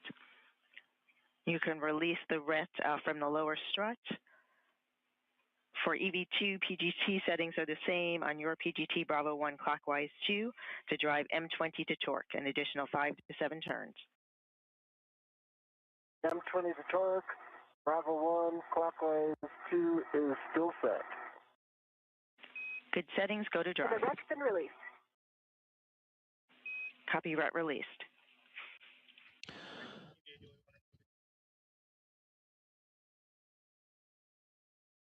Stephanie, while he's driving those bolts, I translate up into position for the mid-strut? Yes, translate to side pad location on the right side of the mass canister. In work.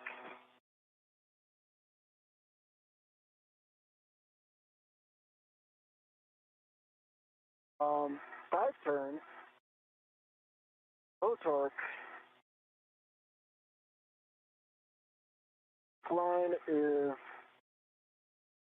half a millimeter off of being flush.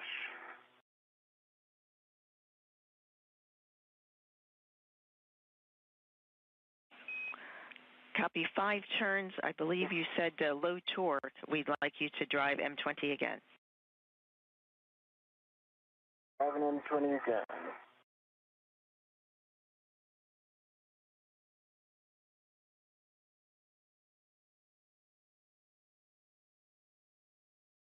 All right, one additional turn. Green light, 11.9 torque, black line flush. Copy, M20, 11.9 torque, 6 turns total, green light, black line flush, good bolt M20. Stow PGT, install lower strut grounding pit pin into the grounding block on the mounting bracket, and then install the MLI over the lower strut clevis. EV2 is moving to pit pin and MLI. Stephanie, I'm in position for the mid-strut. I've got my DRT down, the long handrail.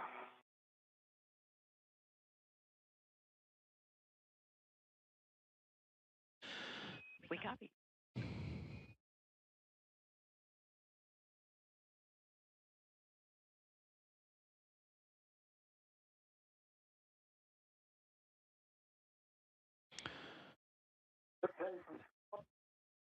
Wrapping up the MLI, and I'll be ready.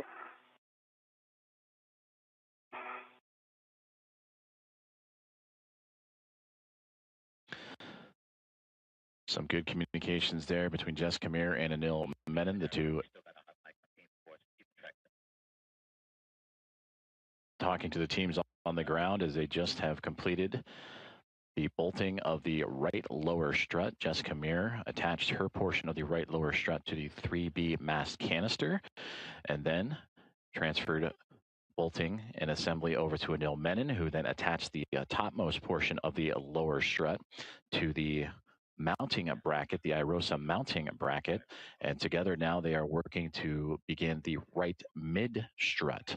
So in total, 6 total struts for today's assembly and a mounting bracket, all to support the installation of a International Space Station rollout solar array. The first 2 struts were used to help complete a triangle shape with the mounting bracket for the IROSA. That was built first and attached straight on into the 3B mast canister.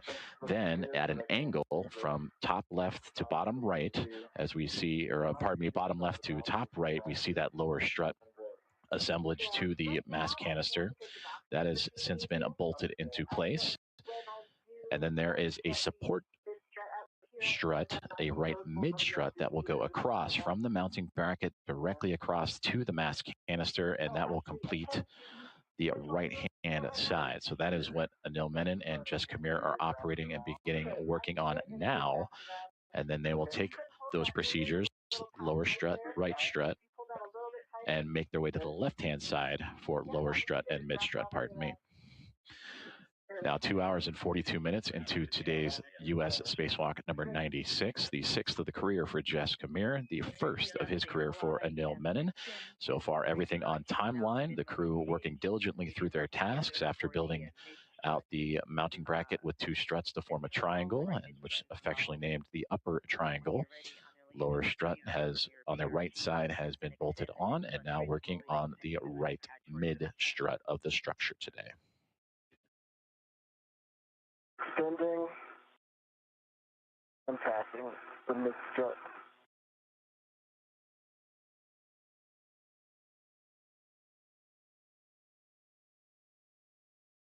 I've got a hand on it. Okay, I'm going to keep control too.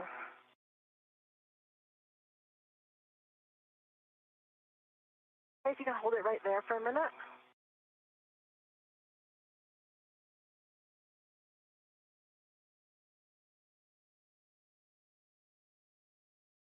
And can you pitch?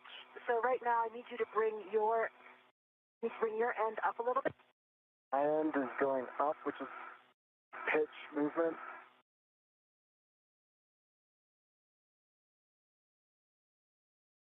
Here we go. We are in soft dock. Okay. Just FYI, the threading seems about 2 inches out, so we might experience an MLI challenge. Understand. Good call.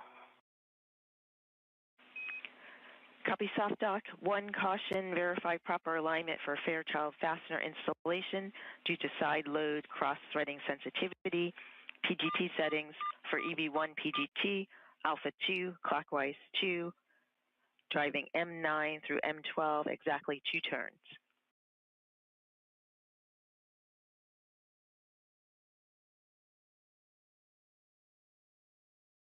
Copy. 2 turns.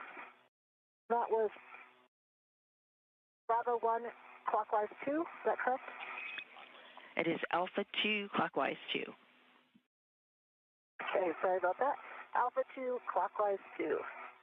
PGT is off, so I'll get it on.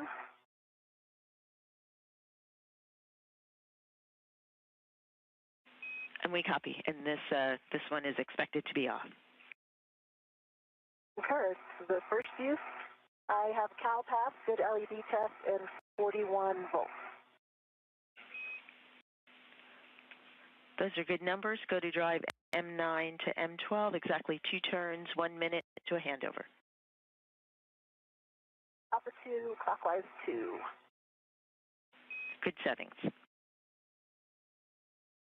And 2 turns. Concur. Starting turns on M9. Copy M9.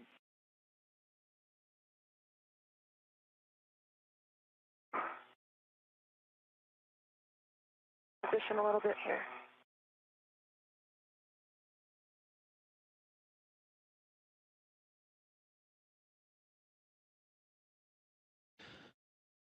NASA astronauts Jessica Meir and Anil Menon continuing progress on today's build out of the 3B mass canister and 3B mod kit attachment modification kit. And we just heard prior to all the settings that were radioed up to the crew from Stephanie Wilson, the Spacewalk communicator, that they have reached the midway point of construction of this modification kit, which leaves the kit currently in the minimal configuration to safely and be structurally sound to the side of that mass canister, but continuing to press ahead as we are now 2 hours and 46 minutes into today's spacewalk.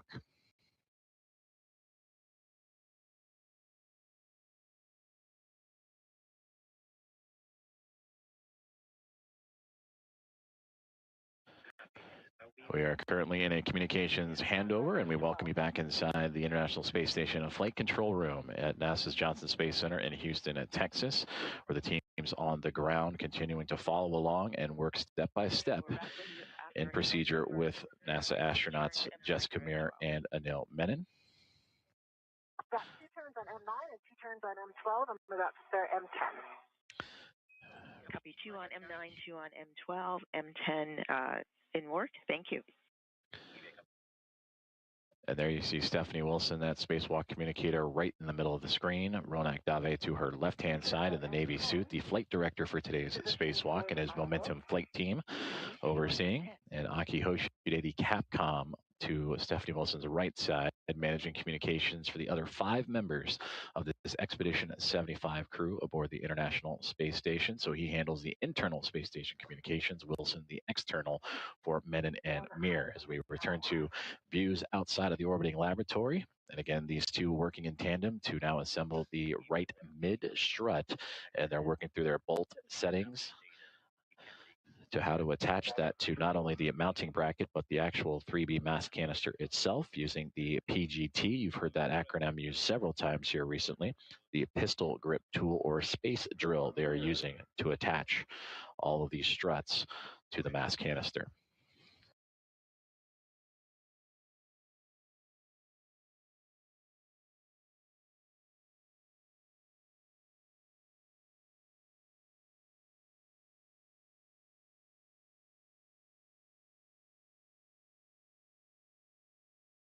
Got it.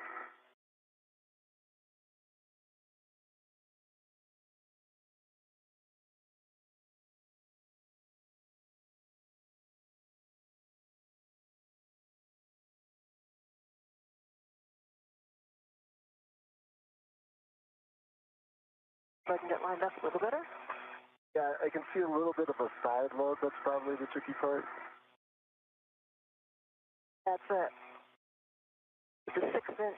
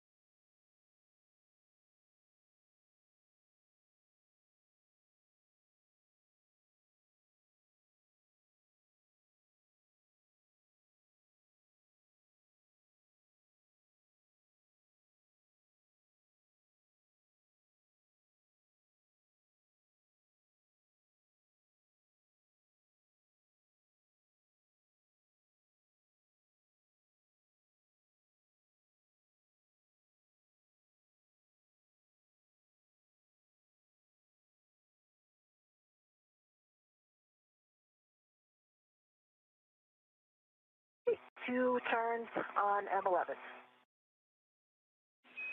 Copy, 2 turns on M11. Nicely done. Now drive M9 to M12 to torque, expecting an additional 3 to 7 turns. North.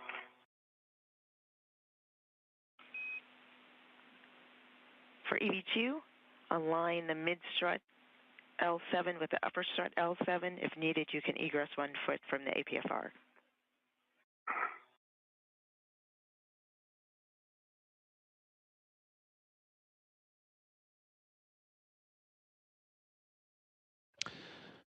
Just over 2 hours and 50 minutes into today's spacewalk. That's affirmative. Alpha 2, clockwise 2, same settings. NASA astronauts Jessica Meir and Anil Menon now operating the installation of the right mid strut of today's 3B modification build around. Copy, aligned. PGT settings for your PGT are the same. Bravo 1, same as previously for you. Bravo 1, clockwise 2. And that is around the 3B mass canister. The communications you are hearing are with Stephanie Wilson, the spacewalk communicator, relaying the different PGT or pistol grip tool settings to help drill this right mid strut into place. Torque of 2.8. The light is green. Sorry, green torque and 2.8. And that was 3 more turns. 2.8, 3 turns on. And which bolt, please? It's on M9. Copy, M9, checking. Oh.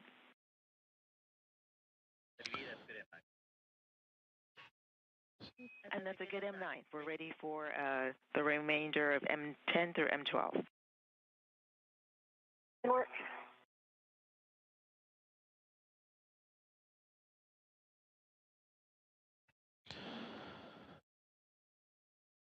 So astronaut Jessica Meir in the red stripes on the bottom of your screen as identified on the pant leg cuff of her spacesuit, relaying down the amount of turns and torque of her drill as she works through the what will be 4 bolts to attach one side of the right mid strut. 12, the green light, 3.6 torque. As she and Anil Menon continue to work through this right mid-strut assembly, I will turn over commentary for today's live coverage of U.S. Spacewalk 96 to my colleague with NASA Communications, Ken Appel. M24, eight total turns, green light, black line flush, 11.8 torque. Copy EV2, hold here. What I understood for you for M24, torque 11.8, 8 turns, green light, black line flush. Affirmative, and that included, the 8 included the hand start. Understand, 8 total with the hand start. You can stow your PGT and work to install the mid-strut grounding tip pin into the mounting bracket. Grounding block, words for Jessica, understand for M10, 3.6, green light. Your turn count, somehow the short words are getting clipped, so just FYI, we did not copy the turn count. And negative, that was not M10, that was M12. It was 6 turns. Correct. Copy M12, 6 turns, 3.6 on the torque, green light. Thank you for the correction.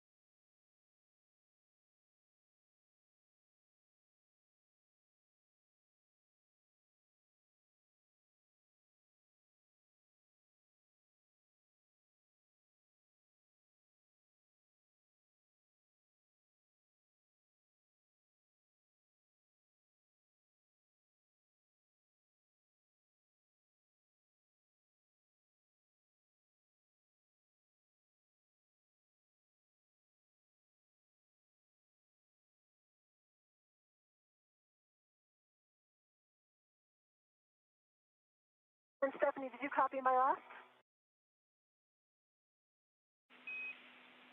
I last copied your report for M12.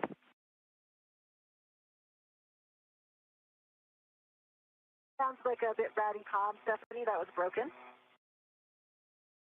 This is Mission Control Houston, and if you're just joining us, we're covering the U.S. Spacewalk 96 that began at 7:33 a.m. Central, 8:33 a.m. Eastern this morning. We are currently just under 3 hours into today's spacewalk. The International Space Station is currently flying 259 statute miles over the United States over the state of Iowa. Sorry, we did not hear that. You can move on to M10. Today's spacewalk prepares the 3B power channel for the future installation of new rollout solar arrays. Once installed, the arrays will provide additional power to support critical station operations. The MLI installed over M13 and M14, ensuring that the mounting bracket upper surface is clear. Here on your screens are NASA astronauts Jessica Meir there with the red stripes, and then NASA astronaut in the foreground, Anil Menon. And Stephanie, I had 5 turns on M10. To recap, they have completed assembly of the upper triangle, which you see in front of Anil Menon there on your screen. M10, 3.8 torque, 5 turns, green light. 11 didn't work. They've also completed install of the right lower strut, and they are currently installing the right mid strut. Understand M11 in work, your go. Just a bit ago, spacewalk communicator and NASA astronaut Stephanie Wilson communicated to the spacewalkers that they reached the midpoint of the construction of this mod kit.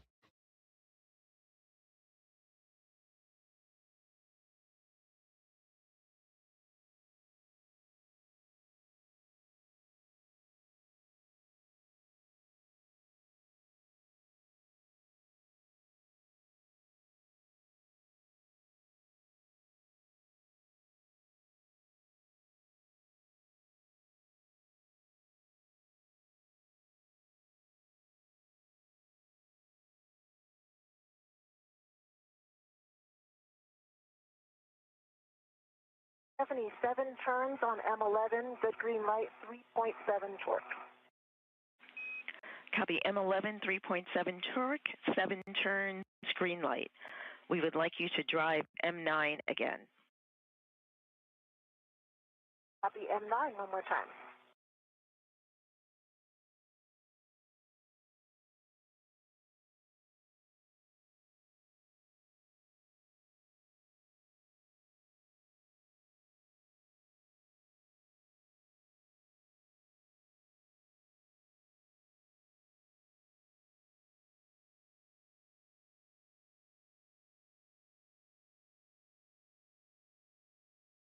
And Stephanie, that torqued out right away. I got 3.6 torque and like barely any turn. Big green light. Copy, it torqued M9. out right away, 3.6, green light for M9 checking.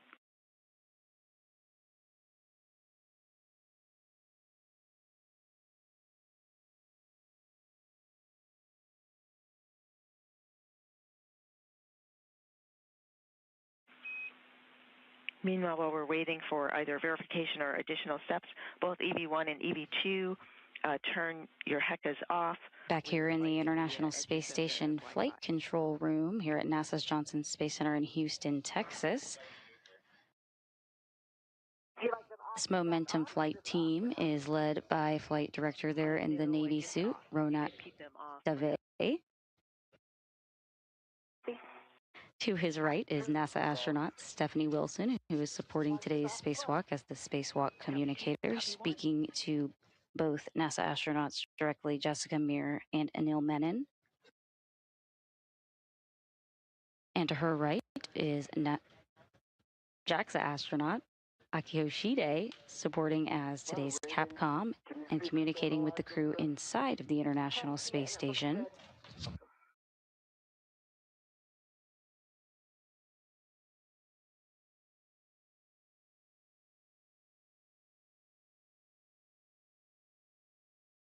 Currently aboard the International Space Station is NASA astronaut Jack Hathaway and ESA astronaut Sophie Adeno, who supported this morning getting Jessica and Anil out the door. On that bolt, including the 2 turns.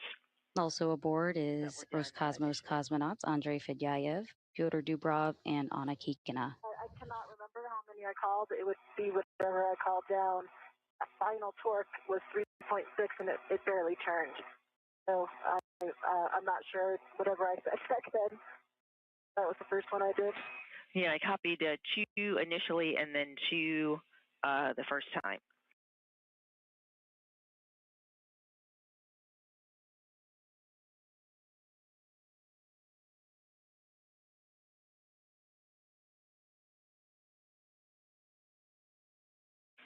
I copied Jessica. We're checking the bolts for EV2 at a good time. I can take a glove, hap, and gauntlet check from you.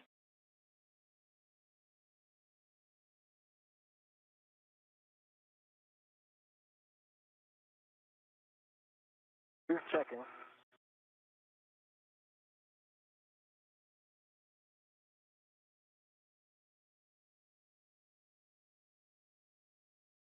EV2 above nominal, just a little black scuffing.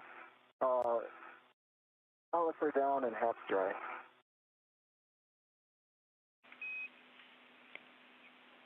Copy EV2. Gloves are nominal with a little bit of black scuffing. Hap dry, gauntlets down. Stay firm.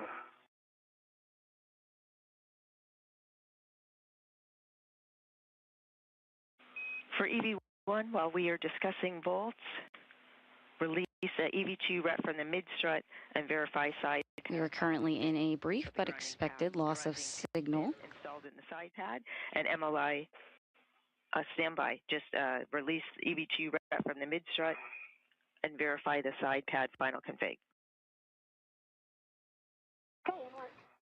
NASA astronauts Jessica Meir and Anil Menon continue installing the right mid-strut.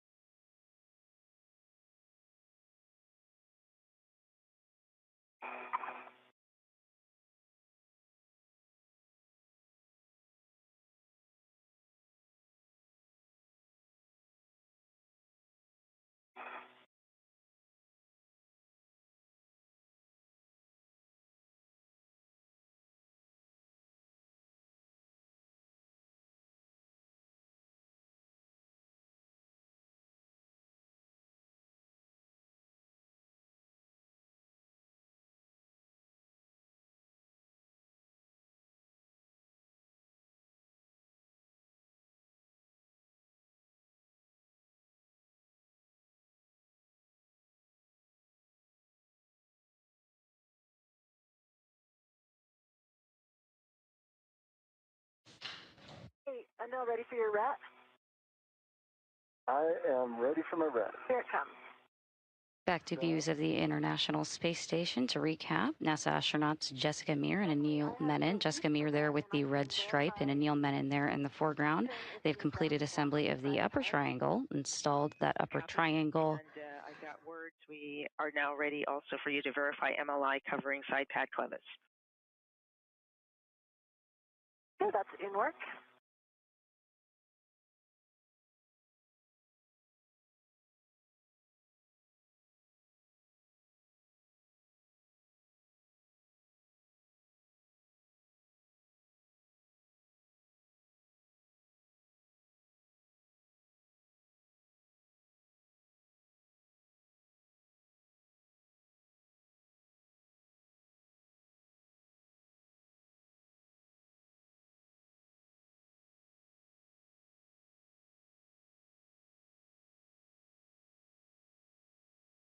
And Stephanie, it's covering the clevis now. Can you verify for me whether or not pit pin should also be covered by the MLI? Checking. Pit pin should not be covered by the MLI. Okay, copy. And I think we're in a good config here. Clevis is covered. I'm giving it a good squish. Copy. It's a good side pad final config checks. I'll take a go of HAP and gauntlet check from you. EV1 half is dry. Gloves are still nominal. I have a few black smudges, one on each pinky finger and one on my right thumb.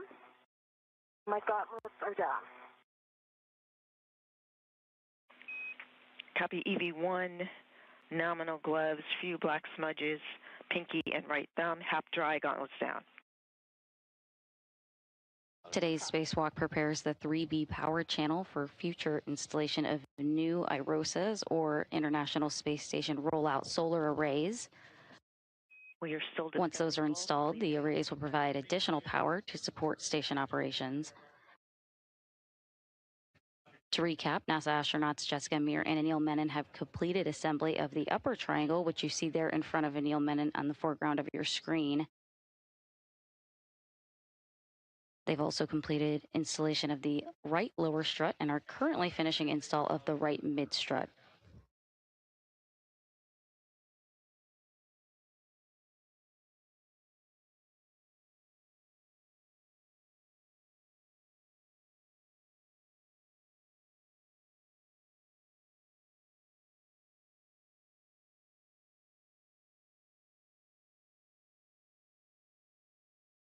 While we're standing by, could you give us our ET, Stephanie? Where we are in the timeline? PET 3 hours, 6 minutes, checking timeline. We are about 5 minutes down on the timeline. EV2 MEDOX limiting 7 hours for MEDOX. Copy. Good improvement. Definitely. Hope that you're in an ACFR not moving. Yes, concur with all. And after discussion with the bolts, we are calling M9 through M12 good, at least at this time. So we are ready for you to continue to install the left lower strut.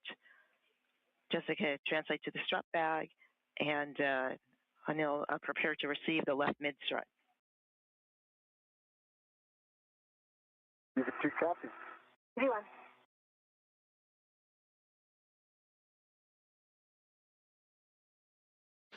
And with that communication to the crew from the ground team here at NASA's Mission Control Center at NASA's Johnson Space Center, that they have instructed that Jessica Meir and Anil Menon, the two spacewalkers for today's U.S. Spacewalk 96, have moved on and have completed the assembly of the right mid strut. They were going over reviews of the bolts that were needed, the 4 bolts to attach that right mid strut to the 3B mast canister.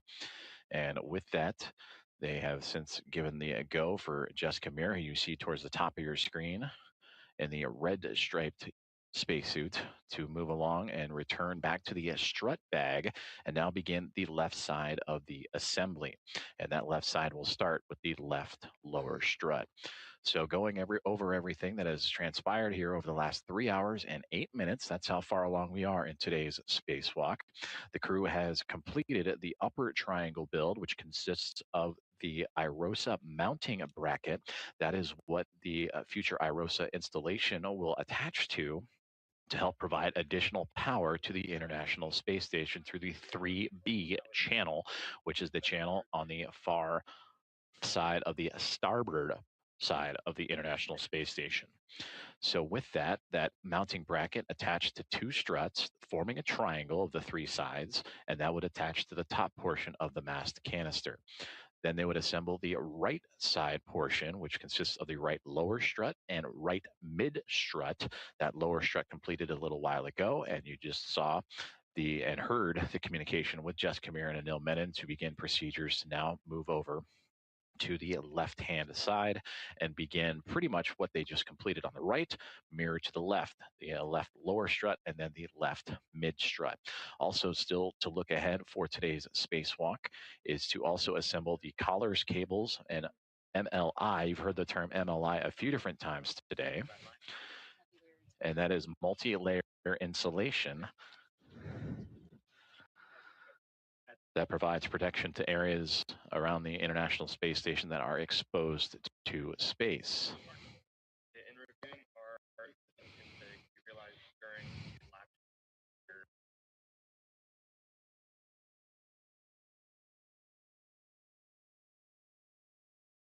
Head on your way, Anil.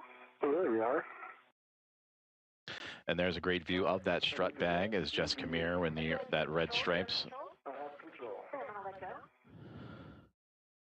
This will be the moon to the left.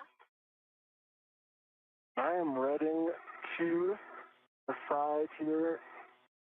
It's the side pad, right? Sure, side pad side. Okay, side pad side is readed. That's affirmative. I'm going to take off the bag rat. Yes. I can't see it. Can't see it, but it's, I mean, just let it go. There it is, you got it. I got it.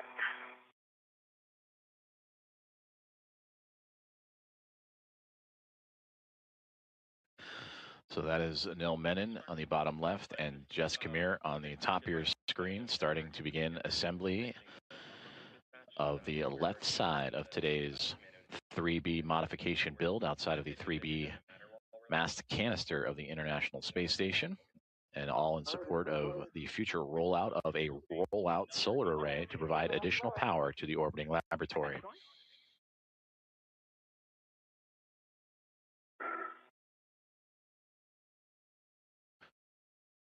The strut bag that you saw images of, 8 feet in length, weighing over 300 pounds on Earth. Though they do not feel that weight in space, they do carry the mass of that bag as they manipulate it around their work site.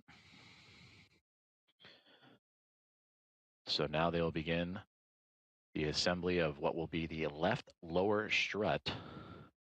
After completing the right-hand side, verifying that all the bolts to attach the struts to the mounting bracket are safe and secure against the mast canister. And they will just mirror that assembly, but now on the left-hand side, the left lower strut and left mid strut upcoming. Hey now, here it comes. All right. Hands are out. He's coming up. Almost there. That coming. I almost have it. There we go. I have control. Okay, you have control. I'm letting go. I have control. I'm right to the handrail stanchion nearest the clevis. And I think we're going to get on this side of this. Stephanie, can you repeat? Yes, just a friendly reminder, right to the handrail stanchion nearest the clevis. Okay.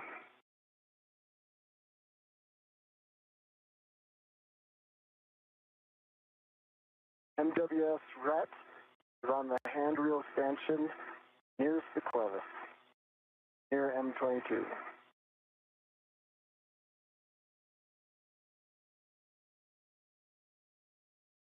This one's not just staying right to the bag.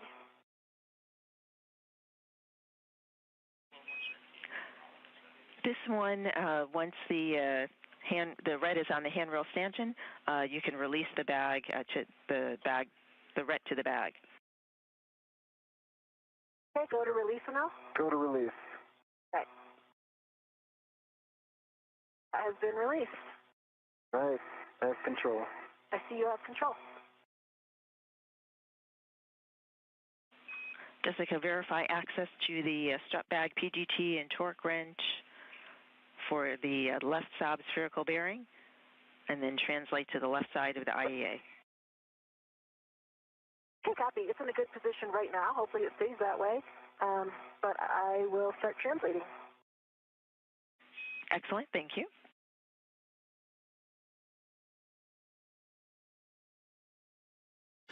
Zeroing in on 3 hours and 15 minutes into today's U.S. Spacewalk 96, featuring NASA astronauts Jessica Meir and Anil Menon, the sixth of Jessica's career. And for Anil Menon, who just arrived to the station after launching 22 days ago, it is his first of his NASA career.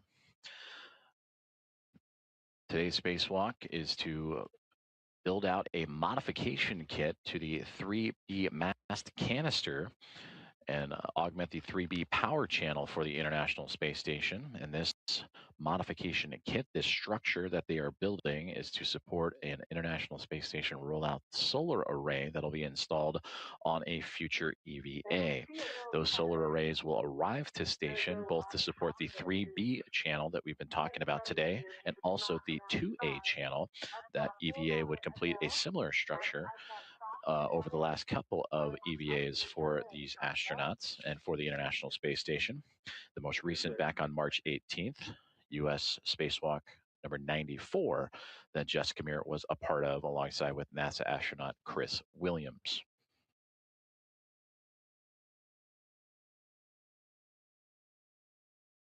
So far, they have completed the upper triangle and the right side of the strut assembly to attach that 3B mast canister, which is located all the way to the far end of the starboard side of the International Space Station. So they had covered some ground after exiting the Quest airlock. Over here on your left, I'm at the A-frame, so I'm going to get into a position to adjust your APFR.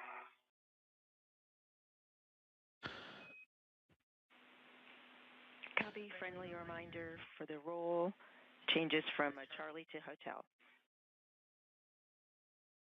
Copy, Charlie to Hotel.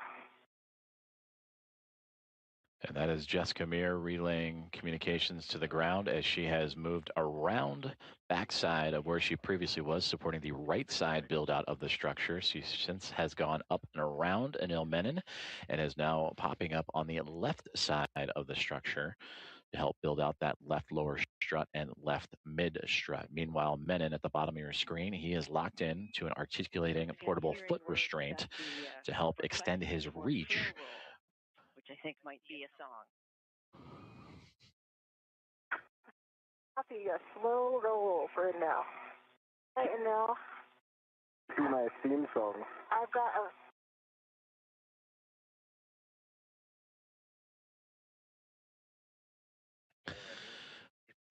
Currently experiencing a communications handover for the next handful of seconds as we take a live look inside of where we are located inside the International Space Station Flight Control Room inside of Mission Control Center in Houston, Texas at NASA's Johnson Space Center.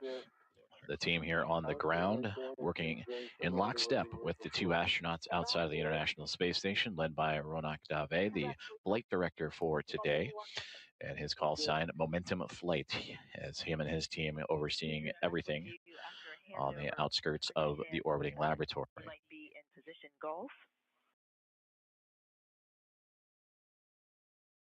Golf, we're going one over. Copy, Golf. Are you ready to verify the access steps? I see you in Stand by 1 sec. See you in hotel now. Hotel. Good job. And that is Stephanie Wilson in the middle of your screen. That is relaying these communications up to Anil Menon and Jessica Meir. Aki Hoshide to the right of Stephanie Wilson, handling all other communications to the remaining 5 members of Expedition 75 inside of the International Space Station.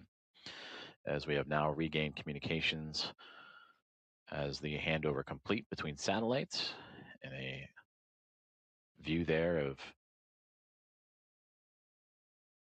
that is Anil Menon on the bottom right-hand side. As I look a little closer there, if you were to flip it upside down, the upper triangle has now become the, quote, lower triangle in this view, with the long lower struts now extending from the base all the way to the basically top of that 3B mass canister. So now, since we are viewing it from essentially upside down from the original construction, what's now left is right, or right is left. For Jessica Meir, again, moving into position after completing that right-hand side build out of the lower strut and mid strut, and preparing to receive one end of the left lower strut from Anil Menon, who is currently holding it, while Jessica gets positioned properly.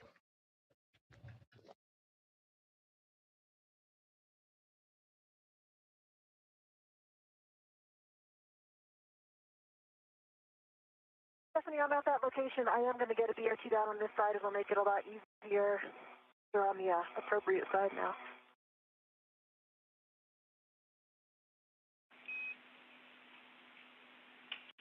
Copy BRT.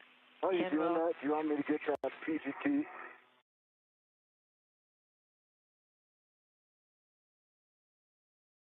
I can reach it. I can reach it, I think.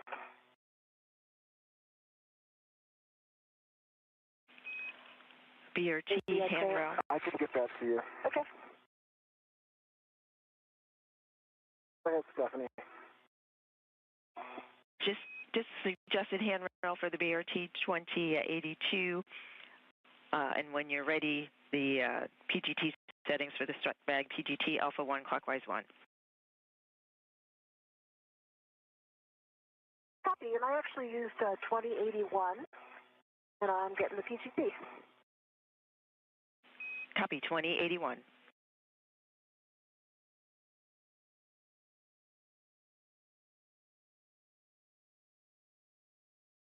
Also, I'll give it a cow.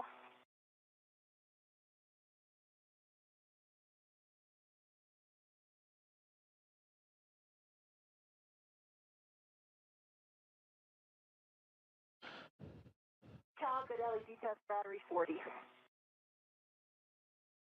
I'll actually take settings before we line up this strut. Copy your report on the numbers, PGT settings, Alpha 1, clockwise 1. Alpha 1, clockwise 1. Good readback.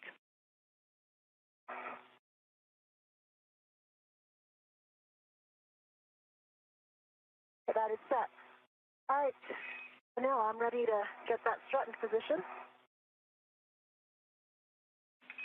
Line lower left strut M21 to the Saab spherical bearing, and on an ill side check pin lanyard is free of the clevis.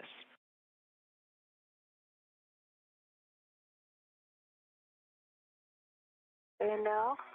I'm just checking the lanyard. See, I can help you out with... Okay, the bolt is aligned right there. Can you hold steady there? Holding steady.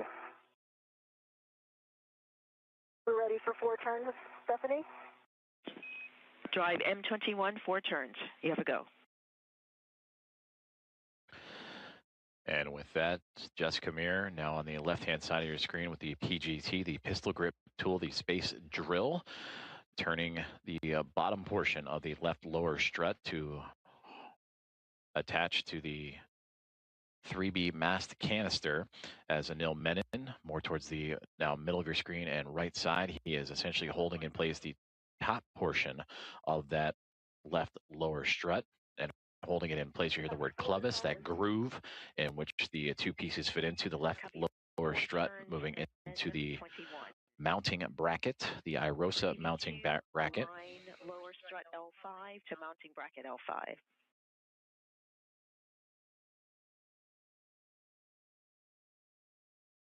So while Jessica Meir on the left is attaching the lower portion of this strut, Anil Menon just receiving instruction to now arrange that strut and properly align it into its correct configuration, and now properly aligned to the mounting bracket. Settings for your PGT, Bravo 1, clockwise 2. Is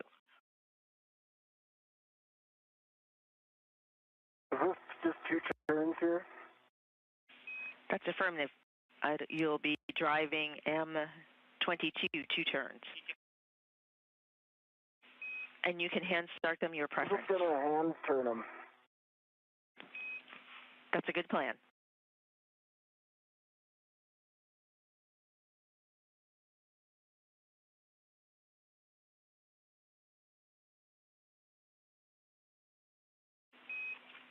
For EV1, while EV2 is hand driving M22, get ahead PGT settings for you, Bravo 7, clockwise 2 on the strut bag PGT. Bravo 7, clockwise 2. Right. Good to be back. Turn, Stephanie. Copy 2 turns M22. That means we are ready for EV1 to drive M21, 9 turns, driving to torque. Copy, inward. So the initial secured bolt turning for Jessica Meir and Anil Menon taking place. Now they're providing additional torque and security to, again, the bottom left and top left portions of the lower strut in today's build out of the 3B mast canister. Okay, Stephanie, that was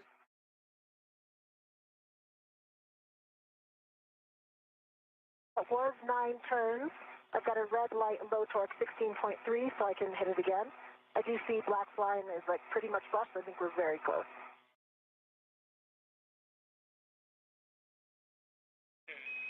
We copy. Thanks for the report. We'd like you to drive M21 again.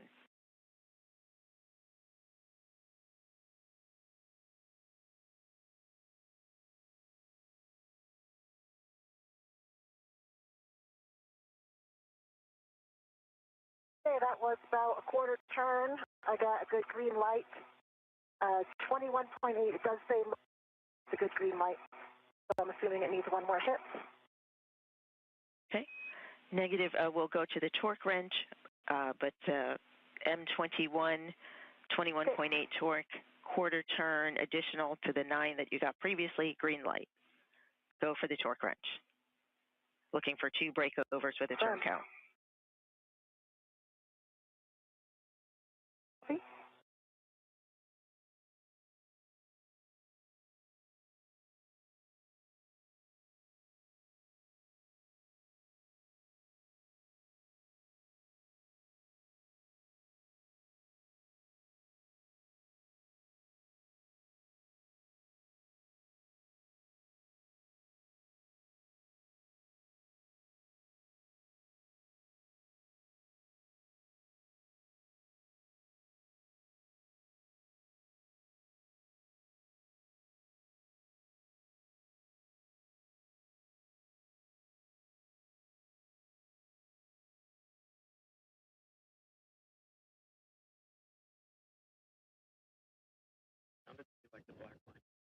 Approaching 3 hours and 30 minutes into today's spacewalk, US EV 896.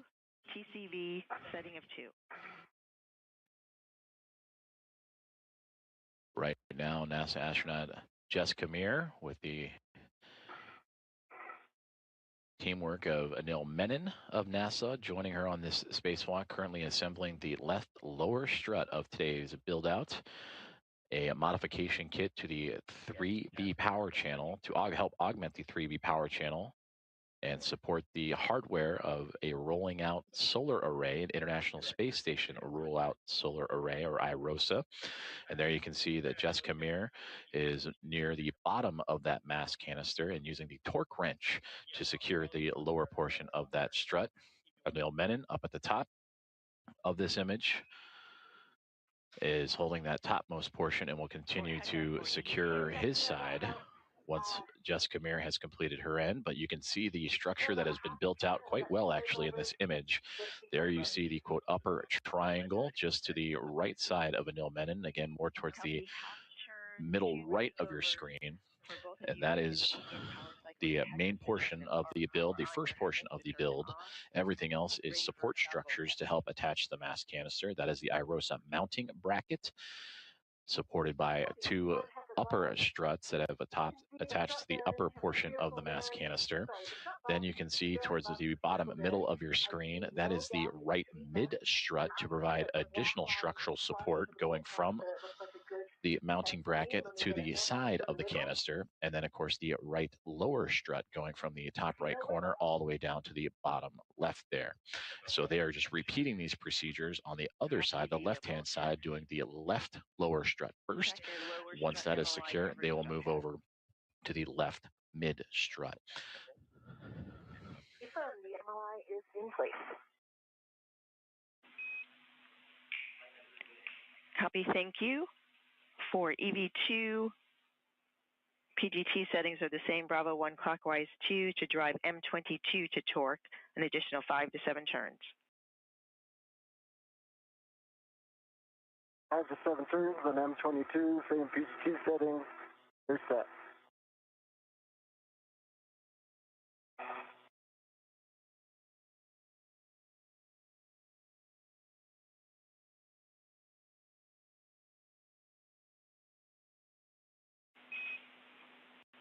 Jessica, with the completion of your Saab bolt checks, when you're ready, you can translate to the left side pad installation location.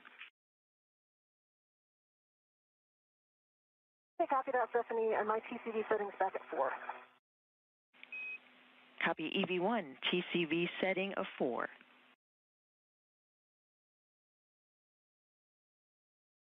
And on M22, 7 turns, green light, 11.8 torque, backline flush.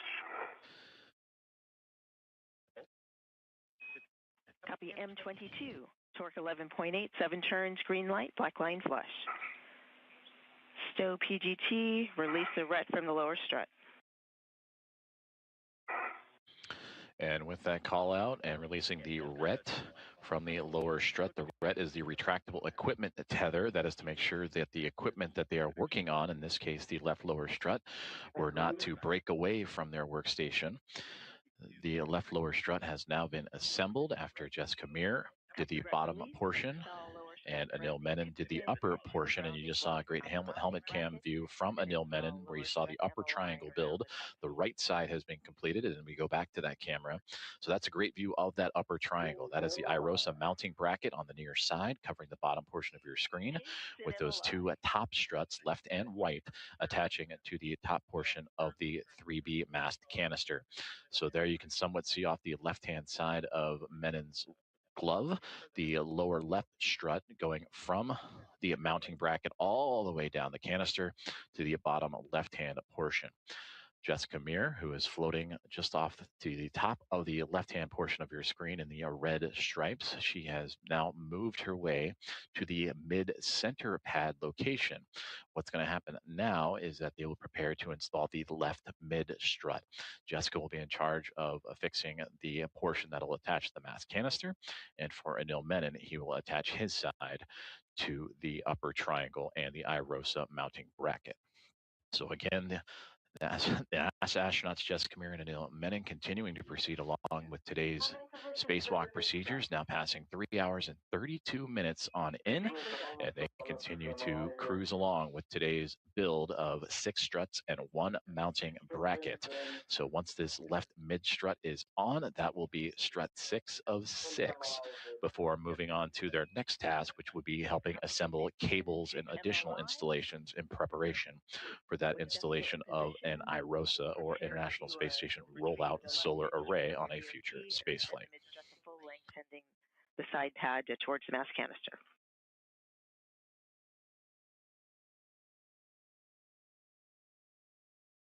Hey, doing that now.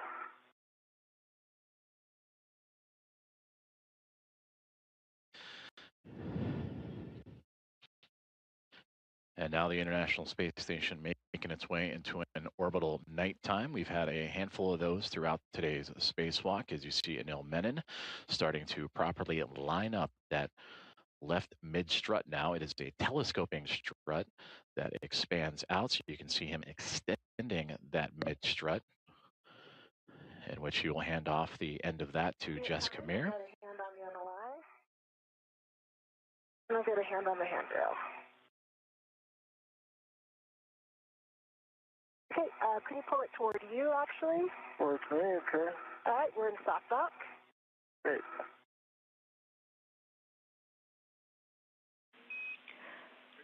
Copy soft dock. PGT settings. Jessica, with your PGT, alpha 2, clockwise 2. So from this view, Anil Menon, those are his hands. He is holding in place one side of the left mid strut as it is extended out, and Jessica Meir has the other end. The constructions of her pistol grip tool to help Alpha 2, clockwise 2 is set. connect that other end of this left mid strut to the side of the 3B mast canister. Roger, 2 turns. 2 turns. And we go inside the point of view of Jessica Meir in her helmet cam, and there is that pistol grip tool. You can see the settings on that tool as she is Copy 2 turns, M1. attaching the bolts to the side of the mass canister.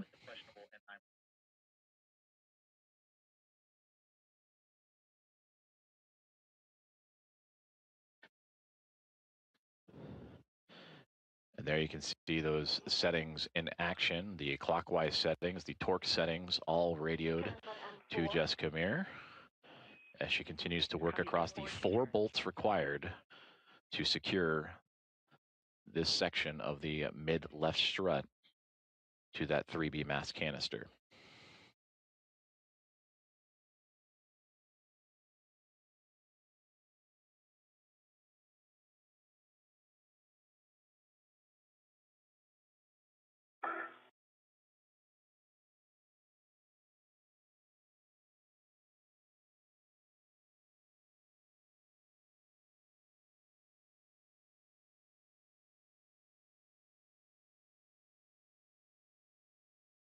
Turns on M2. M2, 2 turns.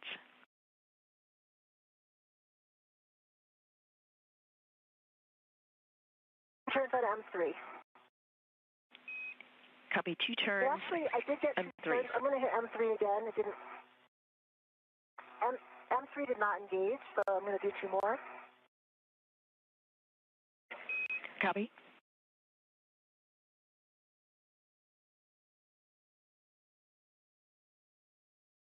Now we're engaged, 2 turns.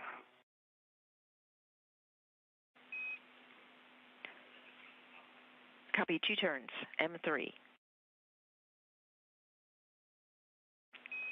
Drive now M1 to M4 to torque, an additional 4 to 7 turns. For EV2, align mid-strut L8 to upper strut L8. 4 to 7 turns. EV2 has aligned L8 to L8. PGT settings for your PGT, Bravo 1 clockwise 2 to drive M28 to torque, expecting 7 to 8 turns.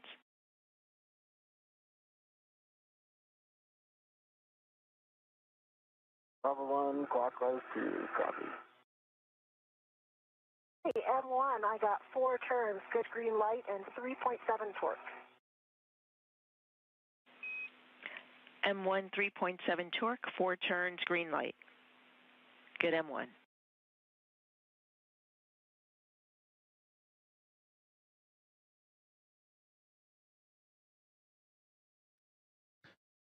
NASA astronaut Jessica Meir from her helmet camera continuing to secure the 4 bolts to attach one side of the left mid strut.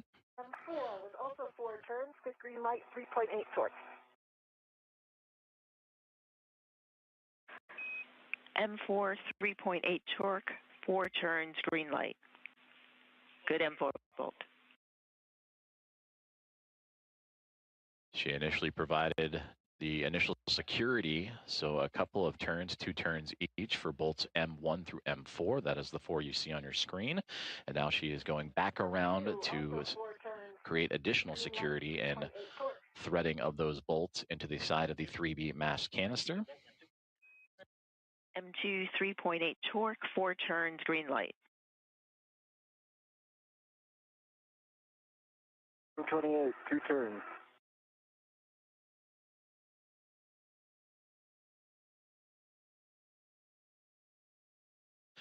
And once this is secure on the perspective of Jessica Meir, we will then transfer over to Anil Menon, who is holding the other side of this left mid strut and holding it up against its appropriate position against the IROSA mounting bracket, the International Space Station Rollout Solar Array mounting bracket.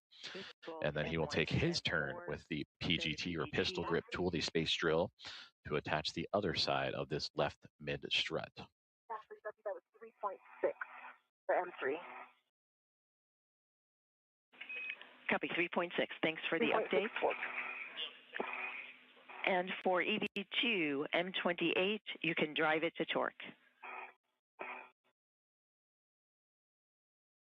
Going to torque on M28. Stephanie, I see a good pit pin in the center, in the side pad, and I will get the MLI in place. Copy.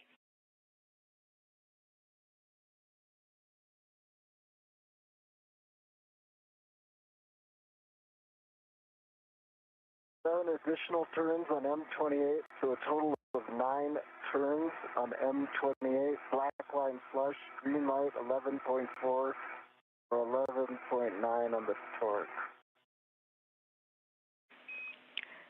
M28, 11.9 torque, 9 turns total, green light, black line flush.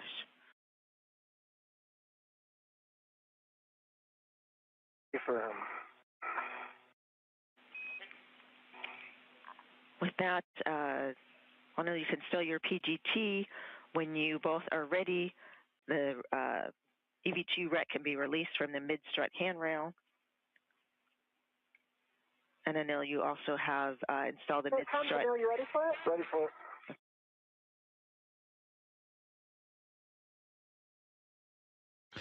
So with those call-outs, you heard the 4 good bolts from the perspective of Jessica Meir, and then Anil Menon on the other side with his bolt also good. That means that the left mid strut is now attached and constructed as a part of today's spacewalk tasks. 3 hours and 41 minutes into today's task. Now the crew will move into safety checks. They'll go back over their glove inspections, their HAP checks, their helmet absorption pads to absorb any possible risk of water inside the helmets. They'll do gauntlet checks as they have been diligently working through today's spacewalk timeline using that pistol grip tool to secure multiple bolts across 6 different struts and a mounting bracket, all a part of today's modification kit for the 3B mass canister, and attached to that canister, all in support of the future rollout of a solar array, a rollout solar array to help augment the power and provide additional power to the International Space Station.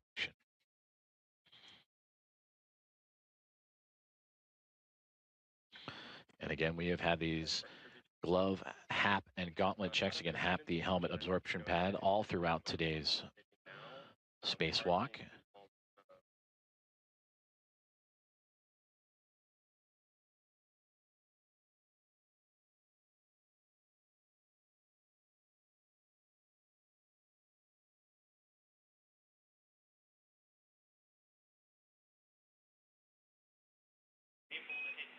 When convenient, I'll take a glove, hap, and gauntlet check from EV1 and EV2.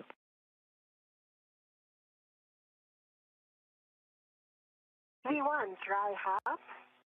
I see the same nominal gloves, a little bit more of the black smudging now on my right index finger as well, and some really small ones actually really on all fingertips.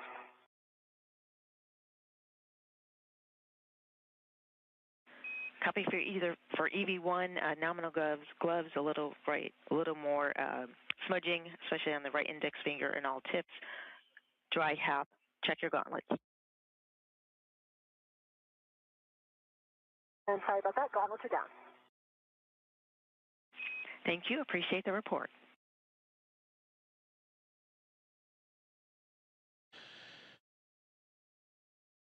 As they move through those safety procedures, temporary loss of communication and loss of signal with the International Space Station, which we will regain here shortly. It is anticipated with the handover of communication satellites.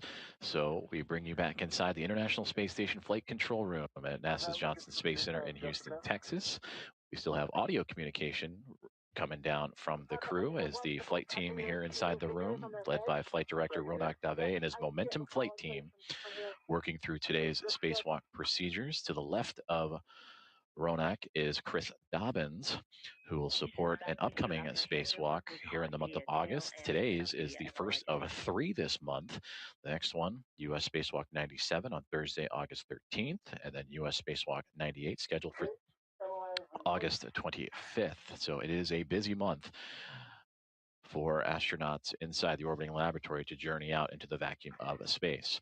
Stephanie Wilson, the spacewalk communicator, was to the right of him, followed by Aki Hoshide, the Capcom, who's communicating to the other 5 members of this Expedition 75 crew.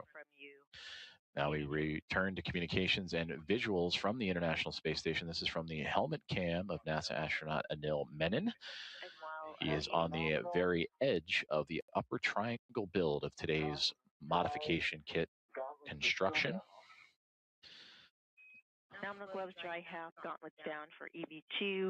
EV1, perform socket swap to the 2-inch rigid from your trash bag on your PGT. Work.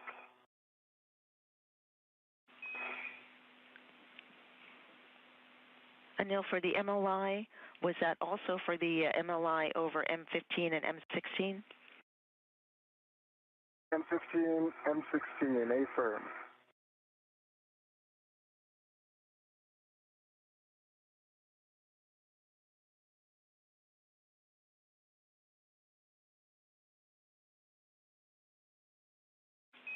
And we like the action that you're taking now. Thank you.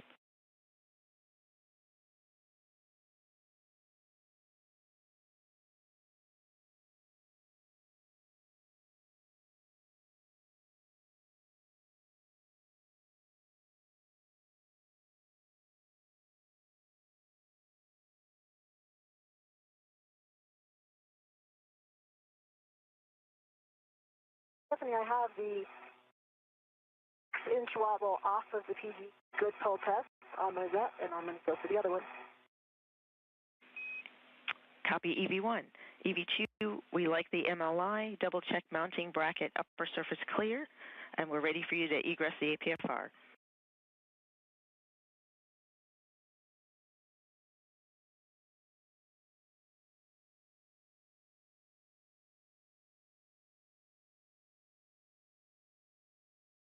Mounting bracket up from surface is clear.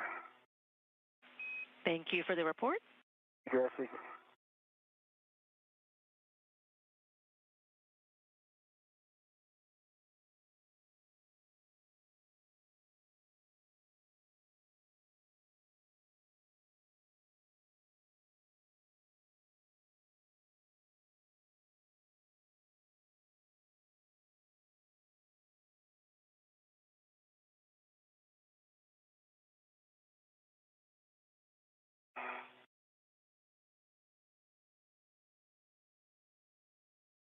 The 6-inch wobble is in my trash bag.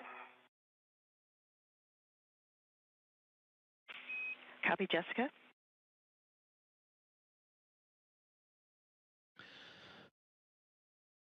So after successful checks of the MLI, the multi-layer insulation protecting the build-out that Jessica Meir and Anil Menon just completed, Anil Menon has been given the clear to exit the articulating a portable foot restraint and begin the next tasks on today's spacewalk journey. Non-axial loads into mid-strut while driving collar bolts. You can adjust your body position to reach the mid-strut collar. And for EV2 and adjusting the APFR, it's a roll to a foxtrot. Rolling it to foxtrot.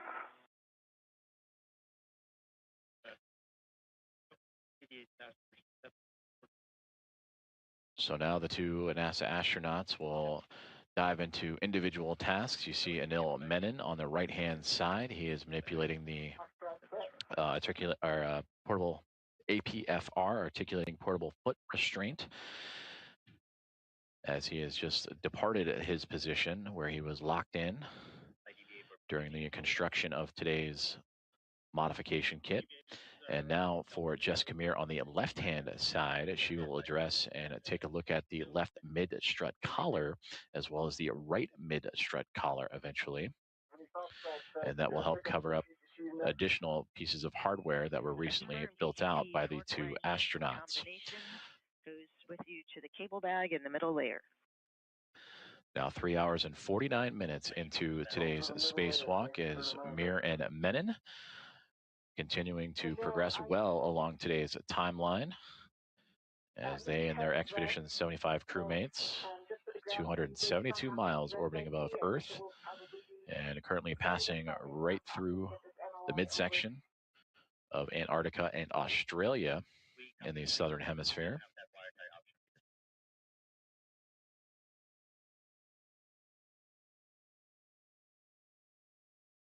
After egressing and beginning today's spacewalk officially at 7:33 a.m. Central Time, 8:33 a.m. Eastern, Anil Menon and Jessica Meir would make their way all the way down the starboard side of the International Space Station's truss structure, the backbone and support system of the orbiting laboratory, to the 3B channel and mast canister, where they would take a collection of 6 struts, as well as the IROSA mounting bracket, and have since constructed all 6 of those pieces and the mounting bracket, and are now, for Jessica Meir, working on work on the left mid-strut collar.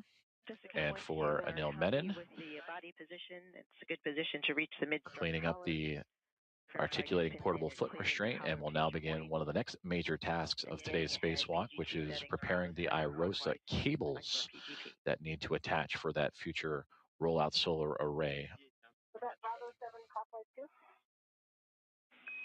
Yes, that's affirmed. Bravo 7, clockwise 2. Okay, and I've got my BRT down. I will retrieve my PGT. And I believe we said the tab side first this time, which would be top one, M30. That's affirmative. All good. Your PGT, tab side first, M30 to torque.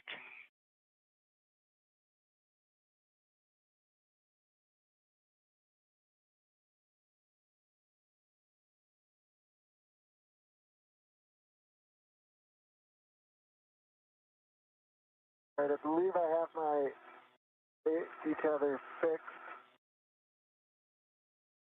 I'm headed over to the cable bag. Copy. Nicely done. And just a reminder that my tether is on top of your tether. Copy. That's okay. Just I recommend translating back the same way you come. So.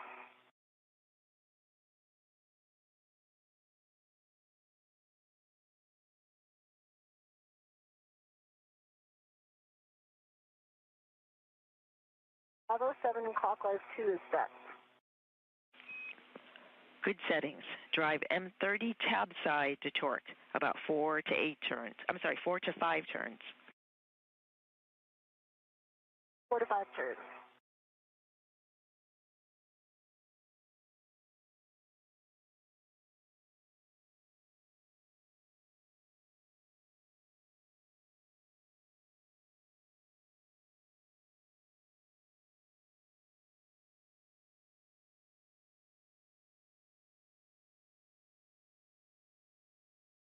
Hey, Stephanie. I was actually 6 turns. I got a green light and 25.3. M30, 25.3 torque, 6 turns, green light, verified tab is rigid.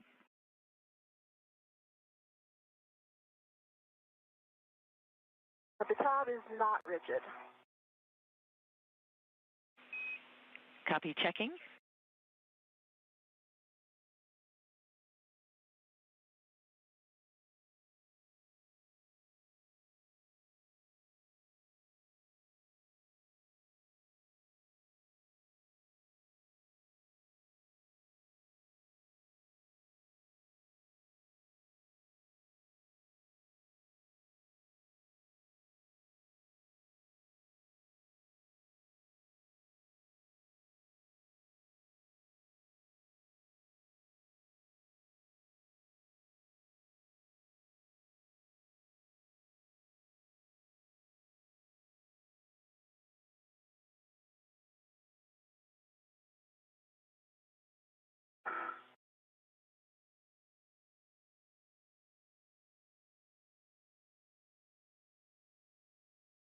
Bill, you see the moon here to the, I'm not sure what way you're facing, but. To my right, yeah, I see it. Thanks for the heads up. I can see a future moon base there. See it too.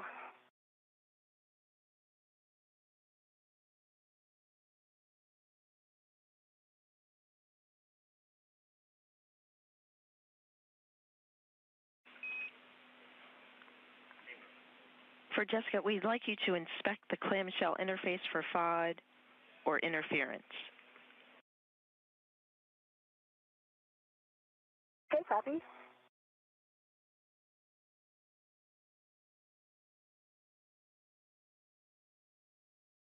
Don't see any FOD or interference.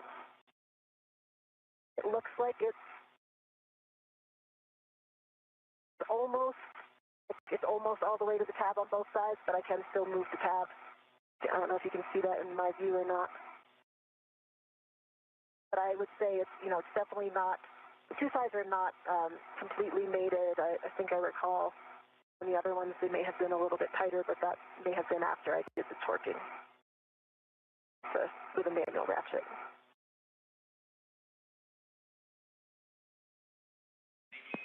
Copy checking.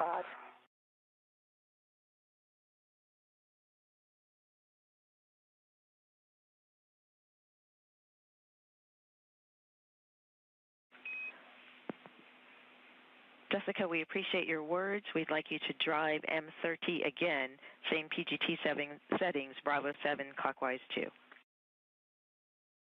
Copy and mark.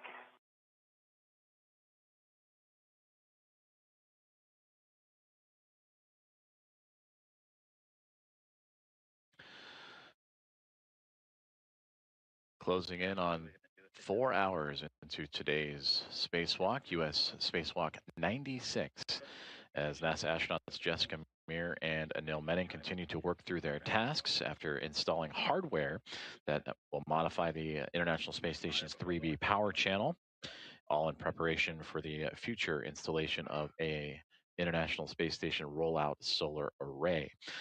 After exiting the airlock and beginning their EVA at 7:33 a.m. Central Time this morning, they have moved to the work site, the far side of the starboard end of the International Space Station, where that 3B power channel and mast canister has resided.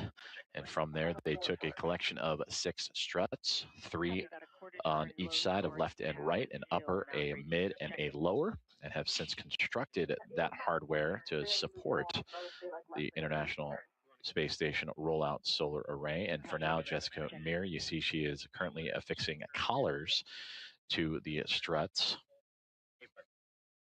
as Anil Menon has since gone to retrieve now the cabling that will be required to connect those IROSAs to the International Space Station. Check a good body position and drive M30 again. I believe I was really well braced. I mean, I felt very secure, and I had two hands on the PCC, so I will repeat that. Copy all.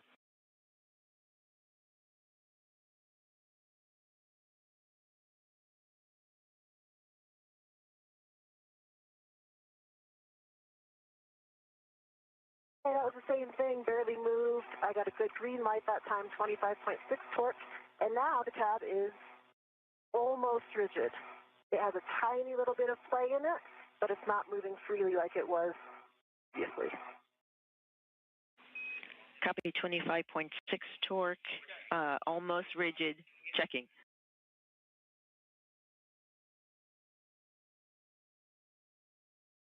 If you have a heck of view right now, I can move it for you and show you, but I'm not sure if you have a view.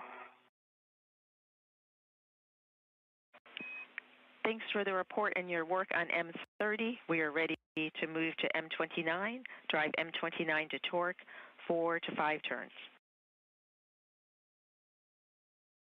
Torque.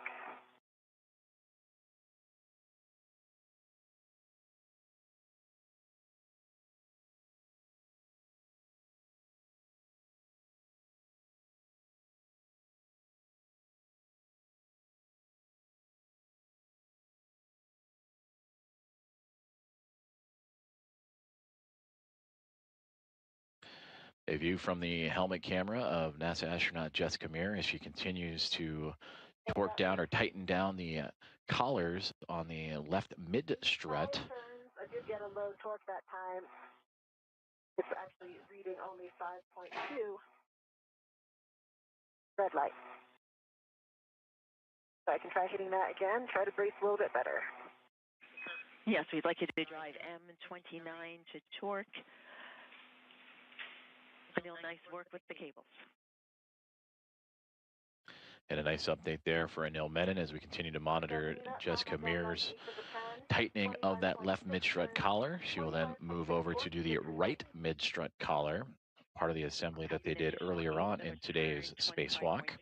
And you heard the update on Anil Menon. He has since gone off and grabbed the cabling required to set up the portion of today's spacewalk that'll help the future spacewalkers connect the International Space Station rollout solar array to the space station's power systems and provide additional power to support critical station operations. Okay, copy, and just wanted to give you one note before I do that. Maybe it's expected at this phase, but I do remember, like last time we did this, there was an uneven gap. Right now, it looks like there is still a gap, but it's fairly even. It does look like it's a little bit more open on the M29 side. Very slightly. Definitely not the same difference as the previous one I installed. Copy the report and appreciate the words. We are still ready to manual ratchet clockwise M30 to final torque. Copy, I'm in manual ratchet. I'll put that in work.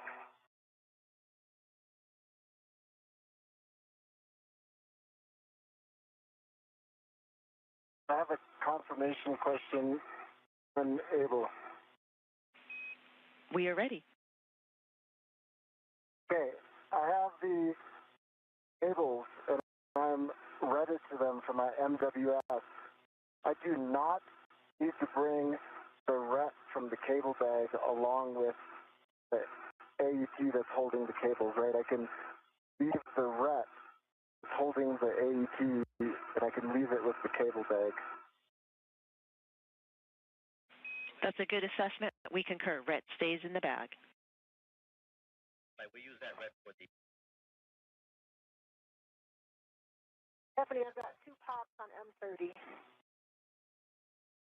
And with this communication, we have officially surpassed the 4-hour mark of today's spacewalk, now going in on 4 hours and 2 minutes. As Jessica Meir continuing to torque down that left mid-strut collar. And now we see the right-hand side, the view from Anil Menon's helmet cam, as he has gone off to retrieve cabling that will be used and routed by these 2 astronauts to help support the connection of the International Space Station rollout solar array during a future spacewalk. I'm headed your way, Jessica. All right, copy. So to recap, these two have built out the entire structure and are now securing it. Jessica Meir has one more mid-strut collar to go. That'll be the right mid-strut collar. And then the two of them will get together again to start routing that cabling. A collection of 6 struts to attach a mounting bracket to the 3B mast canister have been completed. 3 on the right side, 3 on the left by Meir and Menon. And then for the IROSAs themselves, they will fly up to the International Space Station on a future cargo flight later this year. NASA's SpaceX's 35th Commercial Resupply Services mission. And it'll be a pair of IROSAs that'll help support not only just this 3B mod kit, but also the 2A power channel as well. For M30, we'd like manual ratchet again clockwise, looking for 2 pops. North.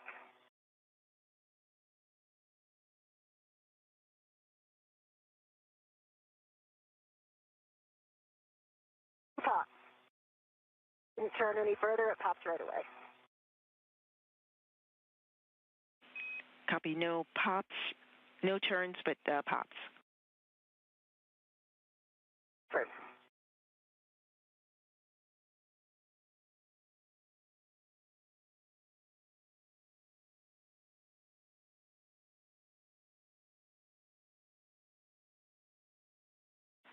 Jessica, check the tab again for M30, but regardless, we will move on to M29. Unfortunately, tab is still moving. Copy, ready to manually drive M29 to final torque, manually drive with 2 pops. Copy, M29.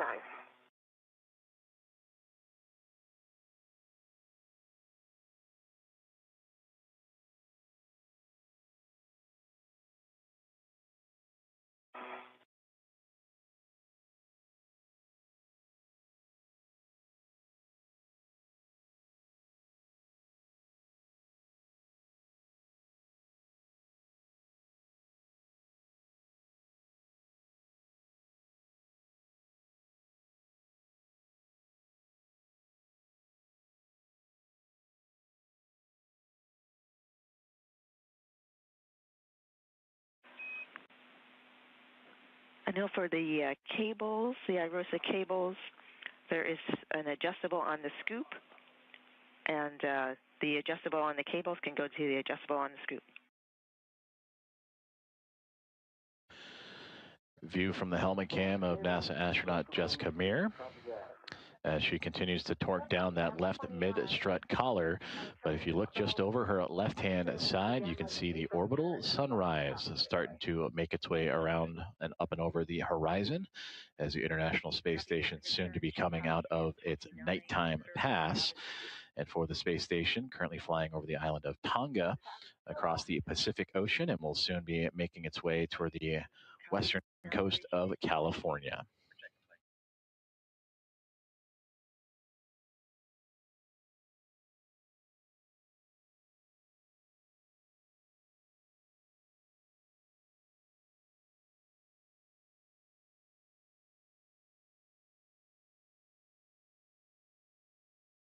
Cables on the adjustable.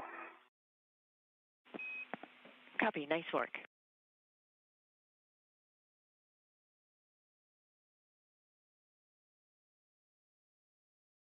The space between each side looks fairly uniform. And I'm looking in, I've got a good view to see like the threads of the M29, so basically in that, I would say, less than a centimeter space.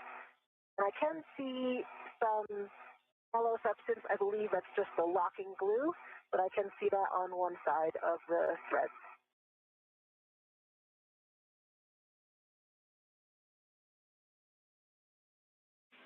Jessica, thanks for the report. We think we're in a good config. We'd like photographs just so we can verify. Jessica, I'm taking photos right now. Okay, I can get some close-up ones. Not sure with this one how in focus they'll be, but I'll I see a cable over my head as well. Sorry. We appreciate photos from both EV1 and EV2. Copy.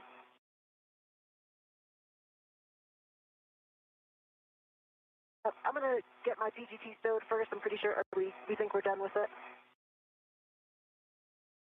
Are we intending to drive this again? Checking.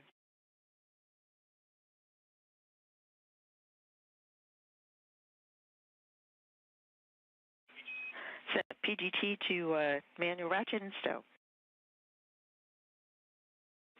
Sorry, set to MTR and stow. Let me get the motor.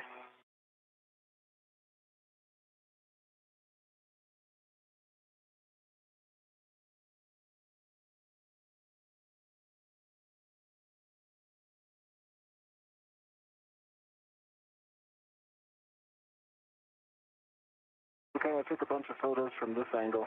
Okay, I'll get a few from over here. Not sure if I'll be able to get any of M30, but I'll do my best. Appreciate the effort. Yeah, we're looking for photos from different angles.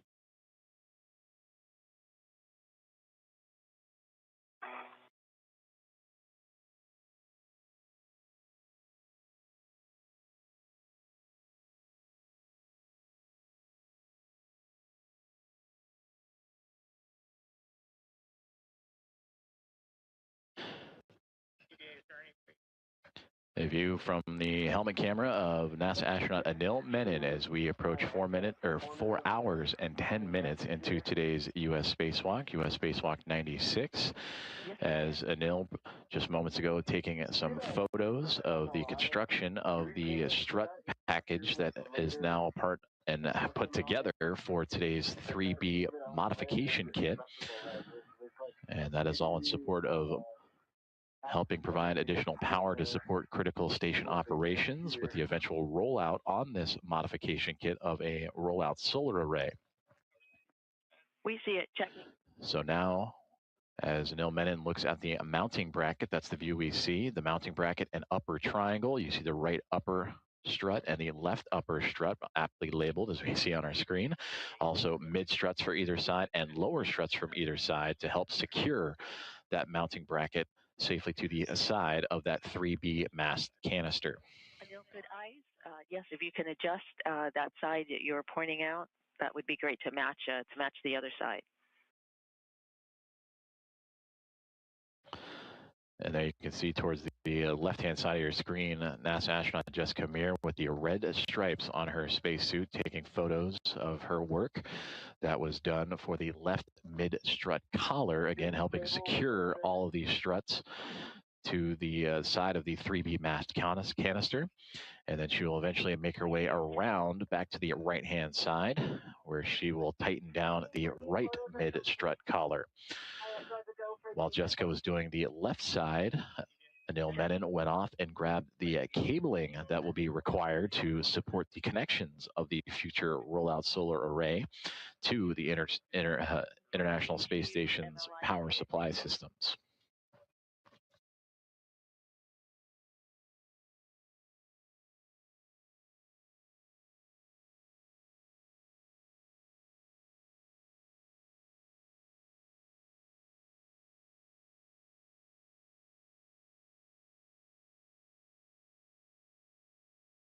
Also, Stephanie, another thing to check, I noticed that the pins for the IROSA, one of them's in the engage, two of them are like fully deployed. I can set them to engaged if needed. Anil, thank you for the report. We will take that forward to the IROSA team. Jessica, thank you for the photos. We're ready for you to install the collar pin in the final location. Copy, collar pin in work.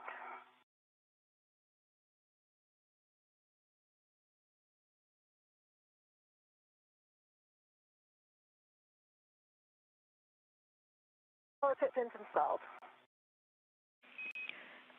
Copy. Work now on the right mid-strut collar. Translate to the right mid-strut. In order.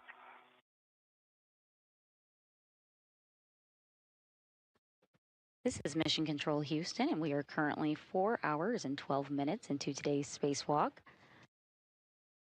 As you just saw, Anil and Jessica took some photos of the assembly of today's 3B mod kit.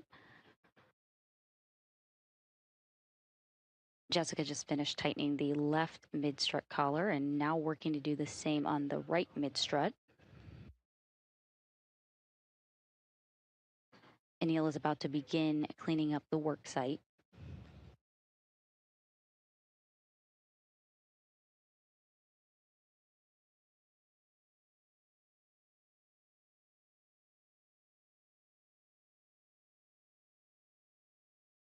Dual view here of the helmet cameras. On your left is camera on Jessica Mears' helmet. To the right is Anil's camera.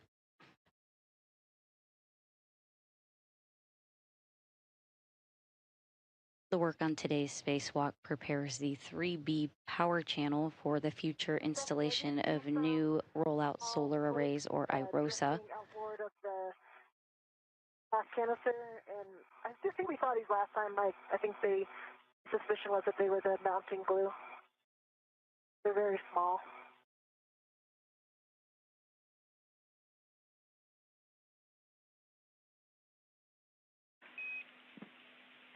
Jessica, thanks for the report. We copy.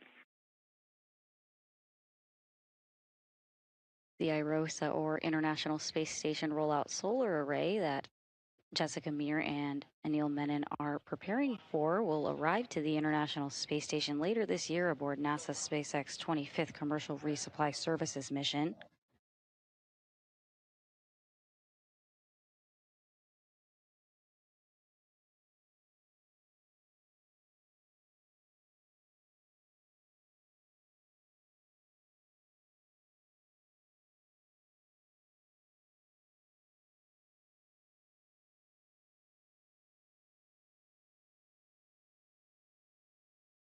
The International Space Station is currently flying 257 statute miles over the Pacific Ocean, heading towards California.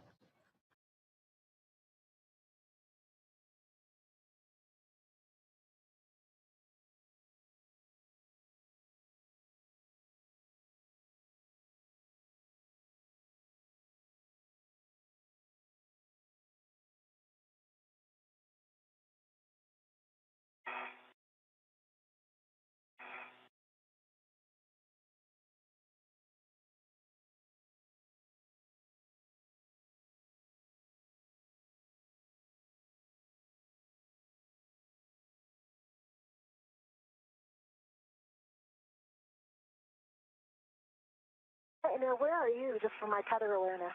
I am over your left shoulder high. Your head's pointing at me. And if you happen to see my tether, you could tell me if I got it. I think it's going off to my right. Please stand by. But just when you get a chance. It is between your legs again, going straight back. I'm pretty good at that. You are. For two. The view you're seeing on your screen is from NASA astronaut Jessica Mears' HECA, or High Definition Extravehicular Mobility Unit camera assembly on her helmet.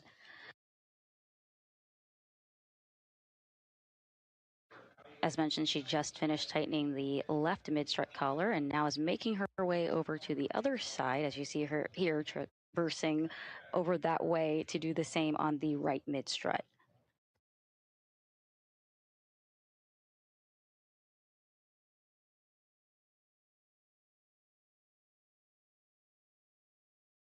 And I see your tether. I'm crossing back over it. Nice. Take a peek at the cable bag as you go by and see if it's fit together. Your tether is air-led on a handrail over here on this side. I'm assuming that's not intentional? Not intentional. Okay, I will free that so that it'll go back to your side.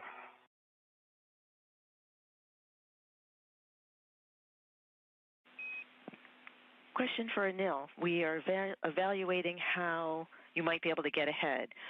The IROSA mod kit is not yet ready for loads, and we'd like to evaluate how you feel you could reach the upper handrails on the lower strut.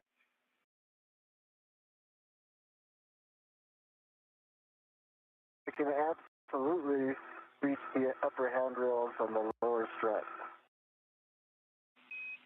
And you feel you could do that without putting loads into it as you're doing some of the cable routing? Absolutely.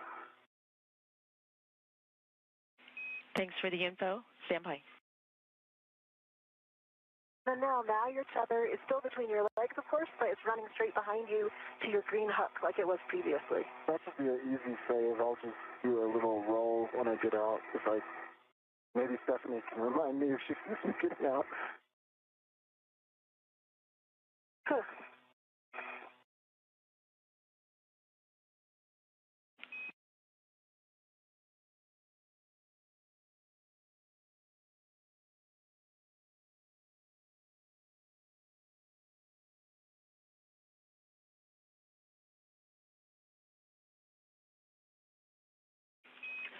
Anil, with your report, we are ready for you to start the left side cable routing.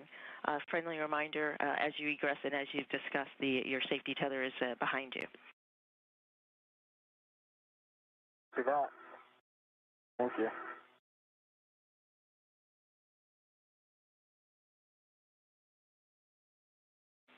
And my mistake, we believe you can do this while you are in the APFR. Yes, I'm just taking 1 foot out. And that works fine.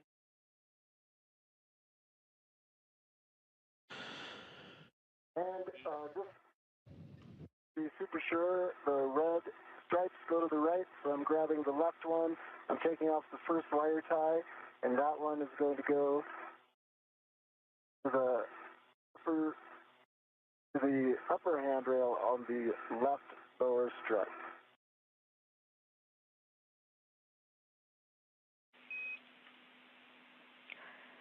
Yes, that's a good summary. You'll release 1 twist on the long wire tie labeled left on the cables to release each coil, and then at the alignment mark on the cable, secure in the pre-positioned wire tie on the left strut handrail with 3 twists.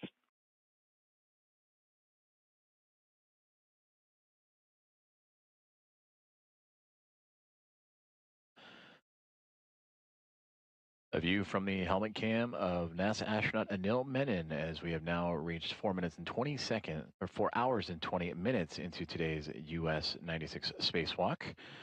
And he is receiving instruction on the cabling that will be used to help connect the International Space Station to a futurely installed International Space Station rollout solar array. Meanwhile, you see Jessica Meir on the far right-hand side of your screen, marked by those red stripes around the pant collars, around the knee. She has moved from the left side of the 3B mass canister around to the right-hand side, and there she will further secure the right mid-strut collar to provide further stability to the structure that has been constructed by these 2 astronauts today. All of this a part of the 3B modification kit to the 3B mass canister located to the starboard side of the International Space Station. They constructed 6 struts and a mounting bracket, and that mounting bracket you can see in prime view of Anil Menon's helmet cameras, as we see right here. That is where the future International Space Station rollout solar array will reside. The cabling that he is currently looking to attach and begin routing to will connect that solar array to the station's power systems, and it will provide additional power to support critical station operations, including its safe and controlled deorbit. So a key structural component for the IROSA, built out today by Jessica Meir and Anil Menon.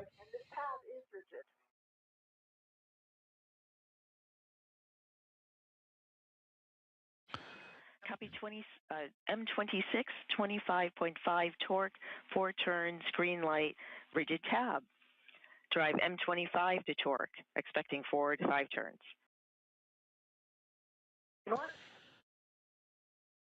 And that communication between Jessica Meir and Stephanie Wilson, the Spacewalk communicator, as she is driving, you can see her pistol grip tool, the space drill, at the far top right-hand side of your screen. That is what she is using to tighten down that right mid-strut collar. I got a green light and a torque of 25.5 again.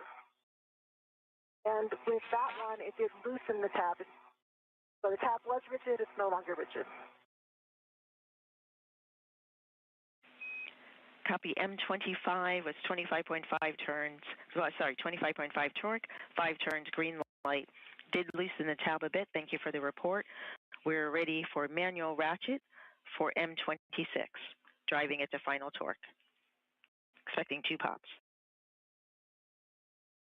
It worked. Manual ratchet starting with M20. So with the drill setting now switched to a ratchet setting of the pistol grip tool, additional maneuvers for Jessica Meir to again continue to tighten down that right mid-strut collar, and there you can kind of see a zoomed out version of that full build that her and Anil Menon would complete today. In front of Anil on the left-hand side, you see the mounting bracket for the IROSA, the upper triangle that it is attached to with the 2 upper struts, and then just off the right-hand corner, if you will, bottom right corner of that upper triangle is the right lower strut, and where Jessica is currently tightening down that mid-collar is the mid strut, and that is what they built on the right side and the left side for today. And you can see in the hands of astronaut Anil Menon the cabling that will be routed here shortly, as the two have been working in tandem today for the modification kit of the 3B mass canister for the eventual installation of an rollout solar array. Stephanie, I got about a half a turn and 2 pops. Copy. Half turn, 2 pops on M26. Verified tab is rigid. And from the helmet camera view of Jessica Meir with that pistol grip tool, you see the expansiveness of the solar array for the International Space Station up against the horizon of the Earth, as again she continues to work on that right mid-strut collar, and it's tightening down of the 3B mast canister. That's a black mark. That's what I thought. Okay, just double checking. Just remember, you got to do the MLI first too. So if you do the mid one, we're gonna have to do that MLI. Copy that.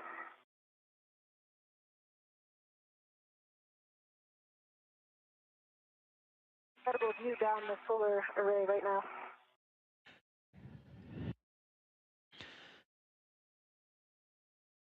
And NASA astronaut Jessica Meir relaying exactly what we were just looking at as well. The look down the space station's solar arrays facing Earth as she continues to tighten down that right mid-strut collar.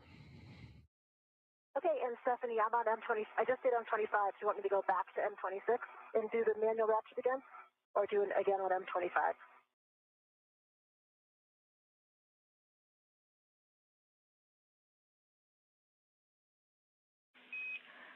We would like the tab side again.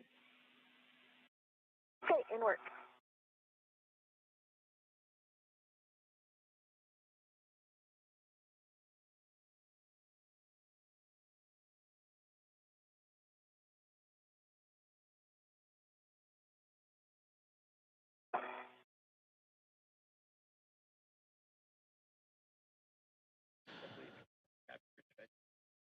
Four hours and 26 minutes into today's spacewalk as NASA astronaut Jessica Meir continuing to tighten down that right mid-strut collar. And then you heard communication about MLI. That is the multi-layer insulation, that protective covering that will protect the hardware that the 2 NASA astronauts have just put together.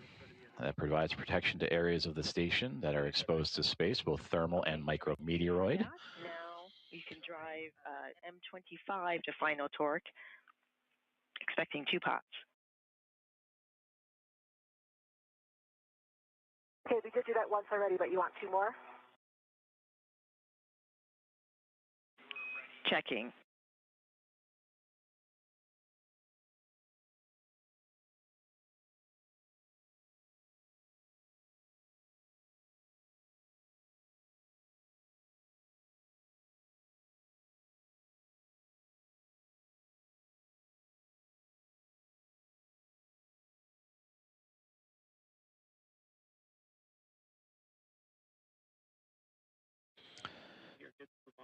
It's tolerable. IDVA, we got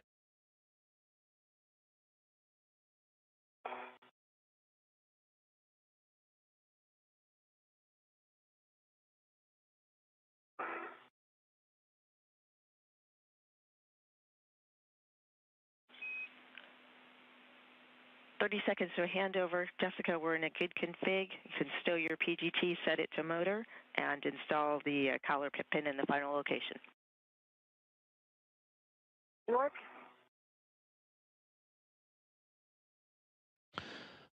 And with that communication, that right strut mid collar has been successfully tightened down, and instructions that NASA astronaut Jessica Meir can now put to the side her pistol grip tool, as we have an expected loss of signal with the International Space Station, but should be acquiring it here in the next couple of seconds. We bring you back inside.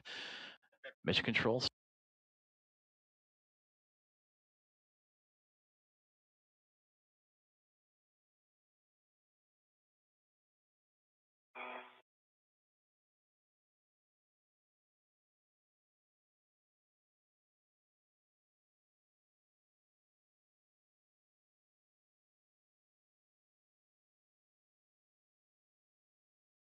And as mentioned in the center of your view, the Quest airlock, where you can see off in the distance NASA astronaut Anil Menon making his way towards that hatch to head back inside. You also see the cargo spacecraft at the top of your screen, the Northrop Grumman Commercial Resupply Services Mission NG-24 cargo spacecraft. And slowly but surely making her way into the field of view off the left is NASA astronaut Jessica Meir, joining Menon today on today's spacewalk as EV1, Menon EV2. Meir with the red spacesuit with the stripes. I've got a clocking of 2. Do you want me to get it back to 12? Or do you lock in? Clocking of 2 is good. Okay, and then what were the other settings? Other settings, Gulf. Twist test. Copy, good pull twist. Check blacking color, black on black. Remaining settings, Gulf 1. Black on black, and I'll set Gulf 1.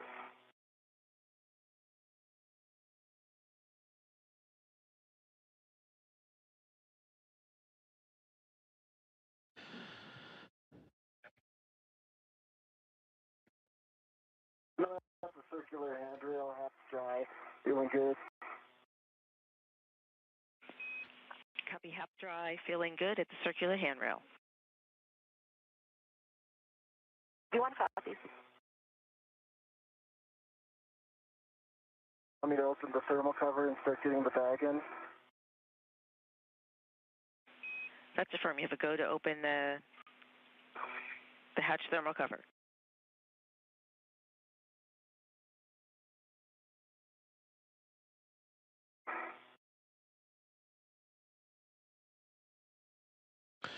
And that is Anil Menon that has made his way back to the Quest airlock and has opened up the thermal cover. Hot on this trail is Jessica Meir, who just put away the articulating portable foot restraint, as well as the WIFX, 2 tools used to help in today's spacewalk. And once those are secure, she will also continue her journey on to return to the Quest airlock. Just over 6 hours into today's spacewalk. And Jessica and Stephanie, I'm at the hatch. I've got the airlock waist there on my right D-ring extender, closed lock, black on black. The small hook is on the airlock D-ring extender, closed lock, black on black. So we have a good load path now. Copy that. Houston concurs. And just to confirm, Stephanie, are you okay if I put the cable bag in there now? Yes, we are okay with that. That's a good plan.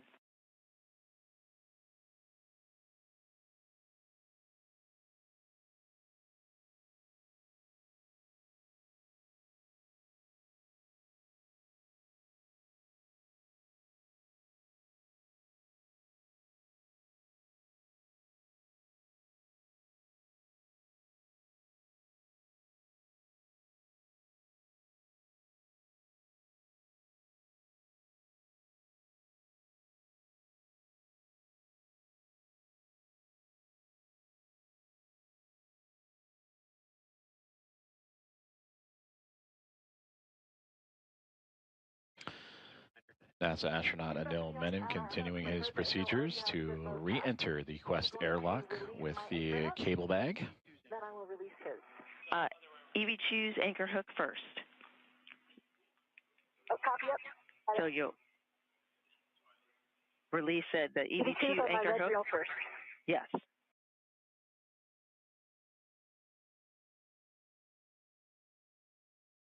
I'd like a good load path too, so that's a great idea.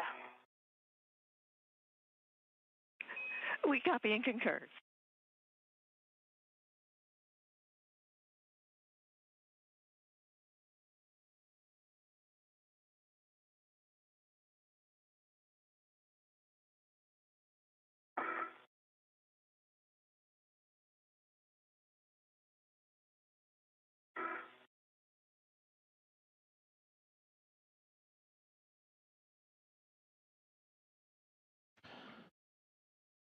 Anil Menon, NASA astronaut, continuing to work to re-enter the International Space Station and the Quest airlock. The thermal hatch cover is open. He has the cable bag just off to his left-hand side, working those procedures to return to where his spacewalk would begin a little more than 6 hours and 6 minutes ago. Astronaut Jessica Meir, who off-screen will be making her way back towards the Quest airlock and begin re-entry and repressurization procedures shortly thereafter. And now taking a look, Menon has now brought back in that cable bag and will make his way into the crew lock here momentarily. I have my anchor hook. It's back on my workstation. Copy. Before you depart the Cedar cart, hit the brakes, starboard and port Cedar cart brakes 2 times. 1 minute to a handover. 2 Cedar brakes.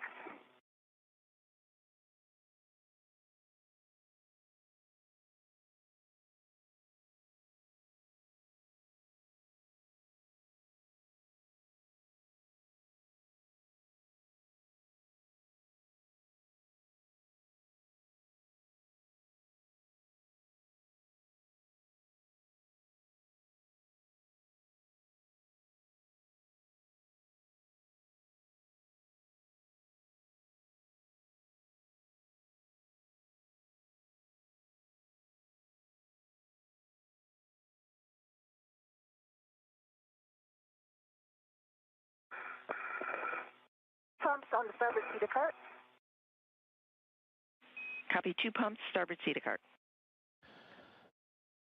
Currently experiencing a handover in communication satellites and loss of views outside of the International Space Station. Double check HECA green light off. So we bring you back inside the International Space Station Flight Control Room as Flight Director Ronak Dave and the Momentum Flight team overseeing these final few moments of today's spacewalk as we have eclipsed 6 hours and 8 minutes of U.S. Spacewalk 98. Stephanie Wilson, NASA astronaut, has been guiding astronauts Jessica Meir and Anil Menon, who have been outside of the International Space Station during that time, performing key tasks to construct a modification kit. We may have missed the last 30 seconds or so of transmissions. Just gave you 2 pumps on the starboard, and I'm at the port now, so I'll give that in just a moment.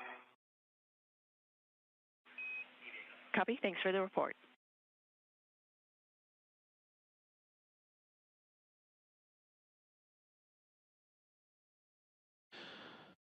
So again, the team here on the ground inside Mission Control Houston, continuing to monitor the return of astronauts Anil Menon, who has, last we saw, will be returning back inside the Quest airlock. And we'll get those live views here momentarily as we check in now on astronaut Jessica Meir with the red stripes. That's how we know it's her on the pant leg of her spacesuit. Double check HECA green light off.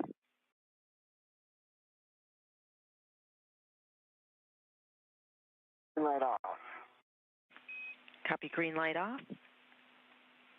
And EV1, we see you en route to the airlock. Sure.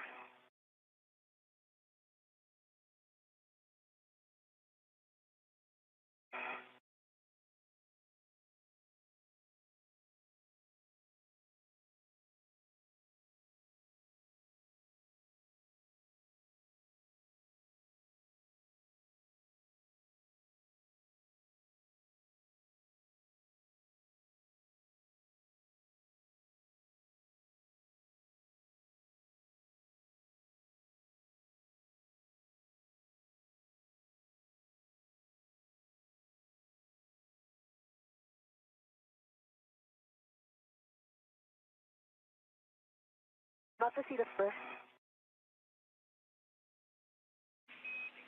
Houston copies.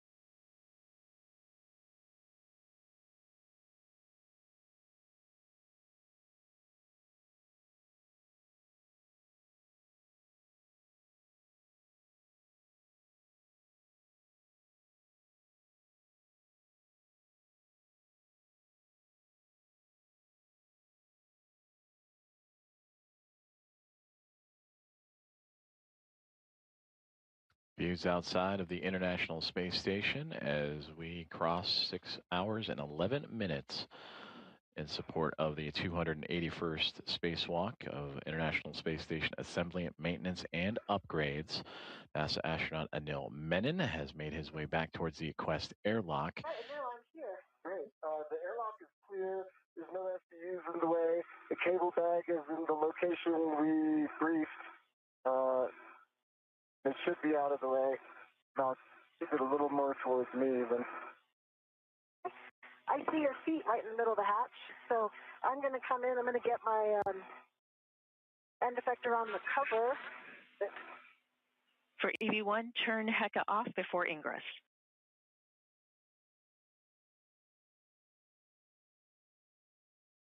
EV1, heck off. Copy. Leave it where it is.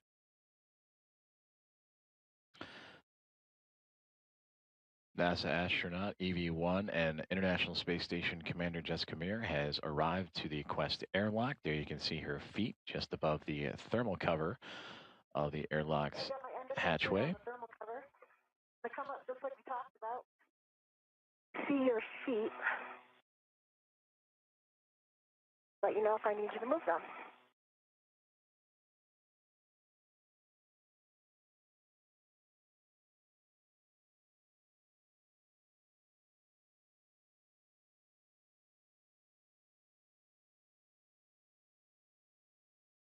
You coming in? Okay. Chest is clear.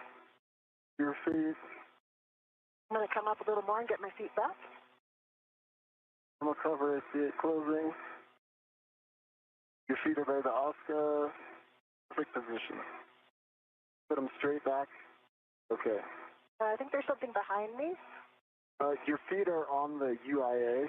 Yeah, it's not my feet, it's my foot. Okay. I'm looking.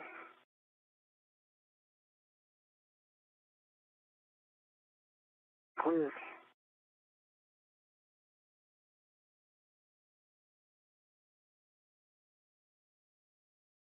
Okay. Thermal cover's closed. I'll get the strap. Copy. Thermal cover closed. Working the strap until snug, confirming 6 lines visible, and engage the magnet. Verify the magnet is engaged. Work.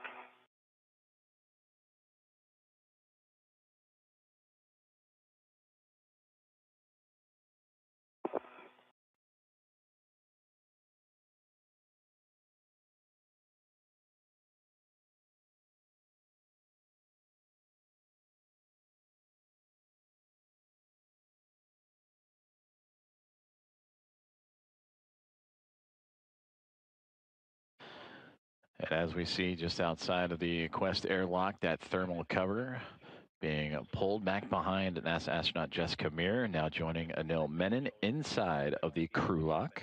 Stephanie, I see 6 lines, and the magnet is engaged.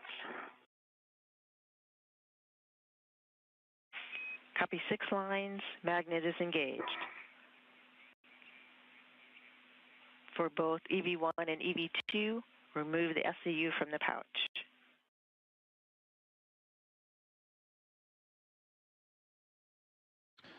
Work. Inward.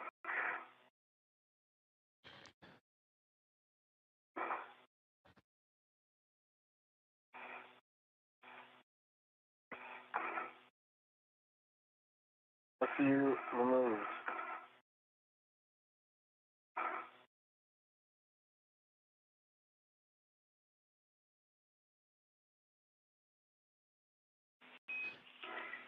Copy. Both EV1, EV2 have SCUs removed from the pouch. Remove DCM cover, Velcro to DCM. Connect SCU to DCM. Check SCU locked. North. Is it work? And with that communication from Stephanie Wilson on the ground in Mission Control in Houston, we now return inside of the Quest airlock, where we see NASA astronaut Jack Hathaway on the left and ESA astronaut Sophie Adno anxiously awaiting their return of their friends and crewmates as they have returned inside the Quest airlock. You heard them with a couple different acronyms relating to reconnecting their spacesuits back to the space station. And Sophie will take the opportunity to appear through the window and monitor her friends and colleagues and snap a few photos as we will monitor. For EV2, I'll take a moment to give you some additional words given the CO2 bad sensor. As we repress, then we'll do a nominal repress. You may have some additional water inside your suit that may affect water on your comm cap that may affect your comm. You might lose comm. While we're expecting a nominal recess, we have apprised the IV team of doing the potential for an expedited repress and expedited suit doffing if needed. EV2 copies all.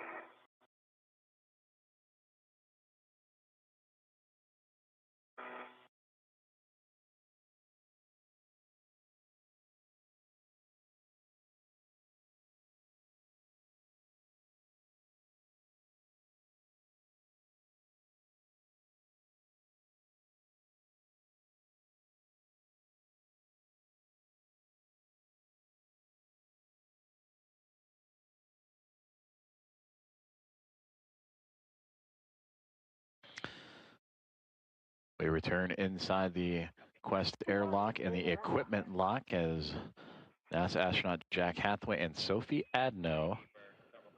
Copy. EV1, SCU locked.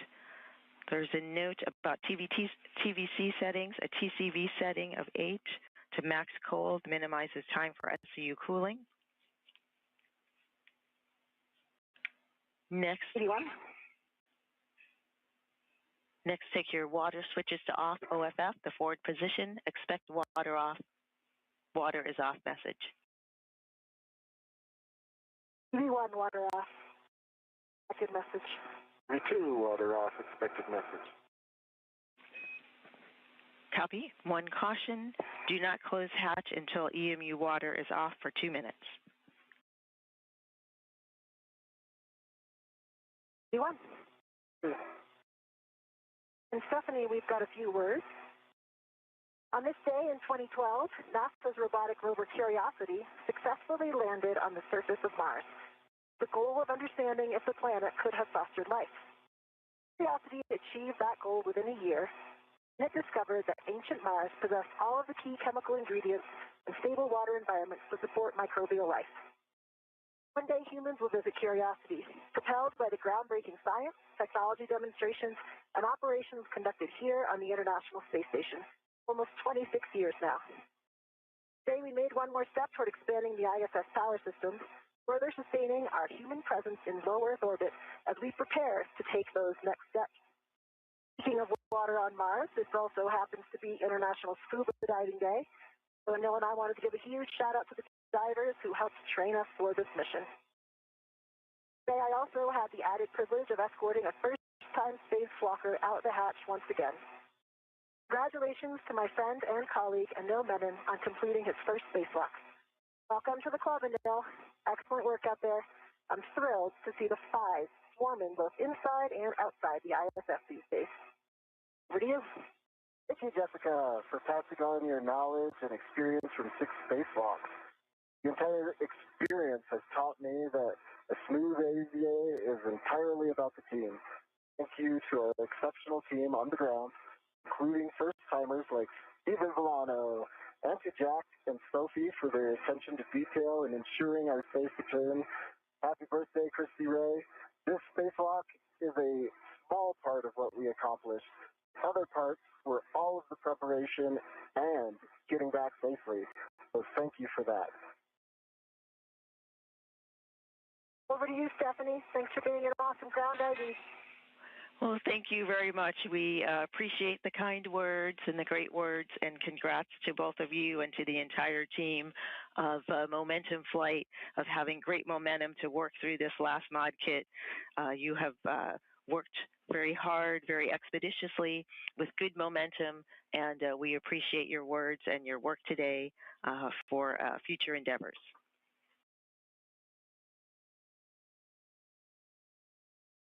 Stephanie and all down there. Thank you. And the 2-minute water time has expired. We would like a double check that the thermal hatch is closed, the thermal cover is closed, prior to verifying the outer hatch clear of hardware and closing the hatch. Thermal cover is closed. I see the 6 lines. It did pop off on and off the magnet a few times when I was closing it, but it's on there now. I'm not sure if it'll stay there when I close the hatch. It seems to pop off pretty easily, but I do see 6 lines on the strap. I see that the hatch is clear. We copy. Thanks for the additional report. That's a good config. We're ready for you to verify handle position per the hatch decal and close and lock the hatch. Work.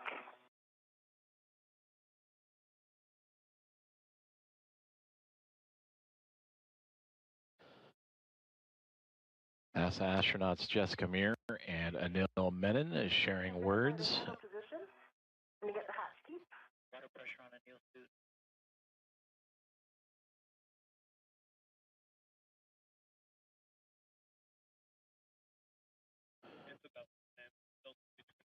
Both Meir and Menon continuing to work through their re-entry procedures back inside the International Space Station after both now inside the crew lock of the Quest airlock. And we are seeing what is on the other side of that hatchway, and you can actually see the NASA logo through that window just for a brief moment, as Sophie Adno of the European Space Agency and Jack Hathaway of NASA anxiously await for their safe return of their friends. Today's spacewalk clock continuing to motor on along, now 6 hours and 23 minutes. I'm behind you, please. Looks like something on the left side.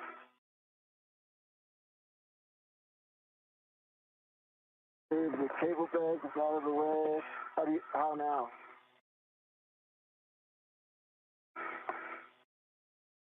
That's better.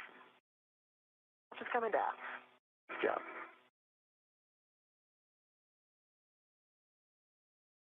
Yeah, I see the hatch is clear. I'm going to go ahead and latch.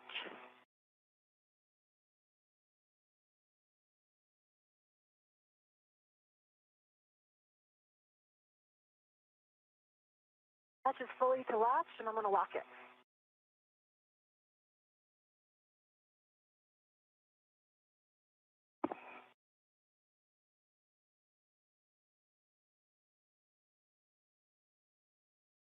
Close and lock. Copy, hatch closed and latched. We are in pre-repress. On your DCMs, check SCU connected to DCM. SCU is connected, EV1. EV2 is connected. Check water switch off for 2 minutes. Confirmed.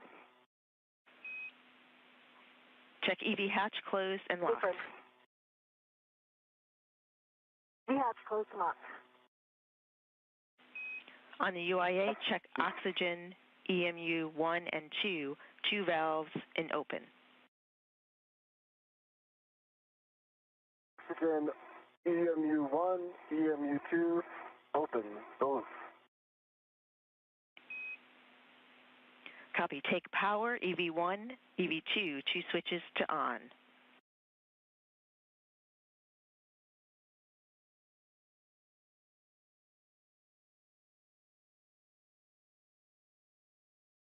Both switches on, I see 2 lights. Copy, 2 LEDs on. Check power, EV1, EV2 volts between 18 and 19. EV1, 18.8, EV2, 18.6. Copy 18.8 and 18.6 EV1 and EV2 volts. On your DCMs, take power to SCU. EV expected warning tone.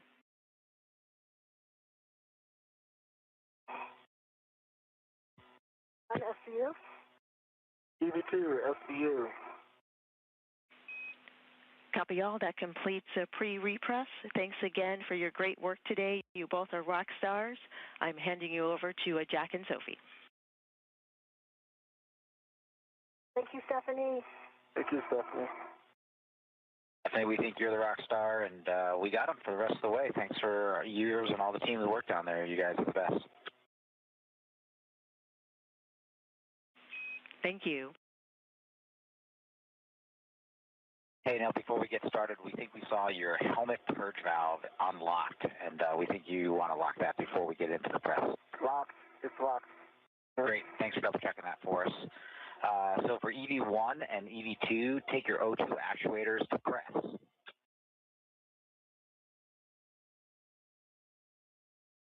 V1, press.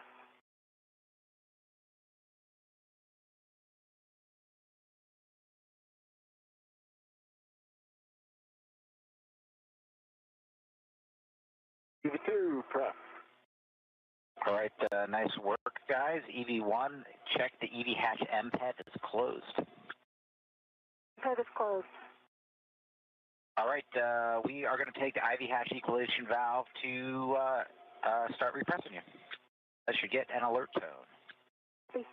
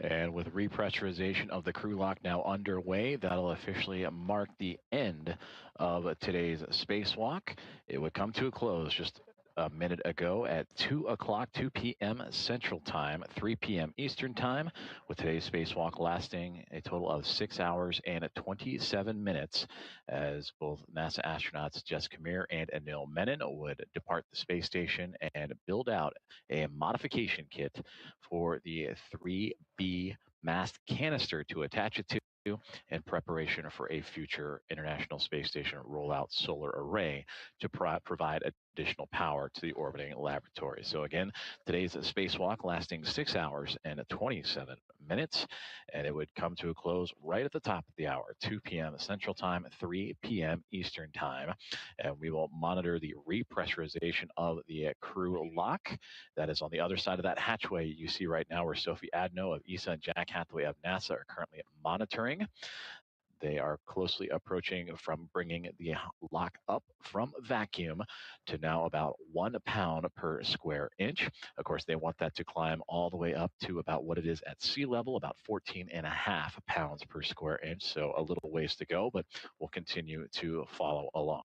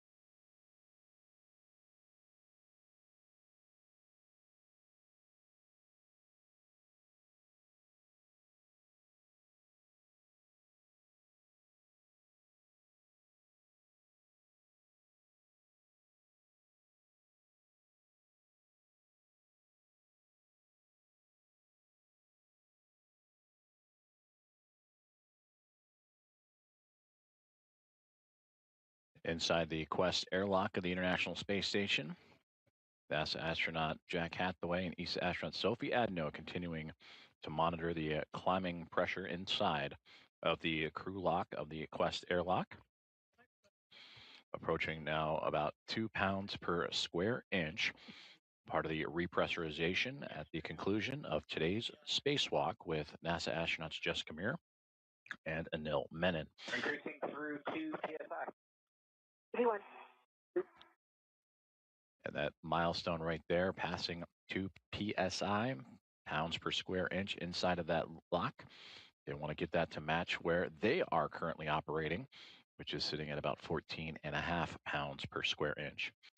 Today's spacewalk, the 281st in support of the International Space Station assembly, maintenance, and upgrades, lasted 6 hours and 27 minutes and came to a close just 5 minutes ago at 2 p.m. Central Time, 3 p.m. Eastern Time, as both Meir and Menon would complete the construction from start to finish of 6 struts and a mounting bracket attaching to the 3B mast canister that will support an IROSA, an International Space Station rollout solar array, to increase power availability to the orbiting laboratory.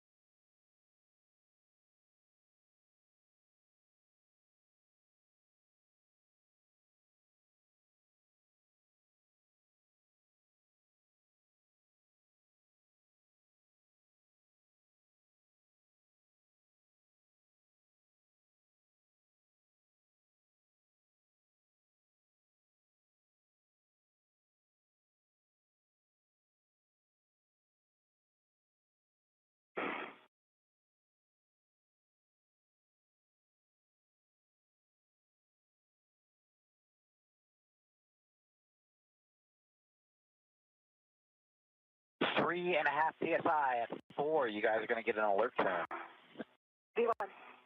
2.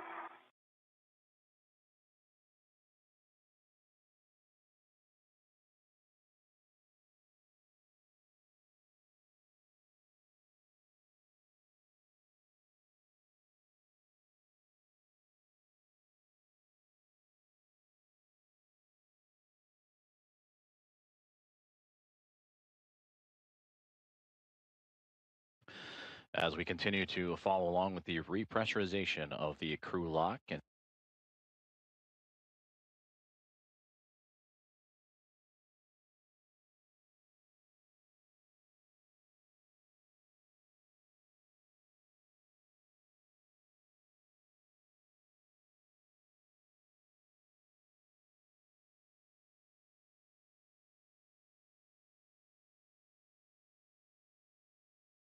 by the numbers, today was the 281st spacewalk in support of space station assembly, maintenance, and upgrades. We're going to pause at 5. And with that update, Jack Hathaway relaying that they will pause at 5 PSI and continue their safety and equipment checks, making sure everything is okay before continuing on with the repressurization. But taking a look even closer at the numbers, it is the fourth spacewalk out of the station this year in 2026. In fact, Jessica Meir has now participated in 3 of those 4 spacewalks and is the first spacewalk of Expedition 75. In total for Jessica Meir, it is the 6th spacewalk of her career, now upping her career total to 42 hours and 33 minutes.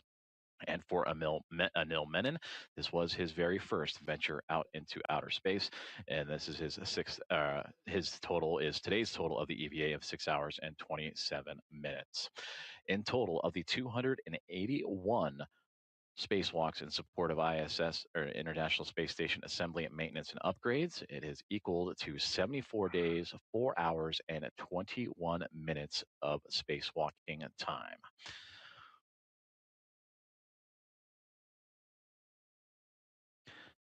And again, we continue to follow along with the repressurization of the crew lock, now up to 4.90 pounds per square inch. And we heard the communications to Jack Hathaway that they will pause at the 5 pound per square inch mark and go over all system checks, make sure everything is okay. We're going to sit here for 2 minutes and wait for the crew lock pressure to stabilize. 1, 2.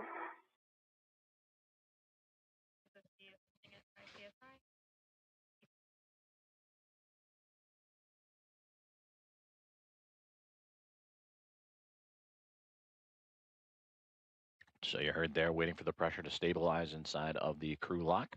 So they will pause for a couple of moments just to give the space some time before continuing on with repressurization. Again, also, in addition to that, by the numbers, this is the first of what is going to be a busy month of spacewalks outside of the International Space Station. The next one coming up right around the corner, a week from today, Thursday, August 13th, U.S. Spacewalk 97, in which 2 astronauts will venture out into the vacuum of space to replace a communication antenna on the space station called the Space-to-Ground Antenna, critical communication system for the space station and used by NASA to transmit data. And the antenna enables high-speed communications between Mission Control here in Houston and the orbiting laboratory.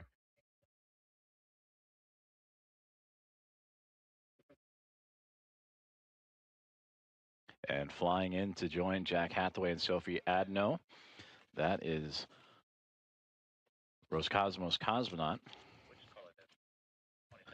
Anna Kikina, who flew up with Anil Menon, her crewmate on Soyuz MS-29, and taking some photos with her crewmates coming in to check on Anil and Jessica and the Expedition 75 crew for Anna Kikina. This is her 2nd flight to the space station, as she was a part of Crew 5.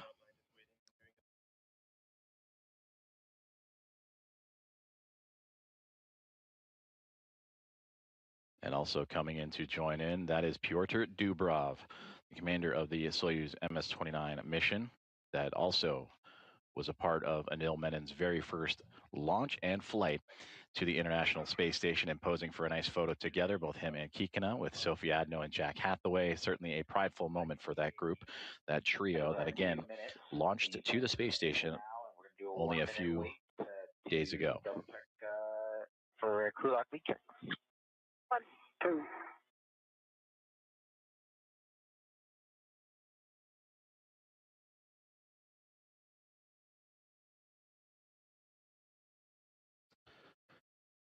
And again, the team continuing to monitor along with the repressurization of the crew lock that has been paused at 5 psi to allow the space to settle. And they will continue with safety checks throughout the entire process. And they will remain paused here for a few more moments before continuing on with the repressurization, as more smiles and photos within the equipment lock, which they will enter here momentarily.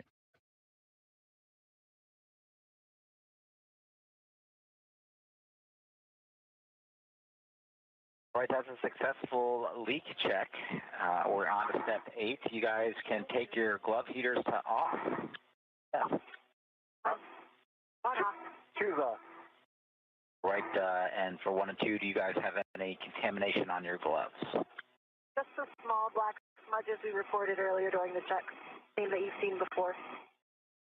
Got the small black smudges.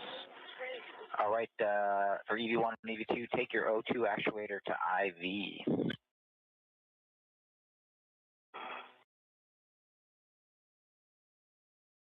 EV1 IV. 2's IV. All right, then we are going to continue the repress.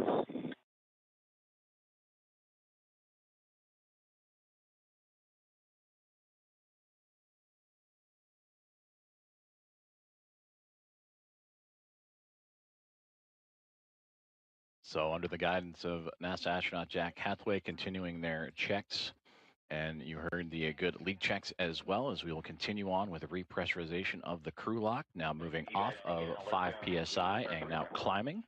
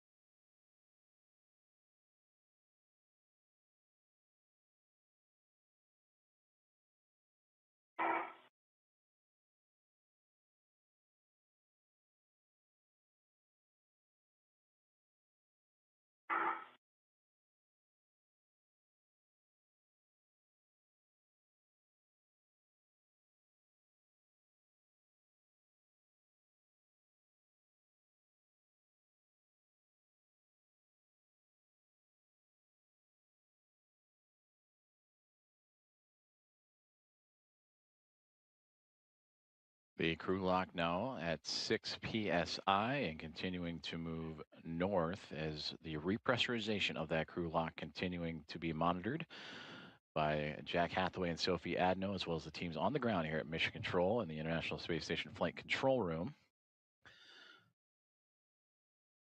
NASA astronauts Jessica Meir and Anil Menon have successfully completed their EVA, their spacewalk today, wrapping up at 2 p.m. Central Time, 3 p.m. Eastern for a total of 6 hours and 27 minutes today.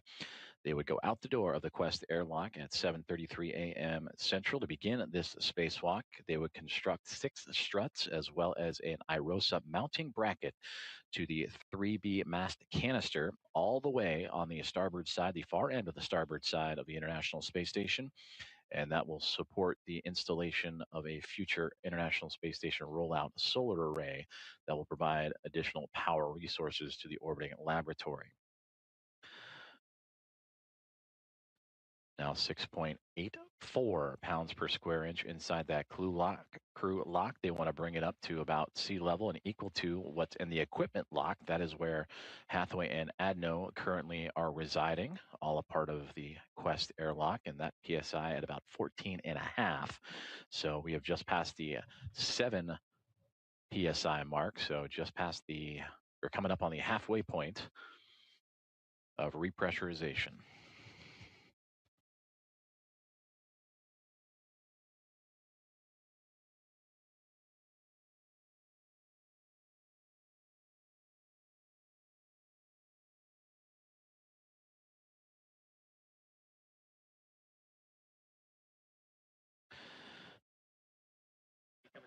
And back inside the International Space Station Flight Control Room here in Houston, Texas at NASA's Johnson Space Center Mission Control, as we are in a handover with communications satellites.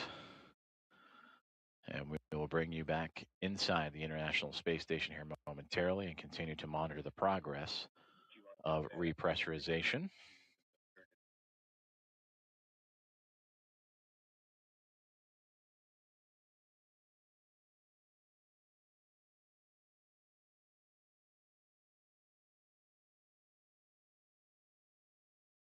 And again, today's spacewalk, U.S. Spacewalk 96, closing out at 6 hours and 27 minutes for NASA astronauts Jessica Meir and Anil Menon, the 281st in support of the Space Station Assembly, Maintenance, and Upgrades.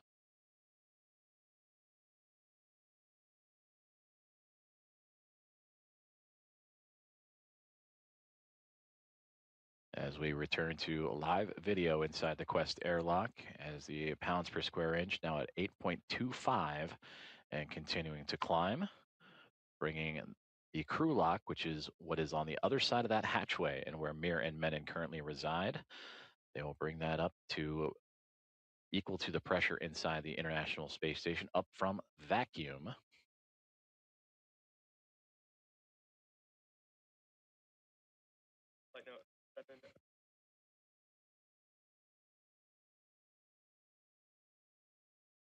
And once brought up to the same pressure inside of the International Space Station, they'll continue to perform safety checks, leak checks all throughout the procedure. And then once that is complete, we'll see that hatchway in which Sophie Adno has that right hand on it ready to go. Will open back up and they will formally welcome Mir and Menon back inside the International Space Station.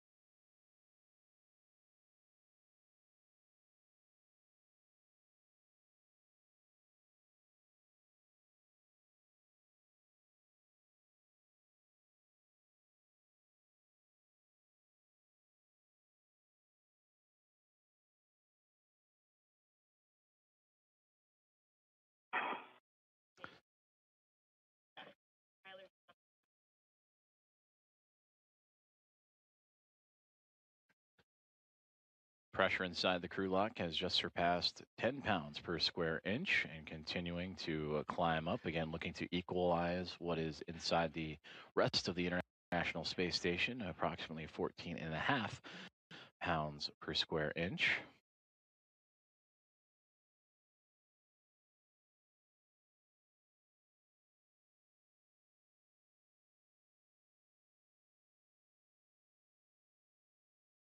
And PSI and climbing.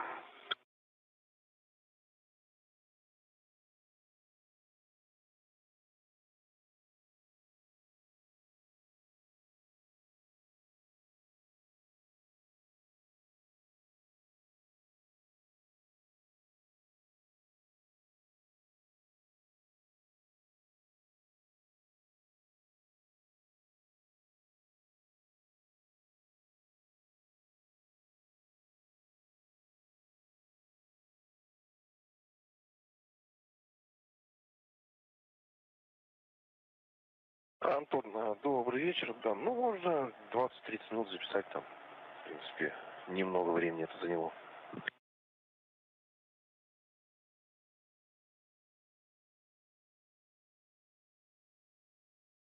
Привет, Андрей. Sorry. I thought that was Jack's question.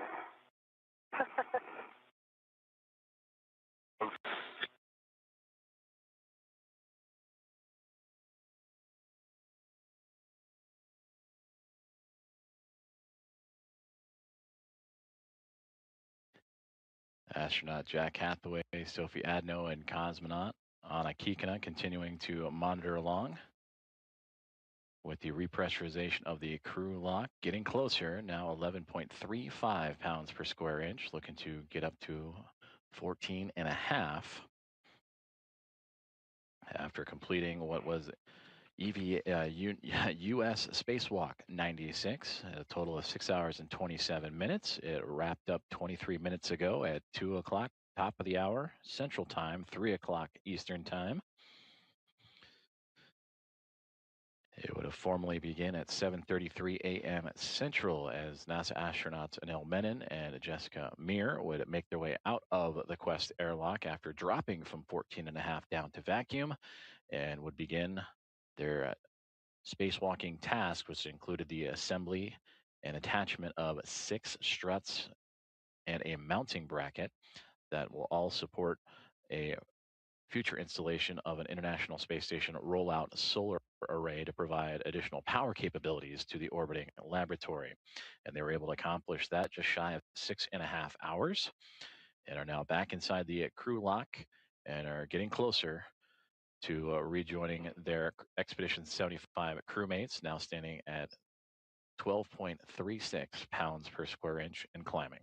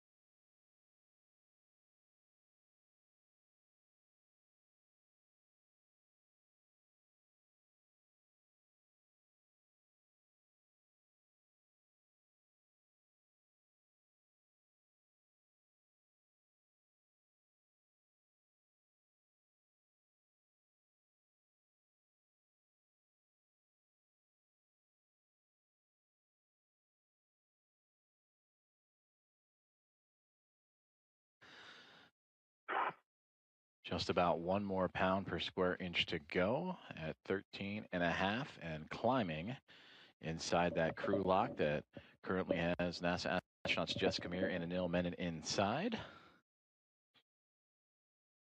Jack Hathaway on the left-hand side, continuing to follow along with the numbers and the status that we are following here in the International Space Station Flight Control Room and Mission Control in Houston. Roscosmos cosmonaut Anna Kikina floating to the left side of your view, and Sophie Adno of ESA supporting the return festivities of the 2 NASA astronauts. We saw Pyotr Dubrov earlier. Both Menon, Dubrov, and Kikina all flying together. They launched just 22 days ago aboard Soyuz MS-29 from the Baikonur Cosmodrome in Kazakhstan.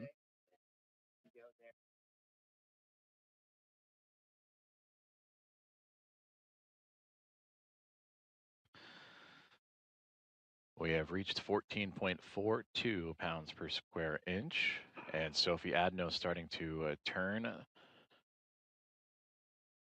the hatchway to open it up as the pressurized portions have since matched each other from the crew lock to the equipment lock.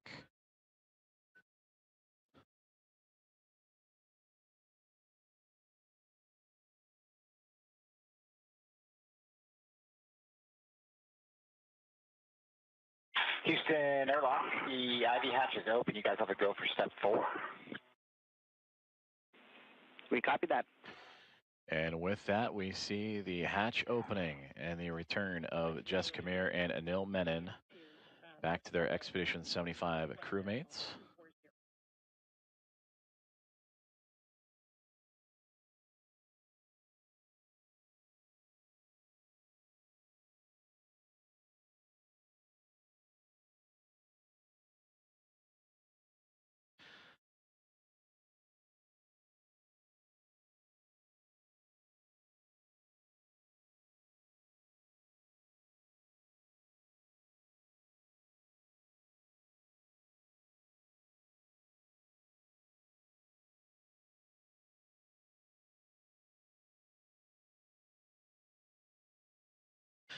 First one through the hatchway is NASA astronaut Anil Menon, who arrived and returned to the Quest airlock first. Jessica Meir will shortly join him as Jack Hathaway and Sophie Adno positioning Menin's spacesuit. And want to make sure they get him upright, and they will reconnect him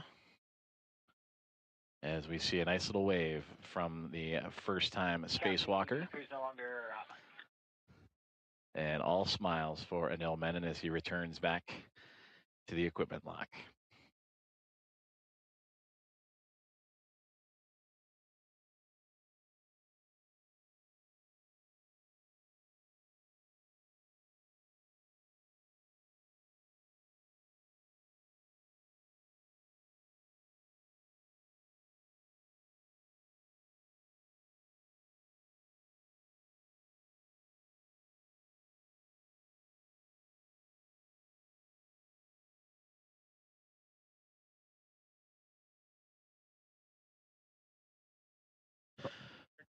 So as Anil Menon is getting positioned properly inside of the equipment lock, you see Sophie Adno now with the safer, that is the simplified aid for EVA rescue, in which she and Hathaway would put on the backside of both Menon and Meir earlier in the day.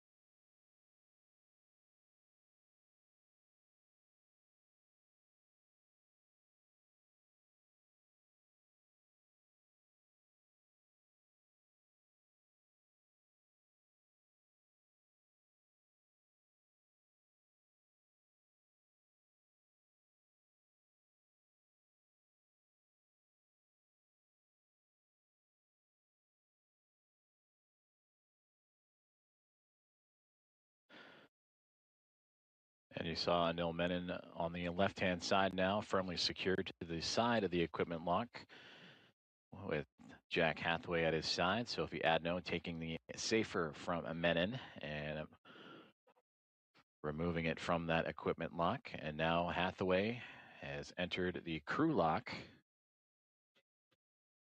and will go into support now Jessica Meir in her return back inside the equipment area of the Quest airlock.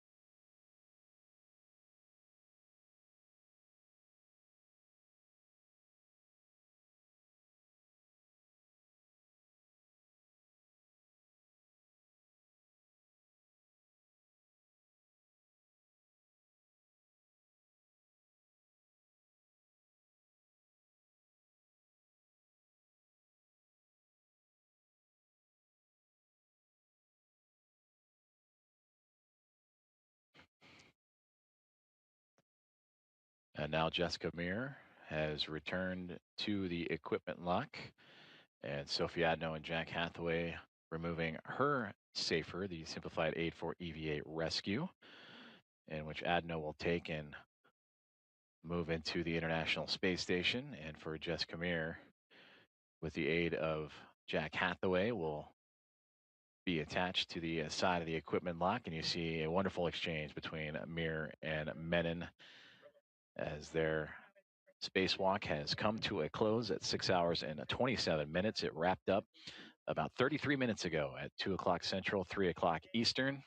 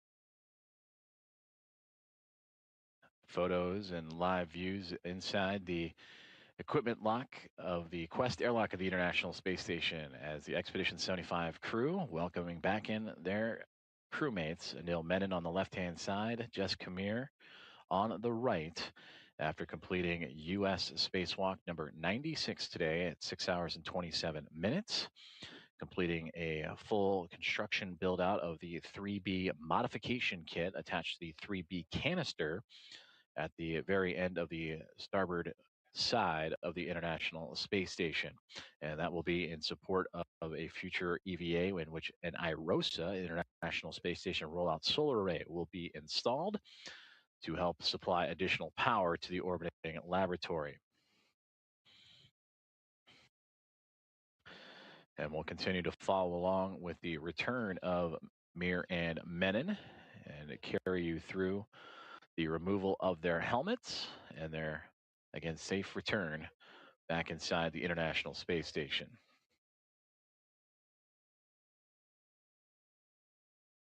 And of course, this spacewalk, the 281st in support of the International Space Station assembly, maintenance, and upgrades. And this one, U.S. Spacewalk 96, the first of 3 in the month of August. And we'll take a look at the next one coming up, which will be a week from today, Thursday, August 13th for U.S. Spacewalk 97, and then further down the line, U.S. Spacewalk 98 as well.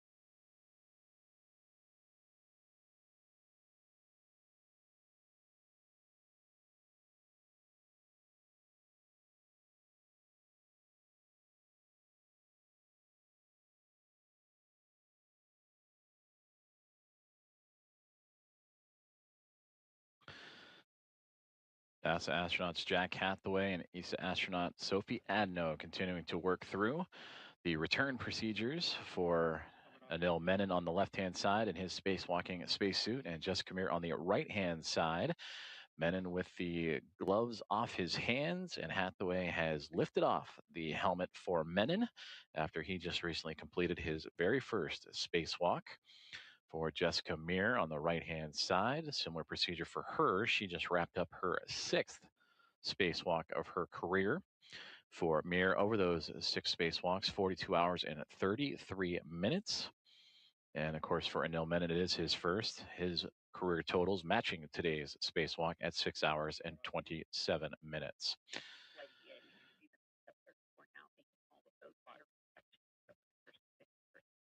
So with these helmets off, we can now take a look ahead at what's to come for spacewalks and activities surrounding the orbiting laboratory. And again, we mentioned that this is going to be a busy time for the International Space Station, as U.S. Spacewalk 97 just right around the corner a week from today. Coverage will begin at 7:35 a.m. Central, or coverage will begin at 6 a.m. Central Time, 7 a.m. Eastern, with that EVA approximately getting underway around 7:35 a.m. Central, 8:35 a.m. Eastern. And of course, you can watch all of that right here on NASA Plus, the national social channels. And for the latest updates, visit along with nasa.gov. So a successful U.S. spacewalk number 96 with the construction of the 3B modification kit to the 3B mass canister, and awaiting the arrival of the IROSAs that will support and bring additional power supply and availability to the orbiting laboratory. Well, that'll do it for our live coverage for today, as Anil Menon and Jessica Meir have safely returned back inside the International Space Station. Their helmets and gloves now coming off, and they will get situated back again as another spacewalk right around the corner again on Thursday, August 13th. Special thanks to the team and my colleague joining me on console today for timely updates and NASA Communications is Ken Appel. That'll do it for U.S. Spacewalk number 96. Thank you for tuning in. This is Mission Control Houston.